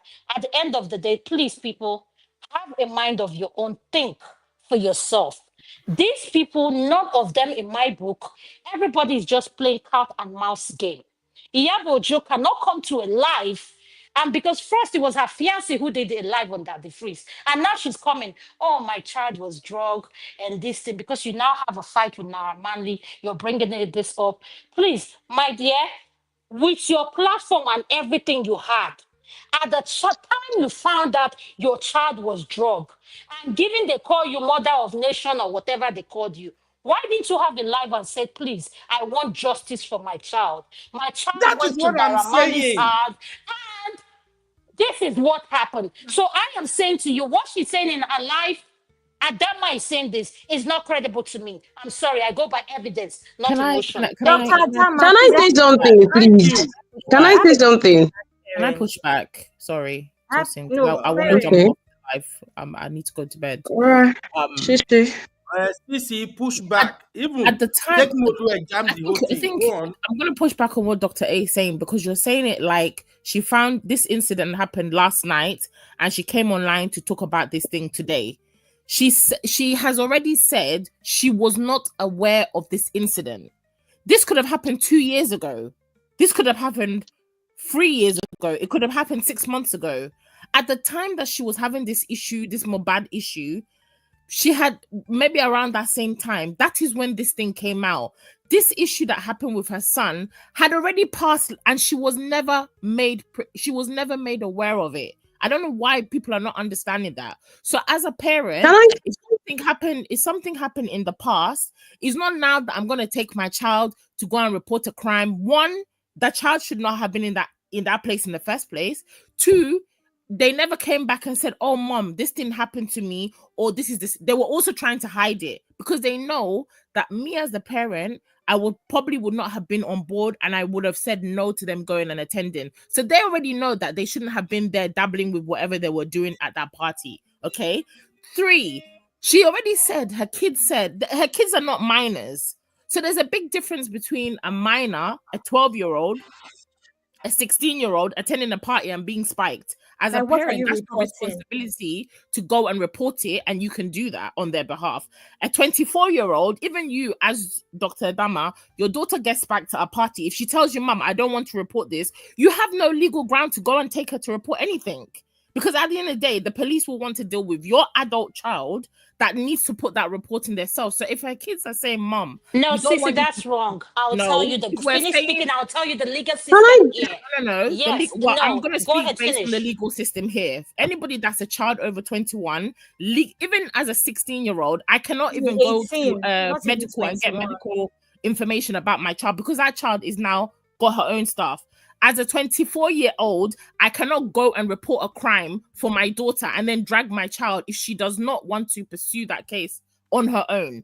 It's never going to happen. So if it's different in America, fine. In the UK, it doesn't happen. Hence why I just agree with me, PT. By this time, there'll be no way to prove that it actually happened. So bear with me. I didn't realize that she only got to know about the incident way after the Mohbad situation. But there would be no way for her to prove it. So I can understand how she wouldn't take it forward. I'm agreeing with you guys are not listening to what I'm saying. Listen. Can I finish? Go ahead, finish. She would need the corroboration of her kid, the child or the adult child. We're saying child because she's the mother. But her child is 24, 26, right? So if a 26-year-old says, Mom, I went to this party, this didn't happen, I just want to drop it, how is she going to force him? Okay, so then my pushback to you, Sissy, is why are you bringing it up? Why are you bringing it up? She was bringing it up. Hold on. Another thing. Can I say something, please? Hold on. She was bringing it up because VDM went on his platform and said the reason that she was doing all of this is because Naira Marley essayed her daughter. That's why she now came out to say this. The lies that this man is pumping out. You're pumping out rubbish. On her thing and say, listen, this is not what happened. The fact that you're coming out, like I always say, VDM he knows what the story is. He puts out a narrative because he knows it's like a stick. It's like he's poking a fire. He knows that Festus is the one that this issue is about. He comes onto his platform and says the issue was because Naira Marley essayed Priscilla. He knows that Iyabo is going to have to come out and say this is not what happened, which is exactly what she did. Okay, but my question is, how does he know that? And why is it that you're believing everything Iyabo Ojo says, but the person who is saying everything, which is VDM, is not credible. The point I'm trying to make is that every one of them have one character, I'm not and that character believing. is they I'm not all lie. believing. I'm They saying. I'm are I want saying. lie. to They ask, are not credible, Can in I my ship in opinion. this Nigerian aspect, please? one second. Okay, I think it's okay. Can I? important. As a Can parent and I'm speaking Ladies on, and I'm not gentlemen. going to be able to take up a legal matter on behalf of my adult child. That's what I'm disputing. Okay, You're saying that Yes, we and okay. should. I want to You're respond saying to that this. you should. Sisi, yes, Thank you are you, right. You Please, can't. Hold can on, Uncle Tosin Ben, actually thank please. you, talk? Sissy. Thank you, Uncle Ben, Doctor A. Uncle it's Ben, wait, Thank enough? please. you, Sissy. But Thank you, Doctor what she A. said is true. You And you cannot. were also saying that this incident, why didn't she bring it up? And I'm saying she didn't bring it up because she didn't know. That's I what I'm think saying. I'm Yes, not Tosin and saying wants she to I didn't give agree know. more with Okay, you, Sisi. If your information. child Can I say ship in you this can, aspect? hold on, okay. go ahead, Tosin. I think Tosin wants to give information that actually matters, that will Go help ahead, him. Tosin. Okay, Go okay. ahead. I am bringing in this Nigerian perspective into this conversation. Now we are asking why she didn't call Naira Marley out then back then. For me, I think she did that for protection. Like she's trying to protect her child because we all know Naira Marley as a gang. They can assault you and without you not knowing because you Allegedly. wouldn't even have the Allegedly. evidence to prove. Not Allegedly. allegedly. Allegedly, yes. Dr. Allegedly. Adama. I saw a Allegedly. video. Yes, it's not Oh my God. allegedly. I asked, Dr. Hold on, Adama. hold on, hold on, Allegedly. hold on. Uncle Beno. Where is I my saw a video. Allegedly. I saw a video of Naira Marley's boys assaulting rugged man some years back, even before this Mobat's case. So I think Iyabo Ojo was just trying to protect her son because if that goes online, goes viral, the child may be put in trouble, maybe in trouble if that goes out. There is a reason why the child or the Priscilla and Festus begged her not to bring that online. So there's always a reason. Maybe she did that because of for protection. So that's the So you're Nigerian right. perspective That's I'm bringing into that's a the very Thank conversation. valid you, perspective. I'm just Uncle saying Ben. One please, hold allegedly. on, I everybody. need to Yes, add more I want to information go. to what Go Tosin is ahead, Please, and saying. please, Abi, our hold on, information this everybody. thing. Go ahead. Please. Please, let's add more Shitinka. information. I think Shitinka wanted to chip in something. I know, but I'm Let's not. I'm hear not her chipping perspective. anything. Uncle Beno, all I was just saying is please let's put allegedly. You know I'm a lawyer, so I need to, protect you all as my online No, Allegedly, no, oh, family. All right, allegedly, thank oh. you. Allegedly. Thank you for telling us the word allegedly. Thank you. Mm-hmm. Allegedly, una get You're it very now. Allegedly. welcome. Allegedly. Okay, Allegedly. okay. MOP, you want to add anything? I wanted to play this video to prove a point. But Baba, you want to add anything first? I think MOP is here now. I did say MOP. Okay. Yes, Before MOP MOP is in the comes back, studio, sir. Simbi, you did MOP there? said you should I know they allow hear Abby to say what she allegedly. wants to say. Please, I She said, want to actually add she more said you should information allow Abby to about say this what whole she she is wants saying. to say. Interrupt. Okay, Abby, go ahead. I wanted to say that allegedly Tosin came up with Rugged Man, but there's two other people that are part of his record label that also accused him of bullying. It is not just Mohbad. This is way before Mohbad. Mohbad posted these videos himself. Mohbad put the petition in by himself, right? So even before what's her name, Iyabo Ojo came on board, did Mohbad not put a petition into the police that was only taken seriously after he passed on? Also, I Okay. wanted to ask the parents in the house, please, is there not such a thing as embarrassment? Is that how we air our children's dirty laundry outside? Oh, I Go. want to fight my children that took drugs last night. Parents cover up their children's shame all the time. Is that how we're going to go out and start airing our children's dirty laundry because we want to fight? Abby, this Thank is the you. last thing I'm going to say before I go to sleep. Yes, I completely agree with you. A lot of us saw that Mohbad was. A lot of us could see evidence that showed that Mohbad was experiencing bullying, and I'm really being carefully choosing my words. And so, because of that, a lot of people supported him. Let me say this: I personally, I supported him in kind before he passed on. I did, me personally. Thank you. All And all right. We I'm all saying, I did. want to All of answer. us Hold did. on, Uncle Ben. I want to answer Sissy's question. Listen, Sissy is a professional. When she speaks, I listen.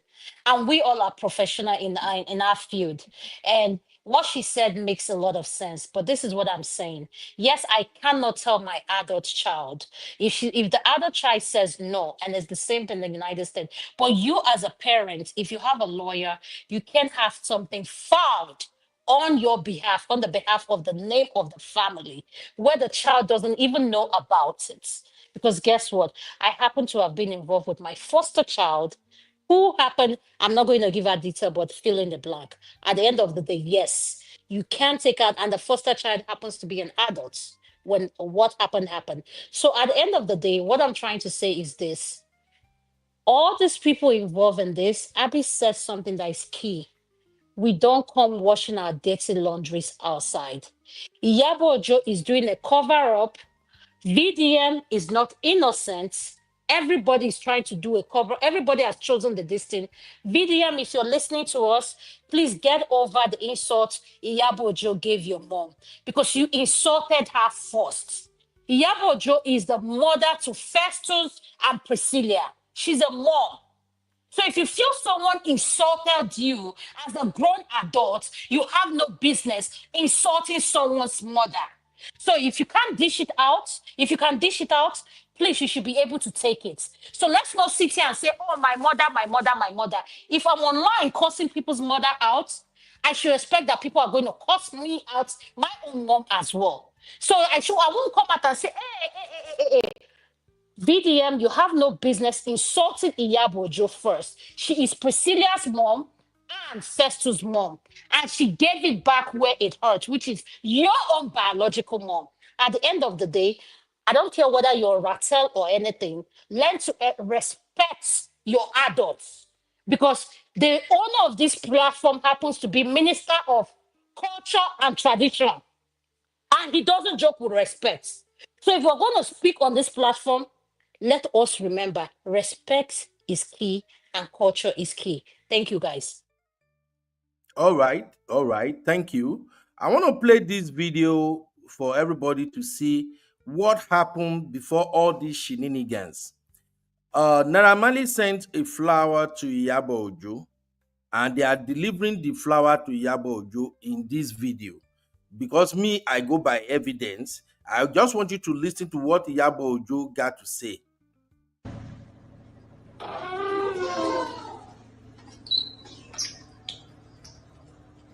That is yes remote. What are you pressing? It's TV remote. Oh, sorry. Let me play. Oh, it's for you. For me, you bought me flowers. I don't like flowers. He's coming. So Naira Marley. Listen. My heart, my soul. Oh, Naira Marley. No, maybe it's for Priscilla. It's not for Priscilla. It was Priscilla, Joe. No, it's for you. For me. It's for you. He said my heart, my soul. No. For you, no.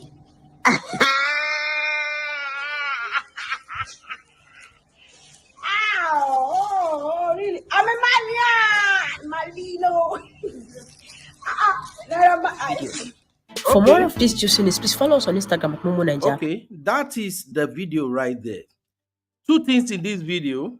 The flower was sent to Iyabo Ojo, and the message accompanied that flower said, my heart, my soul. She said, oh, maybe it's for Priscilla. The delivery guy said, no, it's actually for you. And then she said, I'm a Malian. Do you think Naira Marley just woke up out of the blue and say, I'm sending flower to Iyabo Ojo? What's been going on before you say you send flower to Iyabo Ojo? But anyway, this is not about the flower or anything. I'm just bringing that in as a context. Yes? You ask a question, you didn't wait for the answer now. I'll be rhetorical. Honestly, he doesn't wait for the answer. You did answer now. I call you as MOP. You won't say anything. You don't talk anything now. No. That question you just asked, that one. You said, is it just out of nowhere? I wanted other people to answer the question. Okay, let people answer. If the person has been supporting my music, I've seen them, and I'm in the same industry, why wouldn't I send them flowers? I don't see anything wrong with that. And her receiving the flowers at that time, she was hyping up him, using him on his TikToks that during that period, right?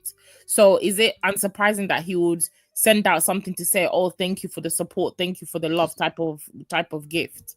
I don't see what the issue is. If you're saying that these flowers were sent after Mohbad, okay, you have something to talk about. But at that time, she was supporting him, and he's just sending out flowers like as a thank you. What's the issue?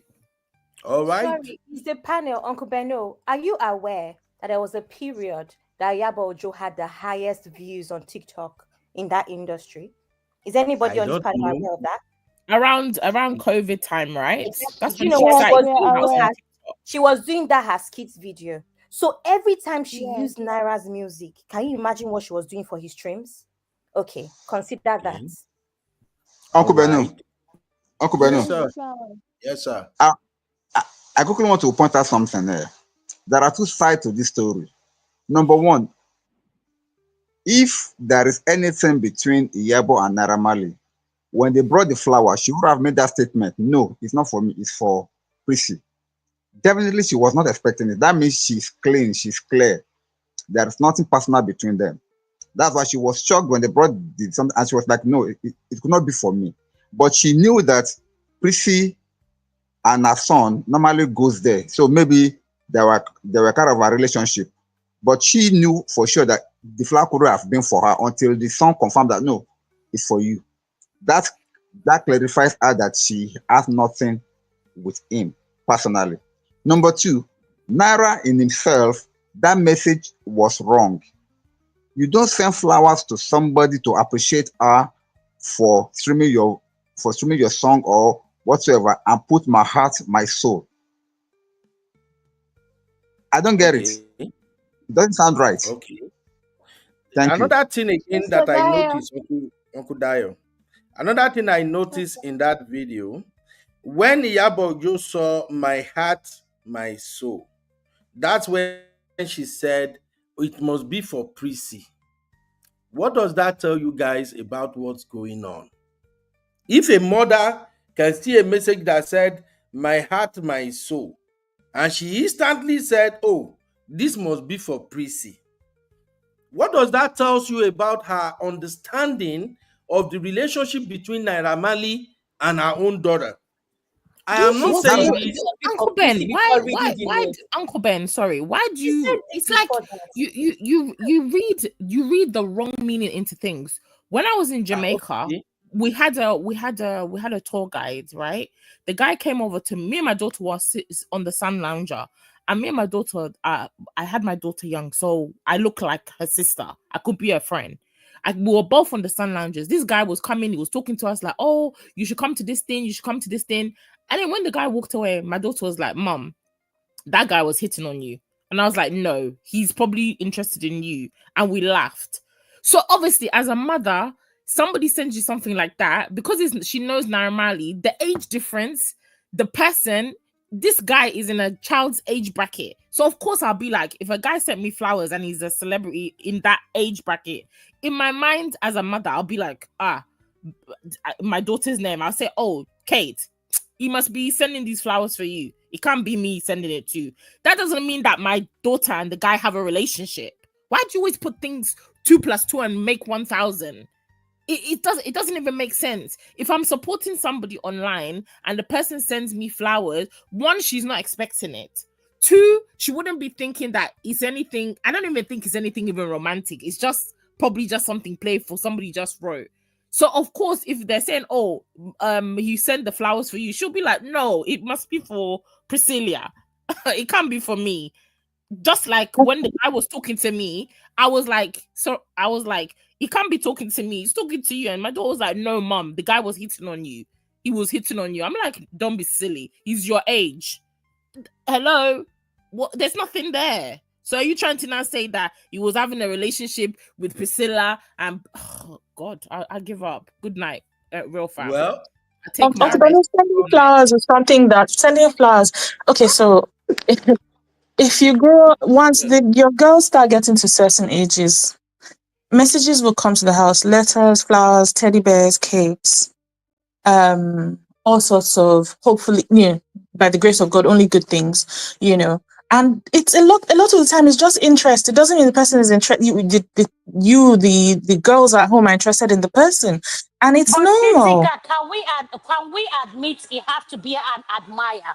Can we take out emotion and say if someone is No, going to send a flower or cake to my address where my daughter lives, there is some kind of flirtation going on? but Yes or not no? because at that point you can't be so sure. He might be flirting with her, He but the sent fact her that he flowers sent it into doesn't mean her she's underwear. flirting back with him. The fact that he sent the flowers doesn't mean that Priscilla is flirting back with him. She's just in the house and flowers come. If I show you I have No, a I'm stash not of saying he's letters. flirting back. I'm not saying she is. I said, Yeah. can we admit that the guy has a kind of feeling? If I come home and I see a bouquet written out to my daughter, Mm-hmm. I'm not saying, oh, it means my daughter is held over heel. And she comes back and I said, this is for you. And this is Yeah. what she said. She said, this is for Priscilla. It doesn't necessarily mean that Priscilla is into that person. It only No. says to me Yeah. as the mom that this is someone who admires my daughter. Yes or Yeah, He no? but didn't Can we send agree on flowers to that? Priscilla. what we're saying at Dr. Dama is that in that situation, Iyabo just thought this must be from he must be admiring Priscilla, and he probably just sent it to indicate his interest. But it doesn't. It then turned out that the flowers were for her. It turned out that the flowers were for Iyabo. So we can't now say that he was admiring Priscilla because the flowers turned out to be for Iyabo. Now, wow. Also, can I remind They talk through people? for this platform. Now don't come change the whole thing. Also, can I Is it remind my head, people? Abby? I'm not understanding.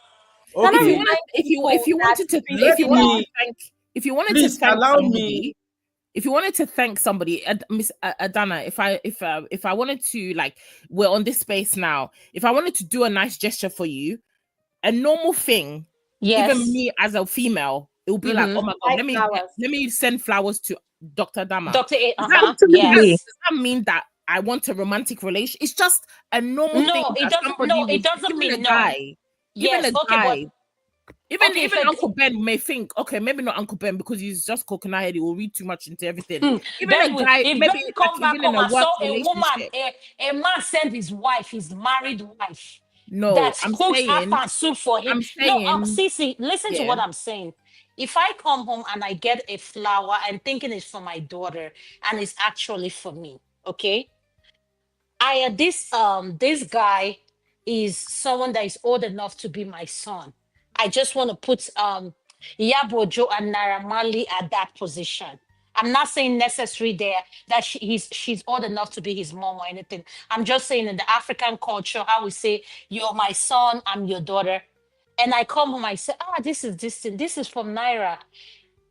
I will say, oh, he wants to recognize that I'm promoting his album on. You see how she said I'm a Malian. I read for me saying as that flower. This is where the miscommunication happened. When after she said this was for Priscilla, and Priscilla was like, no, that's for you. I whoever response said that's for you. He never said, oh my God, this is for me to appreciate my good gesture. I am agreeing with what you shitlinker Abby are saying.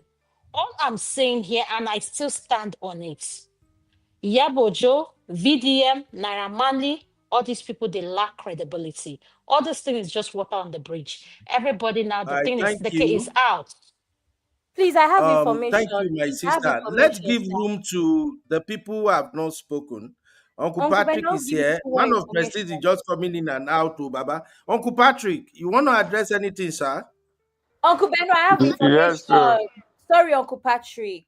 I wanted to tell you guys that Little Kesh is Priscilla's ex-boyfriend, and he's close friends and mentee to Naira Marley. Does that mean something? That's all. That doesn't mean Jack. Yes, we are Uncle aware, Ben, but Uncle wait I now. don't Patrick, think over it to you, means sir. anything. All right. Over to you, Uncle Patrick. Thank you, Uncle Ben. Well, maybe you guys didn't read my comments. I've been looking for tickets for Uncle Ben to go to Nigeria and settle this. Come on, roast me, Abi. And make na me tell Auntie Iyabo, make she go do a mugo now. This one where she dey appear for social media every time. I don't tire. She know if you do a mugo. Now only Auntie Iyabo. Everybody they fight her. I don't understand that lady. I'm serious. I don't like trouble. You know, I watched one of her tape when she was parrying during Mohbad, when she was talking. I look and say, I hope this lady is okay.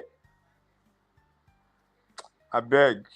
She too much. And she can't go, and she added all her children. Let her stop that. Let her stop that. If she want to continue her fighting, let her do it by herself. Bringing in Priscilla, she just had a baby, you know, those kind of. One woman made a video. She was saying, please, Auntie Iyabo, can you just stop using your children for basketballs? We all know VDM. VDM is a troublemaker. Leave him alone. Even Polo, where they put him out, Polo self supposed to talk to Iyabo. Stop that thing. I'm just tired of them. They are just using lie to cover lie. You know what I mean? We know the role Iyabo played during Mohbad, but that one has gone. Let her just sit down, face her business, face her children. What kind of person is she? Man, VDM always have one thing to talk about. We know VDM, we know Ratel, let them do whatever. But there's a way you carry yourself.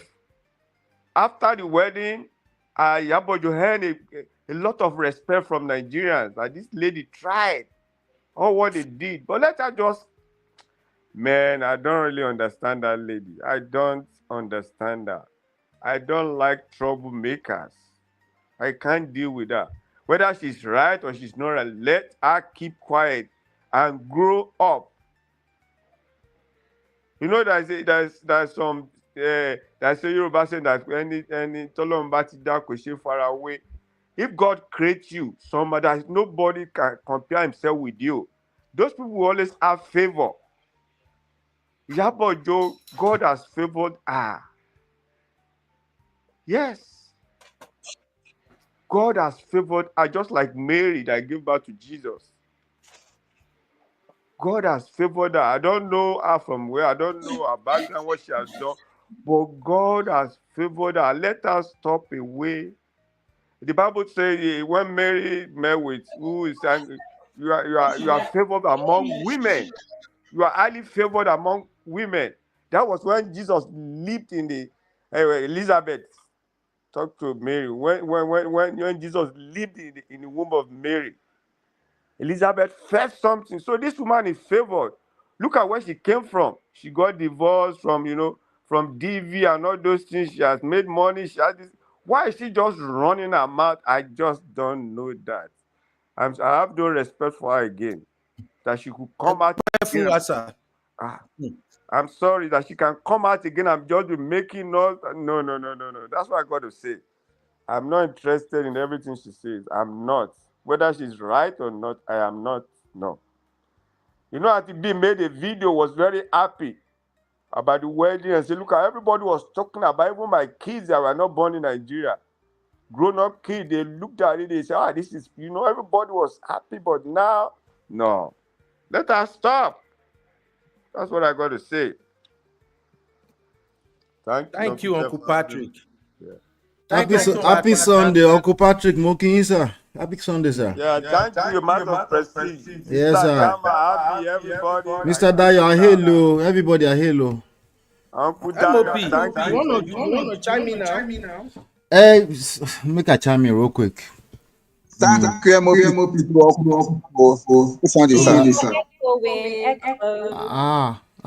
Okay, yeah. Let me make sure of the echo. Sorry.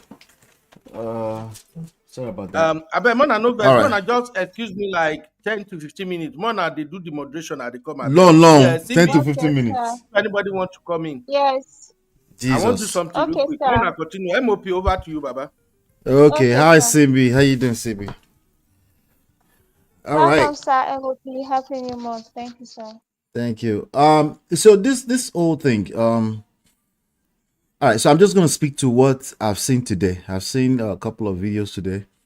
The ones that you guys have been discussing thus far. The whole video about the To be honest with you, I think okay, it was Natu that sent it this morning that Iyabo was on live at somewhere around 8 this morning. I'm like, so early in the morning, but I guess it's midday in Nigeria.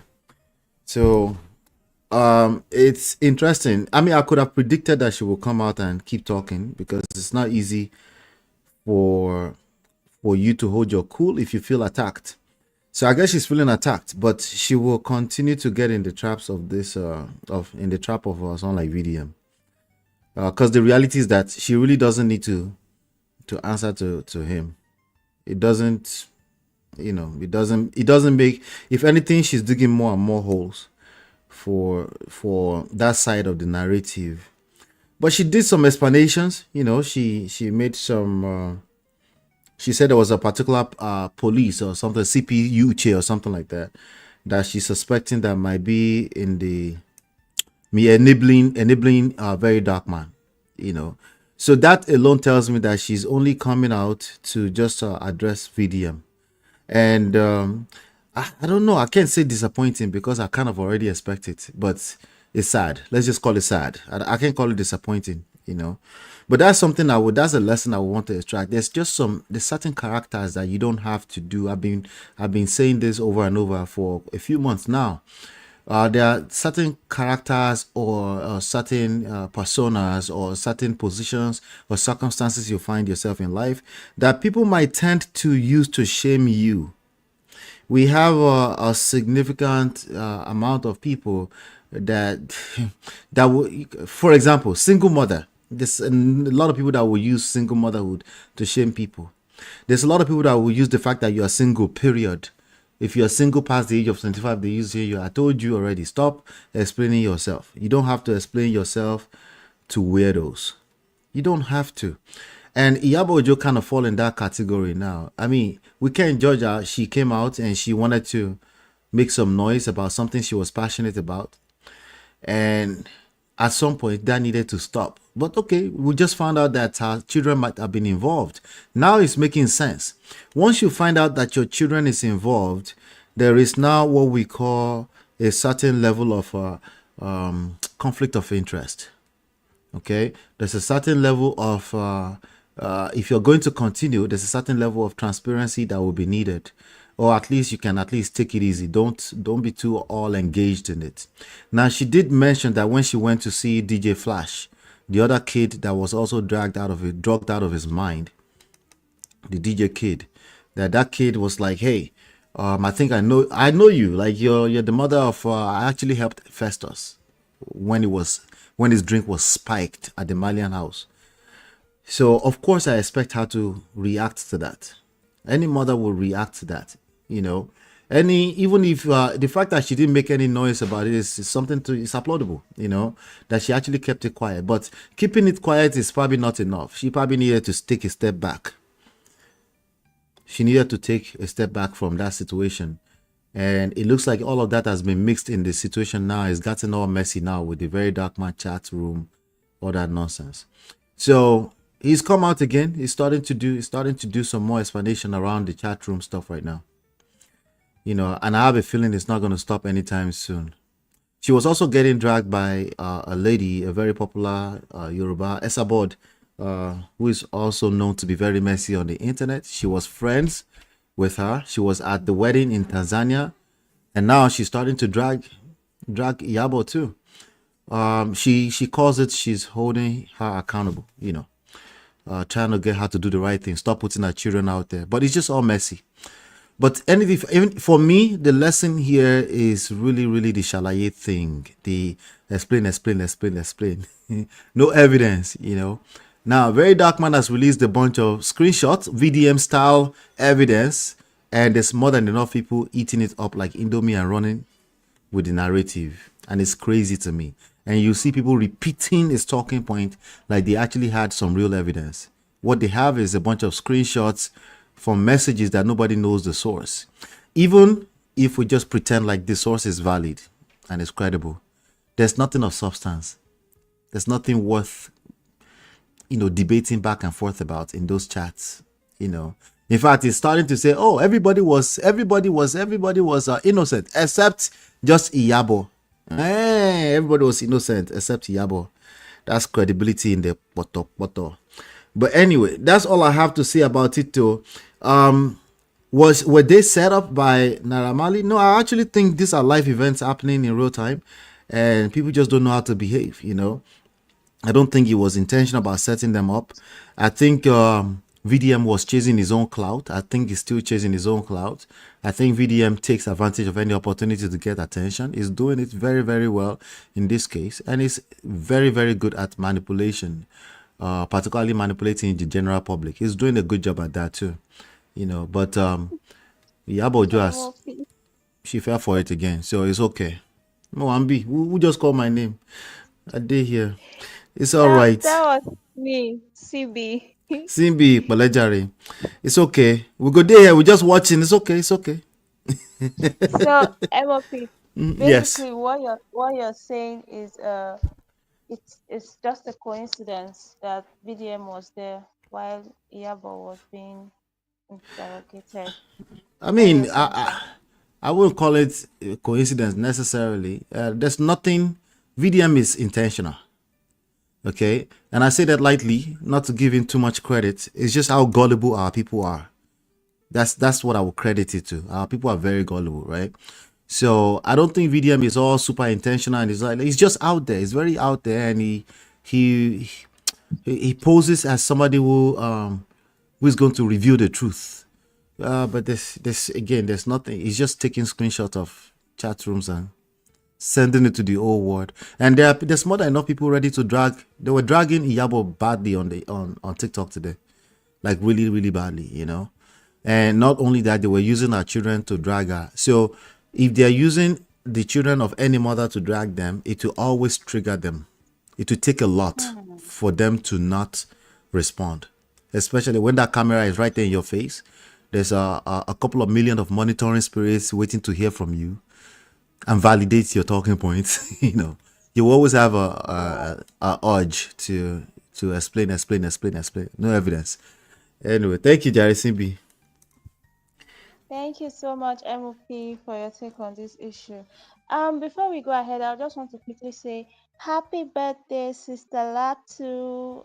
I didn't know it was her birthday, but I'm glad someone mentioned it in the chat. Happy birthday, Ma. I wish you all the best. God bless you. And I Sorry, also Natu or pray that Latu? Latu. In fact, Latu, my G. Happy birthday, Latu. Happy birthday. You forget how we do as Simbi. Let us sing happy birthday for Sister Latu. She's one of our generous supporters here.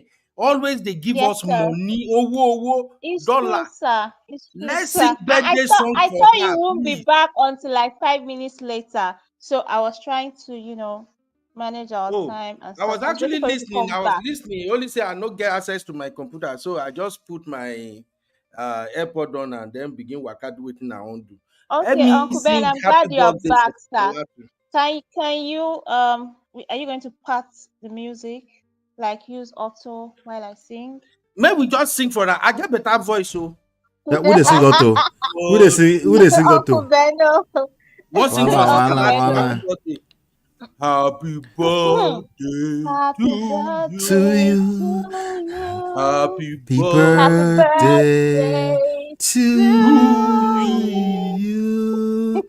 Happy birthday, dear Latu. Happy birthday. Happy birthday to you. Sorry, who just carried the high notes? That person was wrong. Whoever carried the high note was wrong. Who was that? I did sing. It's not tenor, be that. I be treble. Which one? I did sing tenor or soprano. Uncle Ben. Happy birthday, Sister Latu. God bless your new age. I wish you so many more fruitful years ahead. May all your heart desires come to pass. No weapon formed against you shall prosper. Wherever you lay your feet, you will possess that place in Jesus' name. When they see you and they look at you, they will just be like, yes, this is the daughter of Zion. You deserve to be favored. We love you from West. All the best wishes.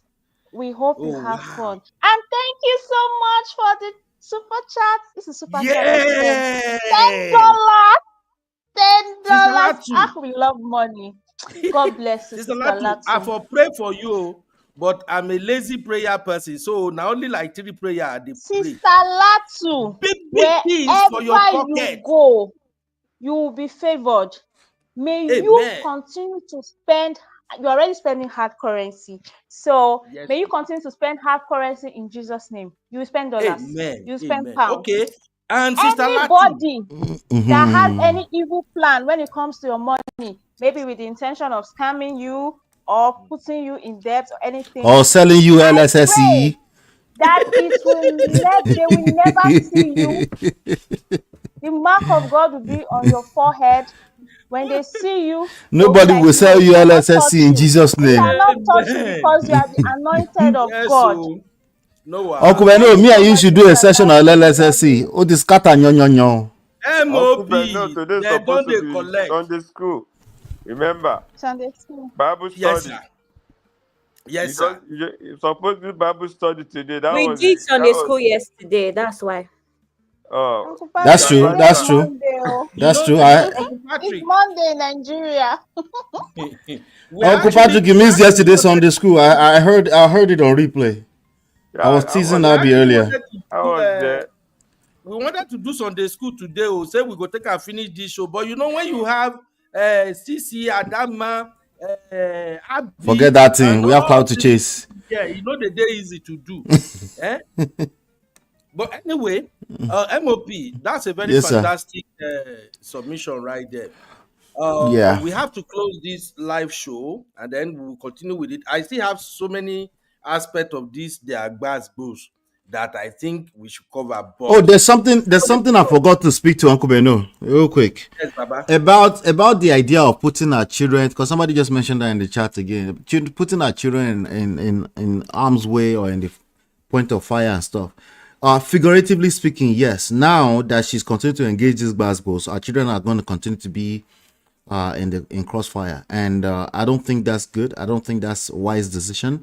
If we're talking about sending her children to Malian's house, yeah, I would say she's a parent. She's also responsible in that sense, but only to a certain level. When you have young adults, those are not kids. Festus and Priscilla, they haven't been kids for a while, and she's been a traveling professional, an actor, and all this kind of stuff. There's only so much she can monitor. So I'm going to accord her some grace. She had the right to respond the way she responded. And I think she responded responsibly when she found out that her son's drink was also spiked. Because she could have just turned into a complete public drama too with that black bonnet.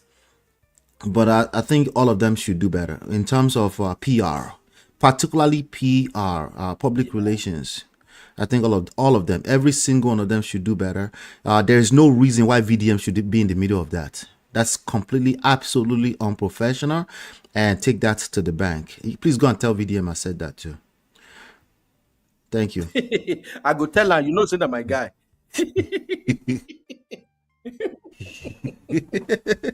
Oh my God. Uncle Patrick, please prepare. Maybe tomorrow we might do the Sunday school where we no do today, because I have a very big argument with my wife on our way back. When she was bringing back the Sunday school we did yesterday, she was siding with my sisters, attacking me, say, why am I trying to say the sisters are wrong when they were quoting Bible yesterday? So I now asked my wife, that apple where Eve eat in the Garden of Eden, what do you think was that apple? Do you think they took carnal knowledge of themselves, or they actually ate the apple from the tree of knowledge, which now opened their eyes? And it became a big argument between both of us. Although I enjoyed it until Mom of Five went live, and then I had to tune into Mom of Five. So Uncle Patrick, I beg, you and Uncle Dayo, and I go help us break that down. Maybe tomorrow or whenever I get chance, because that thing, ever since I hear that from Sunday school, to make sense to me. So we're gonna Uncle talk Beno, about that. Uncle Yes, Beno, sir. I actually learned on that replay. I was listening to that replay. I actually learned on that replay that "till death do us part" is nowhere in the Bible. You Yes, know, so as that's a what drag as a coach, I saw Uncle Dayo was trying to hold down the Kinibot could work. As a coach, I've never really used the Bible angle because I think there's too many manipulators that use the Bible. Personally, that's why I don't use it. I have some favorite scriptures that I use, but in general, I don't use it, and I don't like the angle of there's no windows and doors. That sounds manipulative as hell too. But shout out to Pastor Mildred. I'm a fan. I remember a few years ago, my wife and I did a video reacting to one of our videos. She has a very loyal base. They drag me by my blockers. I had to put the video Are on you private kidding me? eventually. They have a court. I had to put the video on private eventually because I was like, that's not what, because it was the Lola and Lola channel, and that's not what that channel is about. I just had to just put the video on. So shout out to them. There's no building that's built with no windows and doors. So the analogy is actually dead on arrival. Sorry. There's a reason why there are windows in my house. I've never used them to get out too, but there's a reason why they're there. I agree with you, sir. I agree with you, MOP. The conversation 100%. was kind of very tough yesterday. In fact, I was lost because, and not only Uncle Patrick, I was hoping to rescue me, and then Uncle Dayo step in. And thank you, Uncle Dayo, for the biblical knowledge and understanding he brought in yesterday. Because me, I know to do much about Bible thing. I've read the Bible to some point that I felt like, this thing they bring some confusion. But anyway, just to round up on today's show, my intention was not to drag Iyabo Ojo. Like I've always said on this channel, when we react to any trending matter, my attention is let me draw out the lessons and let the real farm also extract lessons. Anyhow we look at it, this matter won't go away sooner or later. The only way this matter will be dead and buried, I think I've said it before, done as I said it, and even Man of Prestige has emphasized this over and over. VDM is not the type of guy you want to be responding to. Dude got nothing to lose. No wife, no children, no property, no one big ambition that, okay, if they cut me short or anything, it will affect me. So this is VDM's job. He's a content creator. He needs traffics and he needs the money. The good thing is that VDM has done a lot of good deeds and he's mixing the good deed with his shenanigans. So sometimes he got his fan base confused. The fan base don't know when to draw the line to know that, okay, this matter where this guy they drag, it has nothing to do with the good deed he is doing. So a lot of people cannot draw the line. As for me, I like him. I'm supporting him, not supporting him with his shenanigans. I'm just supporting him for fighting for the voiceless. And whenever he went on this tirade, I quickly zone out. That is me. And like I said at the beginning of this show, I don't know them. They don't know me. If you're analyzing their issue and you are being emotional about it, you go just finish. Only you go dey sad. The best thing to do is just look at the matter as entertainment. If you can contribute positively, contribute. And then what are the lessons you can extract from it to make sense in your own private life? When I emphasize the Iyabo Ojo aspect on today's show, is just to point out that in this battle, Iyabo Ojo meant well when she was fighting justice for Mohbad. But I think people do not realize that Iyabo Ojo herself have certain level of relationship with Naira Marley, whether they've met each other or not. The fact that her children hang around him, every parent might the day where their children dey. So somehow she is also somehow in some kind of rapport with Naira Marley. And we saw the video when Naira Marley sent her flowers now. That video was posted 4 years ago, before all these bars boos. So when this issue happened and Iyabo Ojo is fighting for Mohbad, she is also indirectly fighting her own separate battle with Naira Marley. Now, my general take of the whole thing is that Naira Marley has been manipulating even Iyabo Ojo herself when the going was great. And that is why when I played that video and I asked about my body, my soul, or what did he refer to Iyabo Ojo in, why My would heart, you my send soul. flower to an older woman and you say my body, my soul? Why can't you just say, my queen mother, my this or something? So there is so much going. And again, if you look deeply in all of this, Naira Marley have not publicly turned up the video and address all this matter. Why do you think he's not doing that? Because Naira Marley has somebody who is a loudspeaker on his side, aka Very Dark Man. I'm just saying my own opinion. Who is Very Dark compromised, Man by the is way? like, you say what? I said he's compromised. I don't trust him anymore. Exactly. Wait. Sorry, you were trusting VDM before? Sorry. Who was that? Was that used to be a CB? rapper, but not anymore at the camp. Not anymore. I I can't laugh do in this anymore. Swahili. Oh, For yeah, my continue, mental Kumendo. health. Sorry. So, as far as this matter is concerned, VDM is playing Naira Marley's mouthpiece. I'm sorry, that's what it appears to me. Anybody can have different opinion, but for me, he's speaking on behalf of Naira Marley. Now, when I look at the matter deeply, I also realize that Naira Marley himself was a nobody before his music. I am not saying he's not a great guy to his family and friends, but he really don't have anything going on with him. It was his nonsensical music that Nigerians love to listen to, rubbish music, and embrace him. That's what gave him power. And like I said on Momo 5 show today, Naira Marley, what's his name? Two-Face, and so many other guys in that music industry. The only thing that gave them relevance is their music. That's what made people to kind of embrace them. Now, when you take that music away from them, they become a nobody. That's just the thing. So now, Naira Marley is trying to come back. He's doing everything to come back.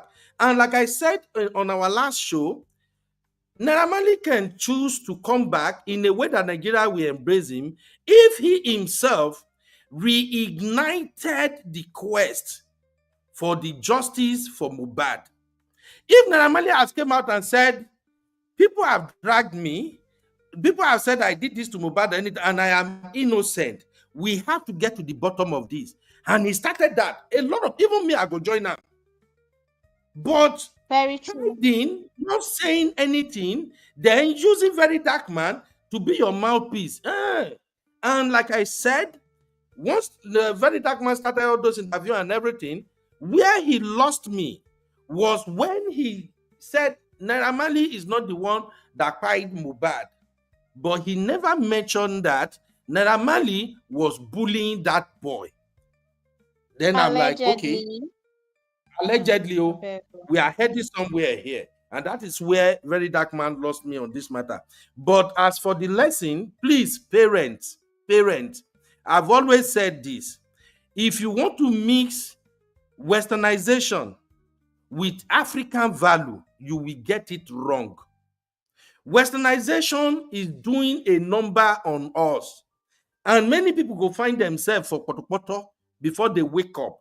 The best way to use Westernization is when it is time to be Western, you be Western. When it comes to the thing that has to do with our traditional values and norms, you stand your ground. And that was why I asked the question earlier. Which parent here based on what you see about Naira Marley on social media, in his music and everything, which parent will your adult child mix up with Naira Marley? And when they come back, you won't have a say. You just say, well, it's adult. And which parent we hear that they spike your pikin drink to the point the boy did vomit? And we already saw what is happening with the Malians music and the Malians house. All the young boys that went there, we all saw what happened to them. Look at that one they called Zinoniski or something, or whatever they called him. Look at Mohbad himself. Towards the end of his life, what do you see when you look at those guys? That's why I'm asking, as a parent, Your child is mixing up with a bad group, and you want to play the Western card. He's an adult. He can do what he wants to do. Yes. That is where me, as Uncle Beno, I would say, yes, it's an adult. But when something terrible happened to that Peking, don't come and whine or cry. Now, then me, I go get issue with you. Seriously. If you want to go with he's an adult, let it do whatever he want to do. By the time that an adult strike back, don't come and cry. I go just take you to drink Pepsi. That's my own nature. You know a group of boys that are robbing in the street. Everybody don't know their crowd, but they are driving big cars, building big houses. And you say, because these guys, they are successful. Well, my son is an adult. I've trained him. He can mix up with them. Let me tell you, they will corrupt that your son. Trust me. No matter how far you say you train that your pikin. That they talk one parable say, if that is, if a goat follow dog waka, he go chop shit. That is what will happen to your son or your daughter. That will not be our portion in Jesus' name. Please, Amen. Be a parent when you are supposed to be a parent. Stop letting westernization rob the shit out of what you have worked for. Look at what is happening to Iyabo Ojo now. As much as you want to defend it, the mistake has been made already. Even she herself mixed up with the same Malian crowd. And one thing about entertainment industry, if you don't know how to draw the line or establish a boundary around yourself in the entertainment industry, when bad thing want to happen and you want to crash everything, it will destroy whatever you have. That's how it goes. Now, 2 days ago, or was it yesterday, I was fighting for Uncle Polo because I don't know Uncle Polo, he doesn't know me. But when I saw how people started dragging him just because he was trying to defend his woman, Iyabo Ojo, the thing touched me. Uncle Polo is on a different class and level from all these stupid guys, including VDM, including Bogbongo.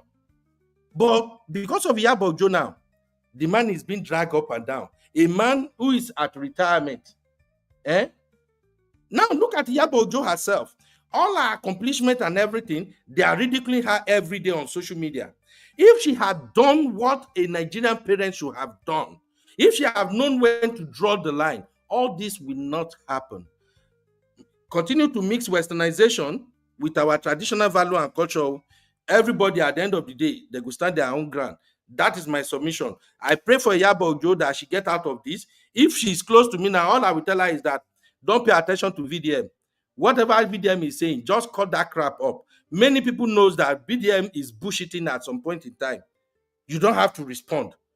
And after a while, VDM won't be like infection. If you begin treat infection, it go. If you leave them, it go begin to expand. That's just the way it is. The more you are replying to VDM, the more you are empowering VDM to attack you more. But when you just feel like saying, this is a nonsensical fellow, I don't have his time, VDM will move on to something else. For the past how many weeks now? Now, this is Iyabo Ojo normality, now VDM, they do up and down because people are watching it and people are watching whatever will happen. The moment Iyabo Ojo shut it down, don't pay attention to it, it's irrelevant. Otikpari. Case closed. He will move on to something else. That's all I wanted to say. I don't have any issue against Iyabo Ojo. I pray that God will protect her. And right now that she is a grandma, she has more works to do than paying attention to this nonsensical bullshit that is ongoing. That is my submission. Let us have your final take, ladies and gentlemen. Sisi, are you still here? Your final take, or let's want we go fight if me and you end. What's your final take, Sisi? Oh gosh, Iyabo, please stop addressing this goon in a vest. That's all. She has too much. She has much more to lose. She's built at least some credibility after this, her daughter's wedding. So just ride on that wave. You know, she was on a good trajectory, and she's just backsliding with addressing all this VDM nonsense. Just focus on your focus and ignore him. I know it's hard to do, but it's easy to do. Block him. Block anything that brings up his content, block anything that block anybody that mentions VDM, and just keep it pushing. He will get tired and he will move on to his next person that he will start trolling. So that's just my submission, guys. Thank you, Sisi. And I hope you saw in the backstage. I asked my daughter if she went to the Naira Marley party. Okay, the answer's in the backstage. If you know, you know. You lie, Sissy. My girl is not going to Naira Marley party. In fact, I go come Lord or come fight The you if she go. answer is in the backstage where you're ready. Uncle Dayo, may we let you go, sir. Your final take, sir. Thank you very much, Uncle Benno. It has been a wonderful time discussing these issues, and I believe you have learned quite a lot from it. And also, as parents, we have learned how to manage our children better and how to monitor them in such a way that we don't expose them. And the last thing that I will say is that I even also, based on what Man of Prestige said about just putting our children out there on social media, like exposing them and all. To me, I think that's a good lesson that every parent should take home from this video. We should learn to protect them as much as we can, and we should not expose them unnecessarily like that, even though they are like kind of our adults. Now, Iyabo Ojo is even lucky that both of our children are not people that likes all this public stuff. They are not content creators like her, but they were kind of a reserved type of children. So she's lucky. I think that one of them is like, I think it's like much more terrible than this. But all thanks to God. But in all, we should all learn to know that you don't respond to everything that is against you. Learn to control your narrations, and then learn to control your retaliations. Learn to control your reaction to things, particularly on the web. Thank you very much, and good night. Thank you, Uncle Dayo. God bless you, sir. Thank you so much. Uncle Patrick, sir. Before we let you go, sir, any final word for us? Thank you, Uncle Ben. You made a very great conclusion. You raised the point that Iyabo has made a mistake. It's very clear that she has made a lot of mistakes. And like I rightly said, she's highly favored. She should just be matured. And they call her what they call herself. I forgot the name they call her. Mama Queen Mother. Queen Mother, sir. Let her project that. We know how she fought about Mohbad, and like Riley said, she has a relationship with Naira Marley. Her children are involved. She has made a lot of mistakes. She's dragging Polo into it now. Let her just stop that. Yeah, let her stop. We are not enjoying her anymore. VDM is trying to show us all the comments on their WhatsApp or whatever. VDM can be doing that. That's VDM's job.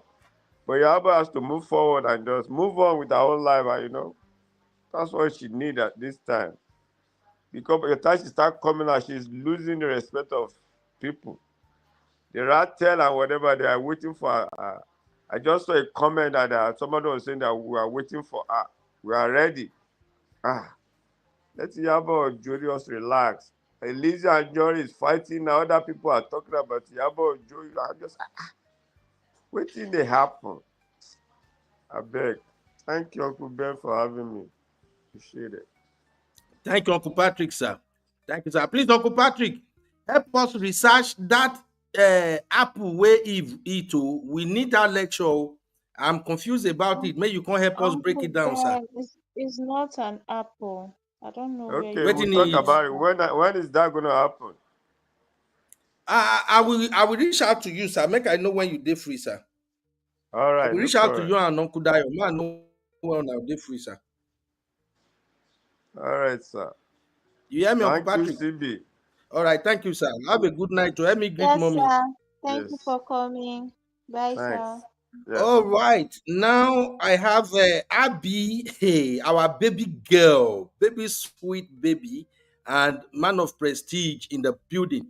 Abby, you go first. Your final take. Me and you, if you do bass boss now, Seth. Carry on, my sister. I don't have energy for glass balls, to be honest. My take is very simple. One, I was disappointed to see that Iyabo had replied yet again, because it really doesn't matter. The public have made their minds up about this issue, so it's time to move on. I hope that she focuses on being a grandmom and staying beautiful, and that is it. For VDM, I'm sorry, but VDM cannot convince me that you can be an activist and a content creator at the same time and be credible. That's all I have to say. Good night. Thank you, Abby. Thank you, Good Abby. night. We Sweet love you, dreams. the baby of the house. Mhm. Baba MOP, your final word, Baba. If you like say MOP, don't come up for studio. I don't Okay. think MOP is MOP. because... Okay, I tell MOP don't come up for studio. All right. This has been another wonderful show. Only say, I know say it could be goals, but I have to thank everybody who are part of today's show. Thank you for at least honoring our platform rules, no trolling, even though those trolls they came earlier. That is why I quickly handle that VDM aspect and get done with it so fast, because I know VDM fans, they go always show up. So that is why I quickly kind of like, let us take the VDM aspect out of this conversation. And for those who might get to watch this later, maybe they don't know what the conversation was all about. The topic for today is how Iyabo Ojo escaped Naira Marley setup, VDM in the middle. Hey, my cool mama, I see you, my sweet sister. How are you doing today, ma? So the title is how Iyabo Ojo escaped Naira Marley setup, VDM in the middle. And my line of thoughts today is that the meeting in Abuja that Iyabo Ojo addressed today on her broadcast on the Instagram reveals that Very Dark Man somehow was there at that NCC office when Iyabo Ojo was also there. Now, the narrative Very Dark Man put out was that he somehow ran into Iyabo Ojo, and then Iyabo Ojo now arranged a meeting. The way VDM presented it, it looked as if Iyabo Ojo was the one who was looking for VDM up and down, so that VDM can come, she can lead down and beg VDM. That's how VDM put it out there. But thank God Iyabo Ojo mentioned her side of the story, and Iyabo Ojo did great by making it clear that the way she met VDM was that VDM also came to that office to submit a petition about somebody who are involved in about maybe 650 million naira case or something. And when it was time for Iyabo Ojo to have that meeting that she was originally invited for, VDM was also present at that office. And that's what sent my trigger alarm off. I'm like, okay, wait a minute. How can VDM be present when Iyabo Ojo was attending and or was honoring an official invitation at the NCC? So I smell rat. And that's why I said, okay, it be like say this is actually a setup. And the person at the forefront of that setup allegedly seems like Naira Marley.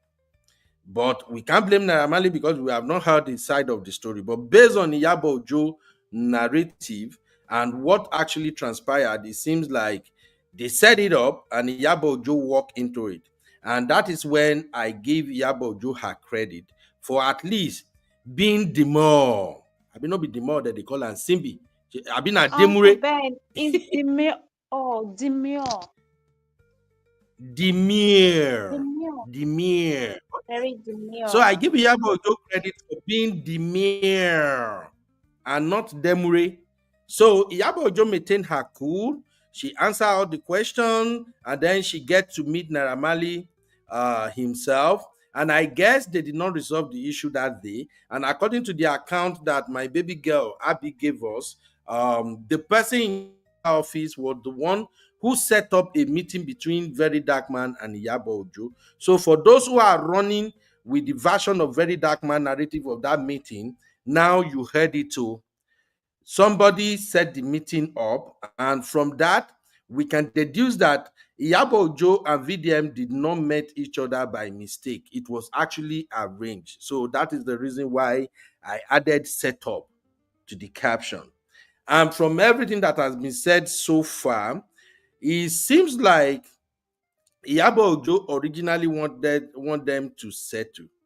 But then allegedly, it feels like Naira Marley have not really gotten what he wanted out of that meeting. In my own speculation, I think Naira Marley actually wanted Iyabo Ojo to maybe publish a public apology denying the allegation of him spiking Iyabo Ojo's son's drink as it was put out there on social media. So, but it seems it's not working that way because towards the end, Iyabo Ojo said that they invited her to come back again, and she said she cannot go and waste another 5 days of her time. If Naira Marley don't want to accept the agreement they had at that meeting, Naira Marley can proceed and go to court. So that is where we are right now. And I also submitted on this show today that Very Dark Man is fighting a, can I say, a lost battle somehow, because Very Dark Man is emotionally involved now. And it is my own take that Very Dark Man involvement so far and why she is attacking and targeting Iyabo Ojo is going back to Iyabo Ojo's comment about Very Dark Man's mom. So, and I suggested that, all right, maybe if Iyabo Ojo could at least do, even if it's 30 seconds public apology to Very Dark Man's mom, that will shut down Very Dark Man drastically because there will be nothing to fight for again. Now, it is also my own speculation that all these things about Mohbad, this is no longer a fight for justice for Mohbad, because I gathered based on video evidence that the police have concluded their investigation and they have told Mohbad's dad that according to the coroner report that the cause of dying of Mohbad is as a result of medical negligence. And it's like so far they have succeeded in putting everything on the head of that nurse. So for those who are still running with the DNA narrative, I don't see anything there. The only way I can say, okay, maybe we can look into that DNA sheet at this point in time is if Mohbad's dad go and claim his body and give that boy proper burial. If he now hires a lawyer and say, yes, my son, my late son, have a son, but I want to be sure that that son is actually my son or is actually my grandson. So I am suing for an official DNA. That will open up a brand new conversation. But right now, based on Very Dark Man narrative, please don't fly with that. We are a nation, and even though we don't have a sophisticated law and order in Nigeria, we still have to go by the official report. The police have conducted their investigation and they have wrapped it up by saying the cause of death is medical negligence. If anybody have contrary opinion, take it to the law court. Simbi, did I say it well or not?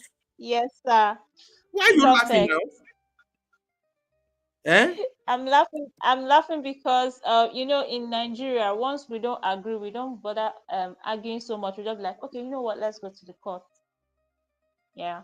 Yes, now. No, you see, this is where we Nigerians Uncle we Ben, get why it did wrong you drop so many times. why did you drop the link? It's for Abby. I Is think that maybe a Abby mistake? wanted to say something. You know, Abby now my baby girl now. You know, Okay. my Abby, you come back again, Abby. Yes, Uncle Abby, Ben, no, you made a mistake. I want to correct a okay. mistake. Iyabo Ojo, that's Okay. not the agreement she had. That's not the agreement she had with Naira. What Iyabo Ojo is supposed to be debunking is the narrative that he pied Mohbad. Iyabo now said, okay, your lawyers, talk to my lawyers. Let's come up with something for the public to fix things. Because no, I never said that you pied Mohbad. That's her point, but let us fix it. Iyabo went ahead to even say that she had promised him that since her partner, Polo, is in the industry, maybe he can help him do some work to get him back on track with his music. That is how what's the word? That is how much they spoke about to clear the air. When she moved on now, Naira Marley's lawyer was not answering her lawyer's text messages. So Iyabo has come to the conclusion that she has nothing else to prove because she never even said he pied Mohbad to begin with. She just wanted peace to reign, right? So she's now saying that anything that Naira wants to do, he should do. He should sue her to court because she knows what she said and what she did not say. So no, it's not about the allegations of spiking because she never spoke about those allegations. It's VDM that spoke about those allegations. What Naira Marley has against her is defamation because allegedly she said that he's the one that pied Mohbad. And she's saying, no, I never said that. You She mean said, she insinuated? Insinuated, thank you. But that's not how Naira is coming across. Naira is coming across as you definitely said that. But she's saying, no, all I said is that you pied him psychologically. She even spoke it to Yoruba during that video, but she did not pie him physically. That, and she can prove it in court. So now that everybody is playing her, that CP Uche man is doing the most. She's just like, I'm not going there. If you guys want to fight, take me to court. That is what is happening here.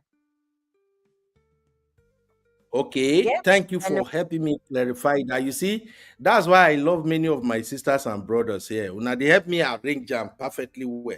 So, Abby, the bone of contention is Naira Marley said Iyabo accused him of pieing Mohbad.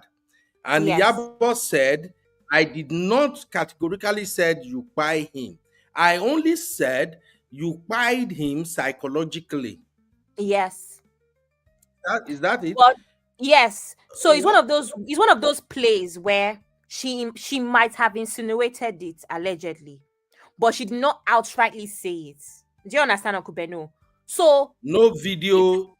There's no video where she said that. Evidence. No evidence, but it was insinuated. Do you understand? So but Naira, do you think Iyabo can prove, Abby? Do you think Iyabo can prove that Naira Marley allegedly pie him psychologically? I don't see. At the end of the day, this is a case Uncle of good Ben, lawyers. that's where the bullying videos come Exactly. And it's a case of even good lawyers. You know, because Naira Marley's lawyer can say, no, she definitely said it. And then, what's it called? Iyabo's lawyer will say, no, it was only an insinuation and you're the one that made that assumption. So that's when the lawyers will start fighting their fights. That one no concern me. But all I'm saying even at that, I'm sorry to say, Iyabo is still wrong to said he pie him psychologically. If Iyabo said he bullied him, absolutely 100%. But Iyabo is not a mental health professional. She's not a psychologist. She doesn't live in their house. Uncle Beno, if you want to say that one, then what are we going to say about the video that Mohbad himself posted now? What about the petitions? How about the petition? That they only look into after his death? I mean, Nigerian How police. about the two other artists that said the same thing? You know. So if you want to say that one, they can go to court. Plenty witnesses now. So that one, I think, is the least of their problem. They can go to court. They can go to court to drag it out, and that is why I think all this thing is a setup. The best thing for all of them is to just find how to settle this case amicably, or else all of them will find themselves for poto. Okay, but Uncle Beno, if you want to be fair now, if we are going to go with what, remember that all of these things are assumption, because for people in the comment section, please, all I have done here today is just give information about what Iyabo Ojo or what I have seen on the internet. Is no opinions of my own. Yeah, we agree. Okay, so if we want to go by what Iyabo said, and we actually believe that she's saying the truth, right? she reached out to their lawyer. She went as far as having the conversation was so amicable that she also promised him the expertise of her partner. That is how amicable the conversation was with Naira Marley, according to Iyabo Ojo. That okay, when all of this is done, because remember at this point she's thinking, okay, I have also met with VDM, you know, everything is going to be okay. We're going to bury Mohbad and move on. Because if I've made peace with VDM, I've made peace with Naira Marley, everything is okay, right? So she promised him that once everything is done, we will meet with what's his name? With Paulo, my partner. And since he has a lot of connections and expertise in the industry, we will try and figure out what we can do to help your music. That is how amicable that conversation was. So why is it that the report is now that her lawyer tried to reach out to Naira Marley's lawyer and there was no response? To the point where she now thought to herself, do we have a wrong number? Okay, let's forward these messages to CP Uche and the rest so that I can get through to Naira Marley's people. And then what happened?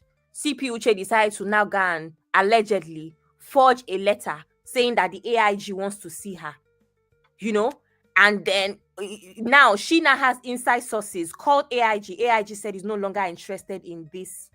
He's not interested in this case. He's never been interested in this case. What are you on about? So that means allegedly CP Uche must have forged that letter, because even in the signature of where, you know, the signature part of the letter, it was CP Uche's signature, not the AIG's signature. But Abby, that is Yeah. what Iyabo Ojo said. And So we now, can't take her yeah. word for it. That is in our own defense. I'm just telling you things in case you I missed know, what you I know, said. but it's still in our own defense. Now, let me just ask you this, Abby, so that we can leave. It's already 4 hours show already. What do you think each one of these folks did wrong? Starting with Iyabo Ojo, VDM, and Naira Marley. If they have to move forward, what do you think they did wrong, and how can they fix it? Okay, so first things first, Iyabo Ojo, I don't know. I think there's a time and place, personally. I think the response back to back is unnecessary. She has given so many responses that I don't know what. When you do something, you have to ask yourself what the end goal is. Is it to appease us so that we see her as the good person, which is not relevant in the grand scheme of things? What is the reason for the constant response? So for me, she should have stopped responding. VDM is not, I mean, he's an activist, right? He should stick to actual activism that do not concern mixing with the law. When legal things are concerned, he's not a lawyer, he's not an investigator. Especially for something where somebody passed. VDM has no business doing any of that stuff, right? VDM needs to stick to basic stuff, you know. He needs to stick to the basic stuff, whether it's NAFDAC, whether it's all of that stuff to help people get their money back. All of these things where the government should be in charge, VDM has no place in those kind of activism, in my own opinion. Naira Marley, I don't know. Naira Marley has allegedly always had a bad reputation. So my opinion is that whether or not this thing happened to Mohbad, it was only a matter of time until Naira Marley actually came down for all of his sins. Let's be honest. It's been a long time coming. Altogether, I'm disappointed that people do not remember Liam. That is my disappointment here. Even Iyabo Ojo that always talks about how she's a mother. The internet does not forget. Liam is growing up and he's going to see that this is how they messed up the case of his dad. This is trauma waiting to happen ahead of time. For a young boy, that should be everybody's concern. There's no one's, I know that VDM has concerns, DNA, whatever, that's none of his business anyway. Even yesterday, Uncle Beno, you tried to tell me that Mohbad's father has a right to ask for DNA. No, he doesn't. Ask any lawyer, Google it. It is not possible. If Mohbad has never made it clear that he's concerned about the paternity of his child, even Mohbad's father has no right to ask, except he's the one that has property that he wants to give to his grandson, and he's not the one. So no, he has no right to ask. I say this to say that everybody should have considered Liam. Even VDM, all the money he's making from his content, not once has he said, all these videos are monetized, I'm going to give the money to Liam. None of them have considered Liam. I am so sorry. So that's all I have to say. Yeah. This guy, you won't drag this thing. Maybe tomorrow, because I'm jobless right now. For the next 3 days, I'm jobless before we go on vacation again. But just to give you something to think about, let me give you a scenario. Assuming a brother died, Mm. and this brother is worth millions, and to everybody knowledge, he has no child or anything while he was alive.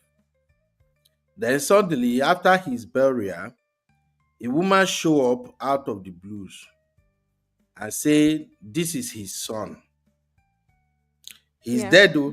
The guy is dead and gone. Oh." But out of the blues, a woman show up and say, "This is his son." What Mm-hmm. do you think? Should the family just go ahead and accept the boy, or do No, you but think it's not the the same family thing. is right to ask for a Uncle Ben, DNA? it's not the same Uncle thing Ben, how now. is It's that the not the same thing? same What's thing. going on? Wait, now, I'm trying to point something out here. Your point is that Mohbad dad has no reason, Yeah. family has no reason to demand DNA, and I'm telling Yes. you that in the face of the law, Mm. when someone is dead and a woman say this is his son, and the family all of a sudden said it is not his son, even the woman that claimed that that is his son, the woman herself can actually demand for DNA to prove it. Uncle Ben, no. You Okay, agree with yes. that? Yeah, I agree with that. Yes, we Okay. agree with that, We sir. agree with Okay, that. now in That this is the same case, thing. it doesn't matter who is requesting DNA. What I've said as far as this DNA sheet is concerned is this: if Wumi is my younger sister, I'm telling you who her, I will drop money and drag her butt, drag the other family, Mohbad parent, everybody. I will drag them to a respectable lab to go and have that DNA done. No Because problem. we Nigerians, we are making a lot of mistake. There are something that is not worth dragging or anything. I know people are so emotional about this case, but let's call it what it is. Here in America, they do DNA all the time. In fact, Uncle Ben, no. in most cases, it's either the woman that claimed that this is the father of the child, or the family of the father that we drag them for DNA, and the court will approve it. Uncle So let's Ben, not be no. emotional about this. It's just the way the DNA narrative came up. That is why it looks so wrong. Uncle Ben, no, Not it's because not. Uncle Ben, no, Yeah. let me explain. Let me explain a couple of things. This okay. thing has Well, nothing we to know do with the emotions, right? Uncle Ben, no, you're saying this thing, but you have to understand that even you're talking about your sister, whether it's your sister, whether it's your cousin, whatever the case is, you have to understand that people also feel protective over people that they love, right? Now, let me explain. I'm coming. Let me explain something to you. Initially, right, it's not like, first of all, we don't know the underlying issues that Mohbad's dad even has with Wumi herself. It's not everybody that is in the right position to request things. It was not requested under the right circumstances to begin with. This is not a That case is of, what you oh, will say. Thank you. Not to say that they shouldn't have asked.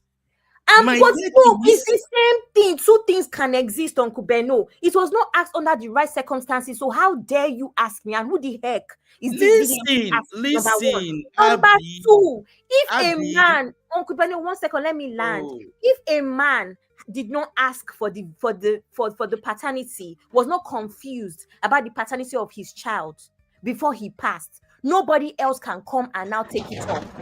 That's what we're I trying to agree. explain to you. Absolutely. Uncle Beno, Mm. go and Google it right now and put it on the screen. A father-in-law does not have the rights. says who, It's Please, Abby? the Senorita. law. It's Please, the law. please, It's not please, please. me. It's not me that is saying it. It's the law. It is the law. The first scenario that you actually quoted has nothing to do with this. That is a different case. Even her has to prove that that person is a member of their family. That is a different scenario altogether.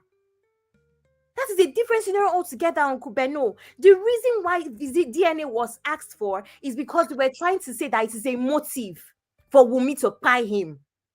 Actually, they were insinuating that she pied him. He pied So him yes. because that is not his son, and he found out.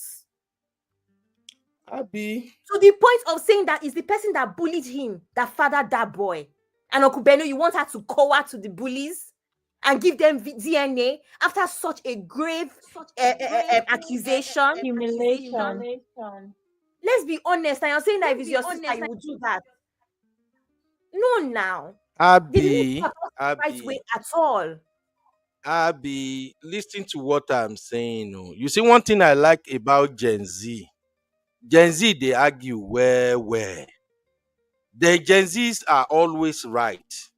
And I I have Gen Z as daughter. I have them as younger niece and nephew. They always argue everything until sometimes it turns around and bite them.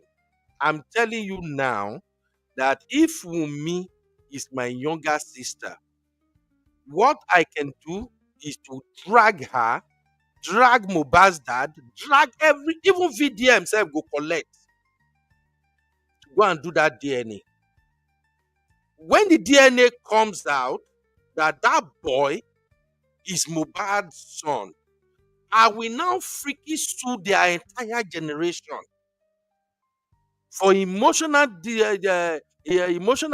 distress, for defamation, all kinds. Look, make una dey lis ten. If we dey una dey do Uncle look at Ben, things from I get emotional your point. angle.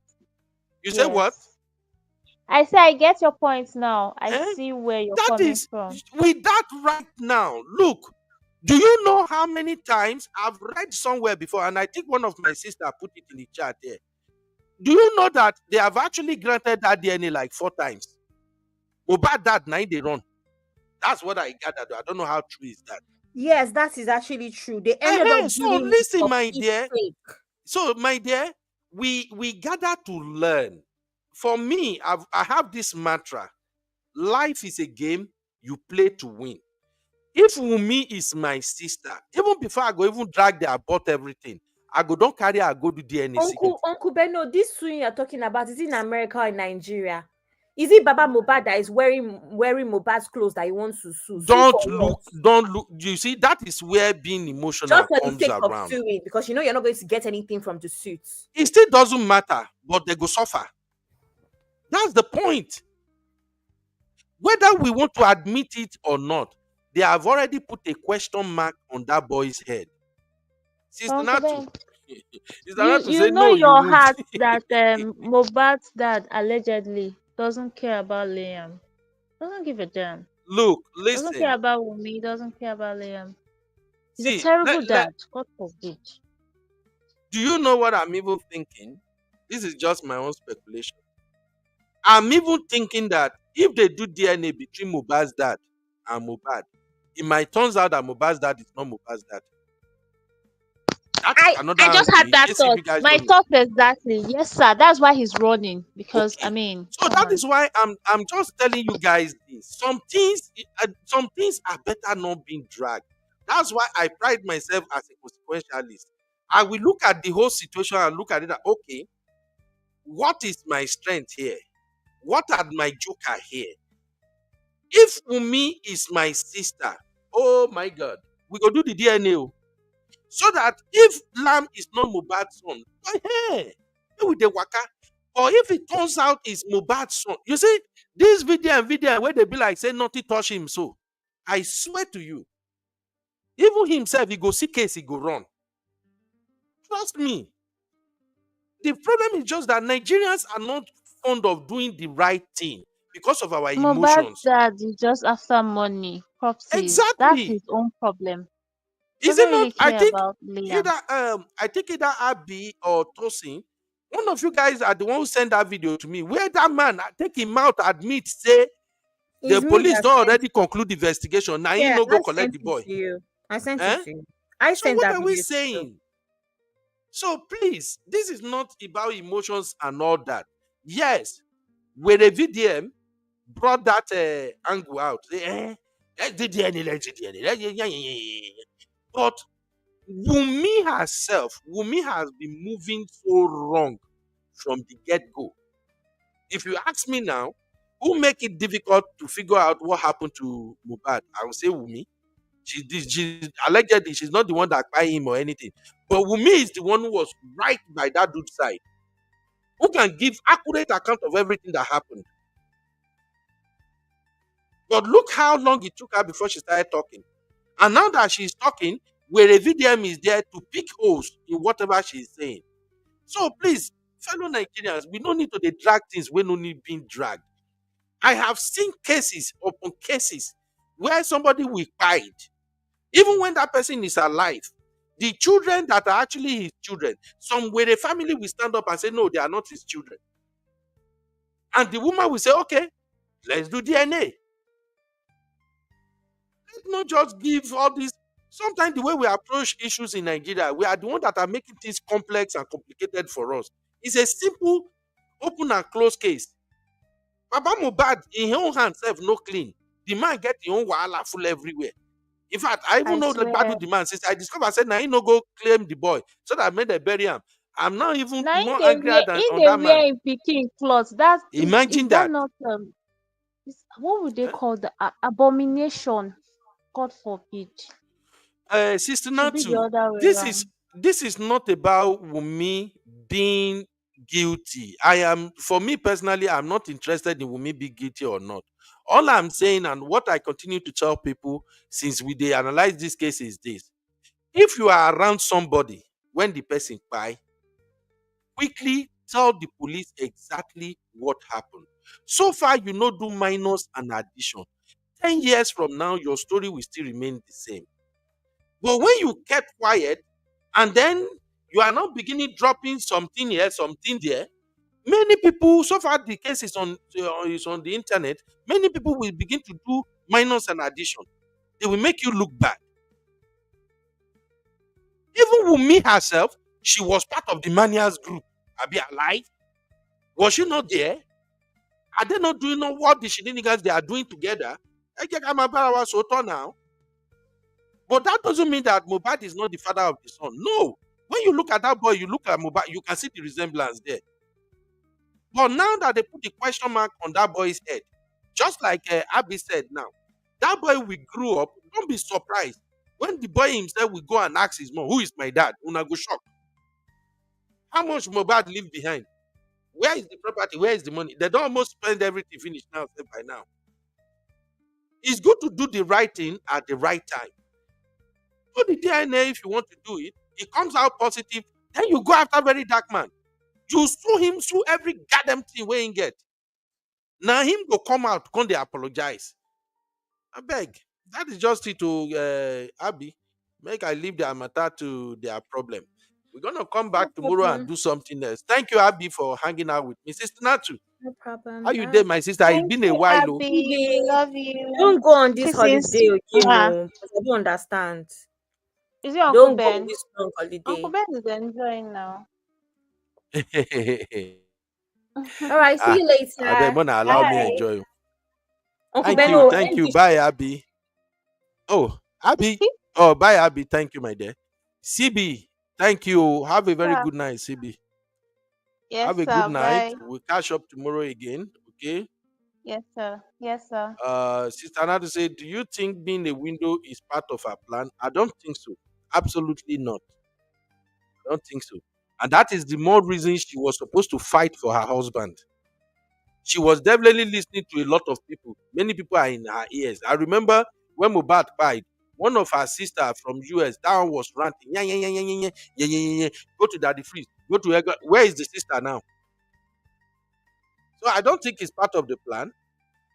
But what I would tell people is this: if you ever, it won't happen to anybody here in Jesus' name. But anybody, if you find yourself in a situation whereby somebody close to you, somebody you are around 24/7, deleted, scream at the top of your voice what went down. That is how you can vindicate yourself. All this small story here, small story there, people will simply pick hold in your stories. May Mohbad's soul rest in peace. Okay? May his soul rest in peace.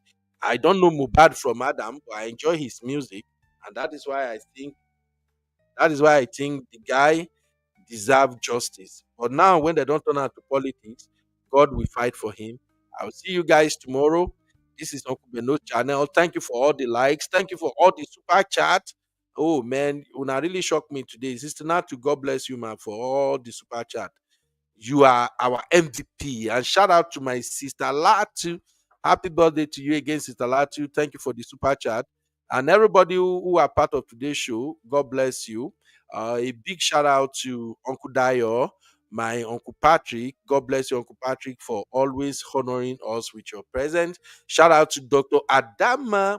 And of course, shout out to my baby sister, Abby. Shout out to my Sissy. Sissy, you have to get better so fast too, because you did not bring the energy as usual today, but you know we love you, Sissy, always. And to my paddy himself, my chairman, man of prestige, thank you for all the wisdom you shared. You know we enjoy you, Baba, all the time. Thank you, everybody. Those in the chat, thank you very much. Adorable. Adorable. Ah, me and you supposed to fight one day. I never stress my adorable. I need to stress you one day. One day, me and you go enter one trouser, my sister. I love you. Thank you for all the likes and all the support. Thank you very much. Everybody in the chat, thank you. We love you. My Zeno, I see Zeno. Zeno, you always they hide, enter. There's more time you would disappear. Thank you, Mama. God bless you. Everybody have a fantastic night. Tomorrow is another day. Be well. Miss Opinion, thank you for being here all through today's show. Please subscribe to our channel. Don't be a stranger. You are always welcome to be part of the real fam. Also, thank you, Atu Oneke. Atu, don't fight me tired today. And also, shout out to my sister, She Thinker. She Thinker, they bring her hot. All right, thank you, everybody. I'll see you guys in the next one. But don't forget this warning. Kasongo, yeah. Mombari nanga. Kasongo, mbona wewo. Songa libala. Oh, yeah. Kasongo, mbona wewo. Mbona wewo. Mombari nanga, Kasongo, yeah. Mombari nanga.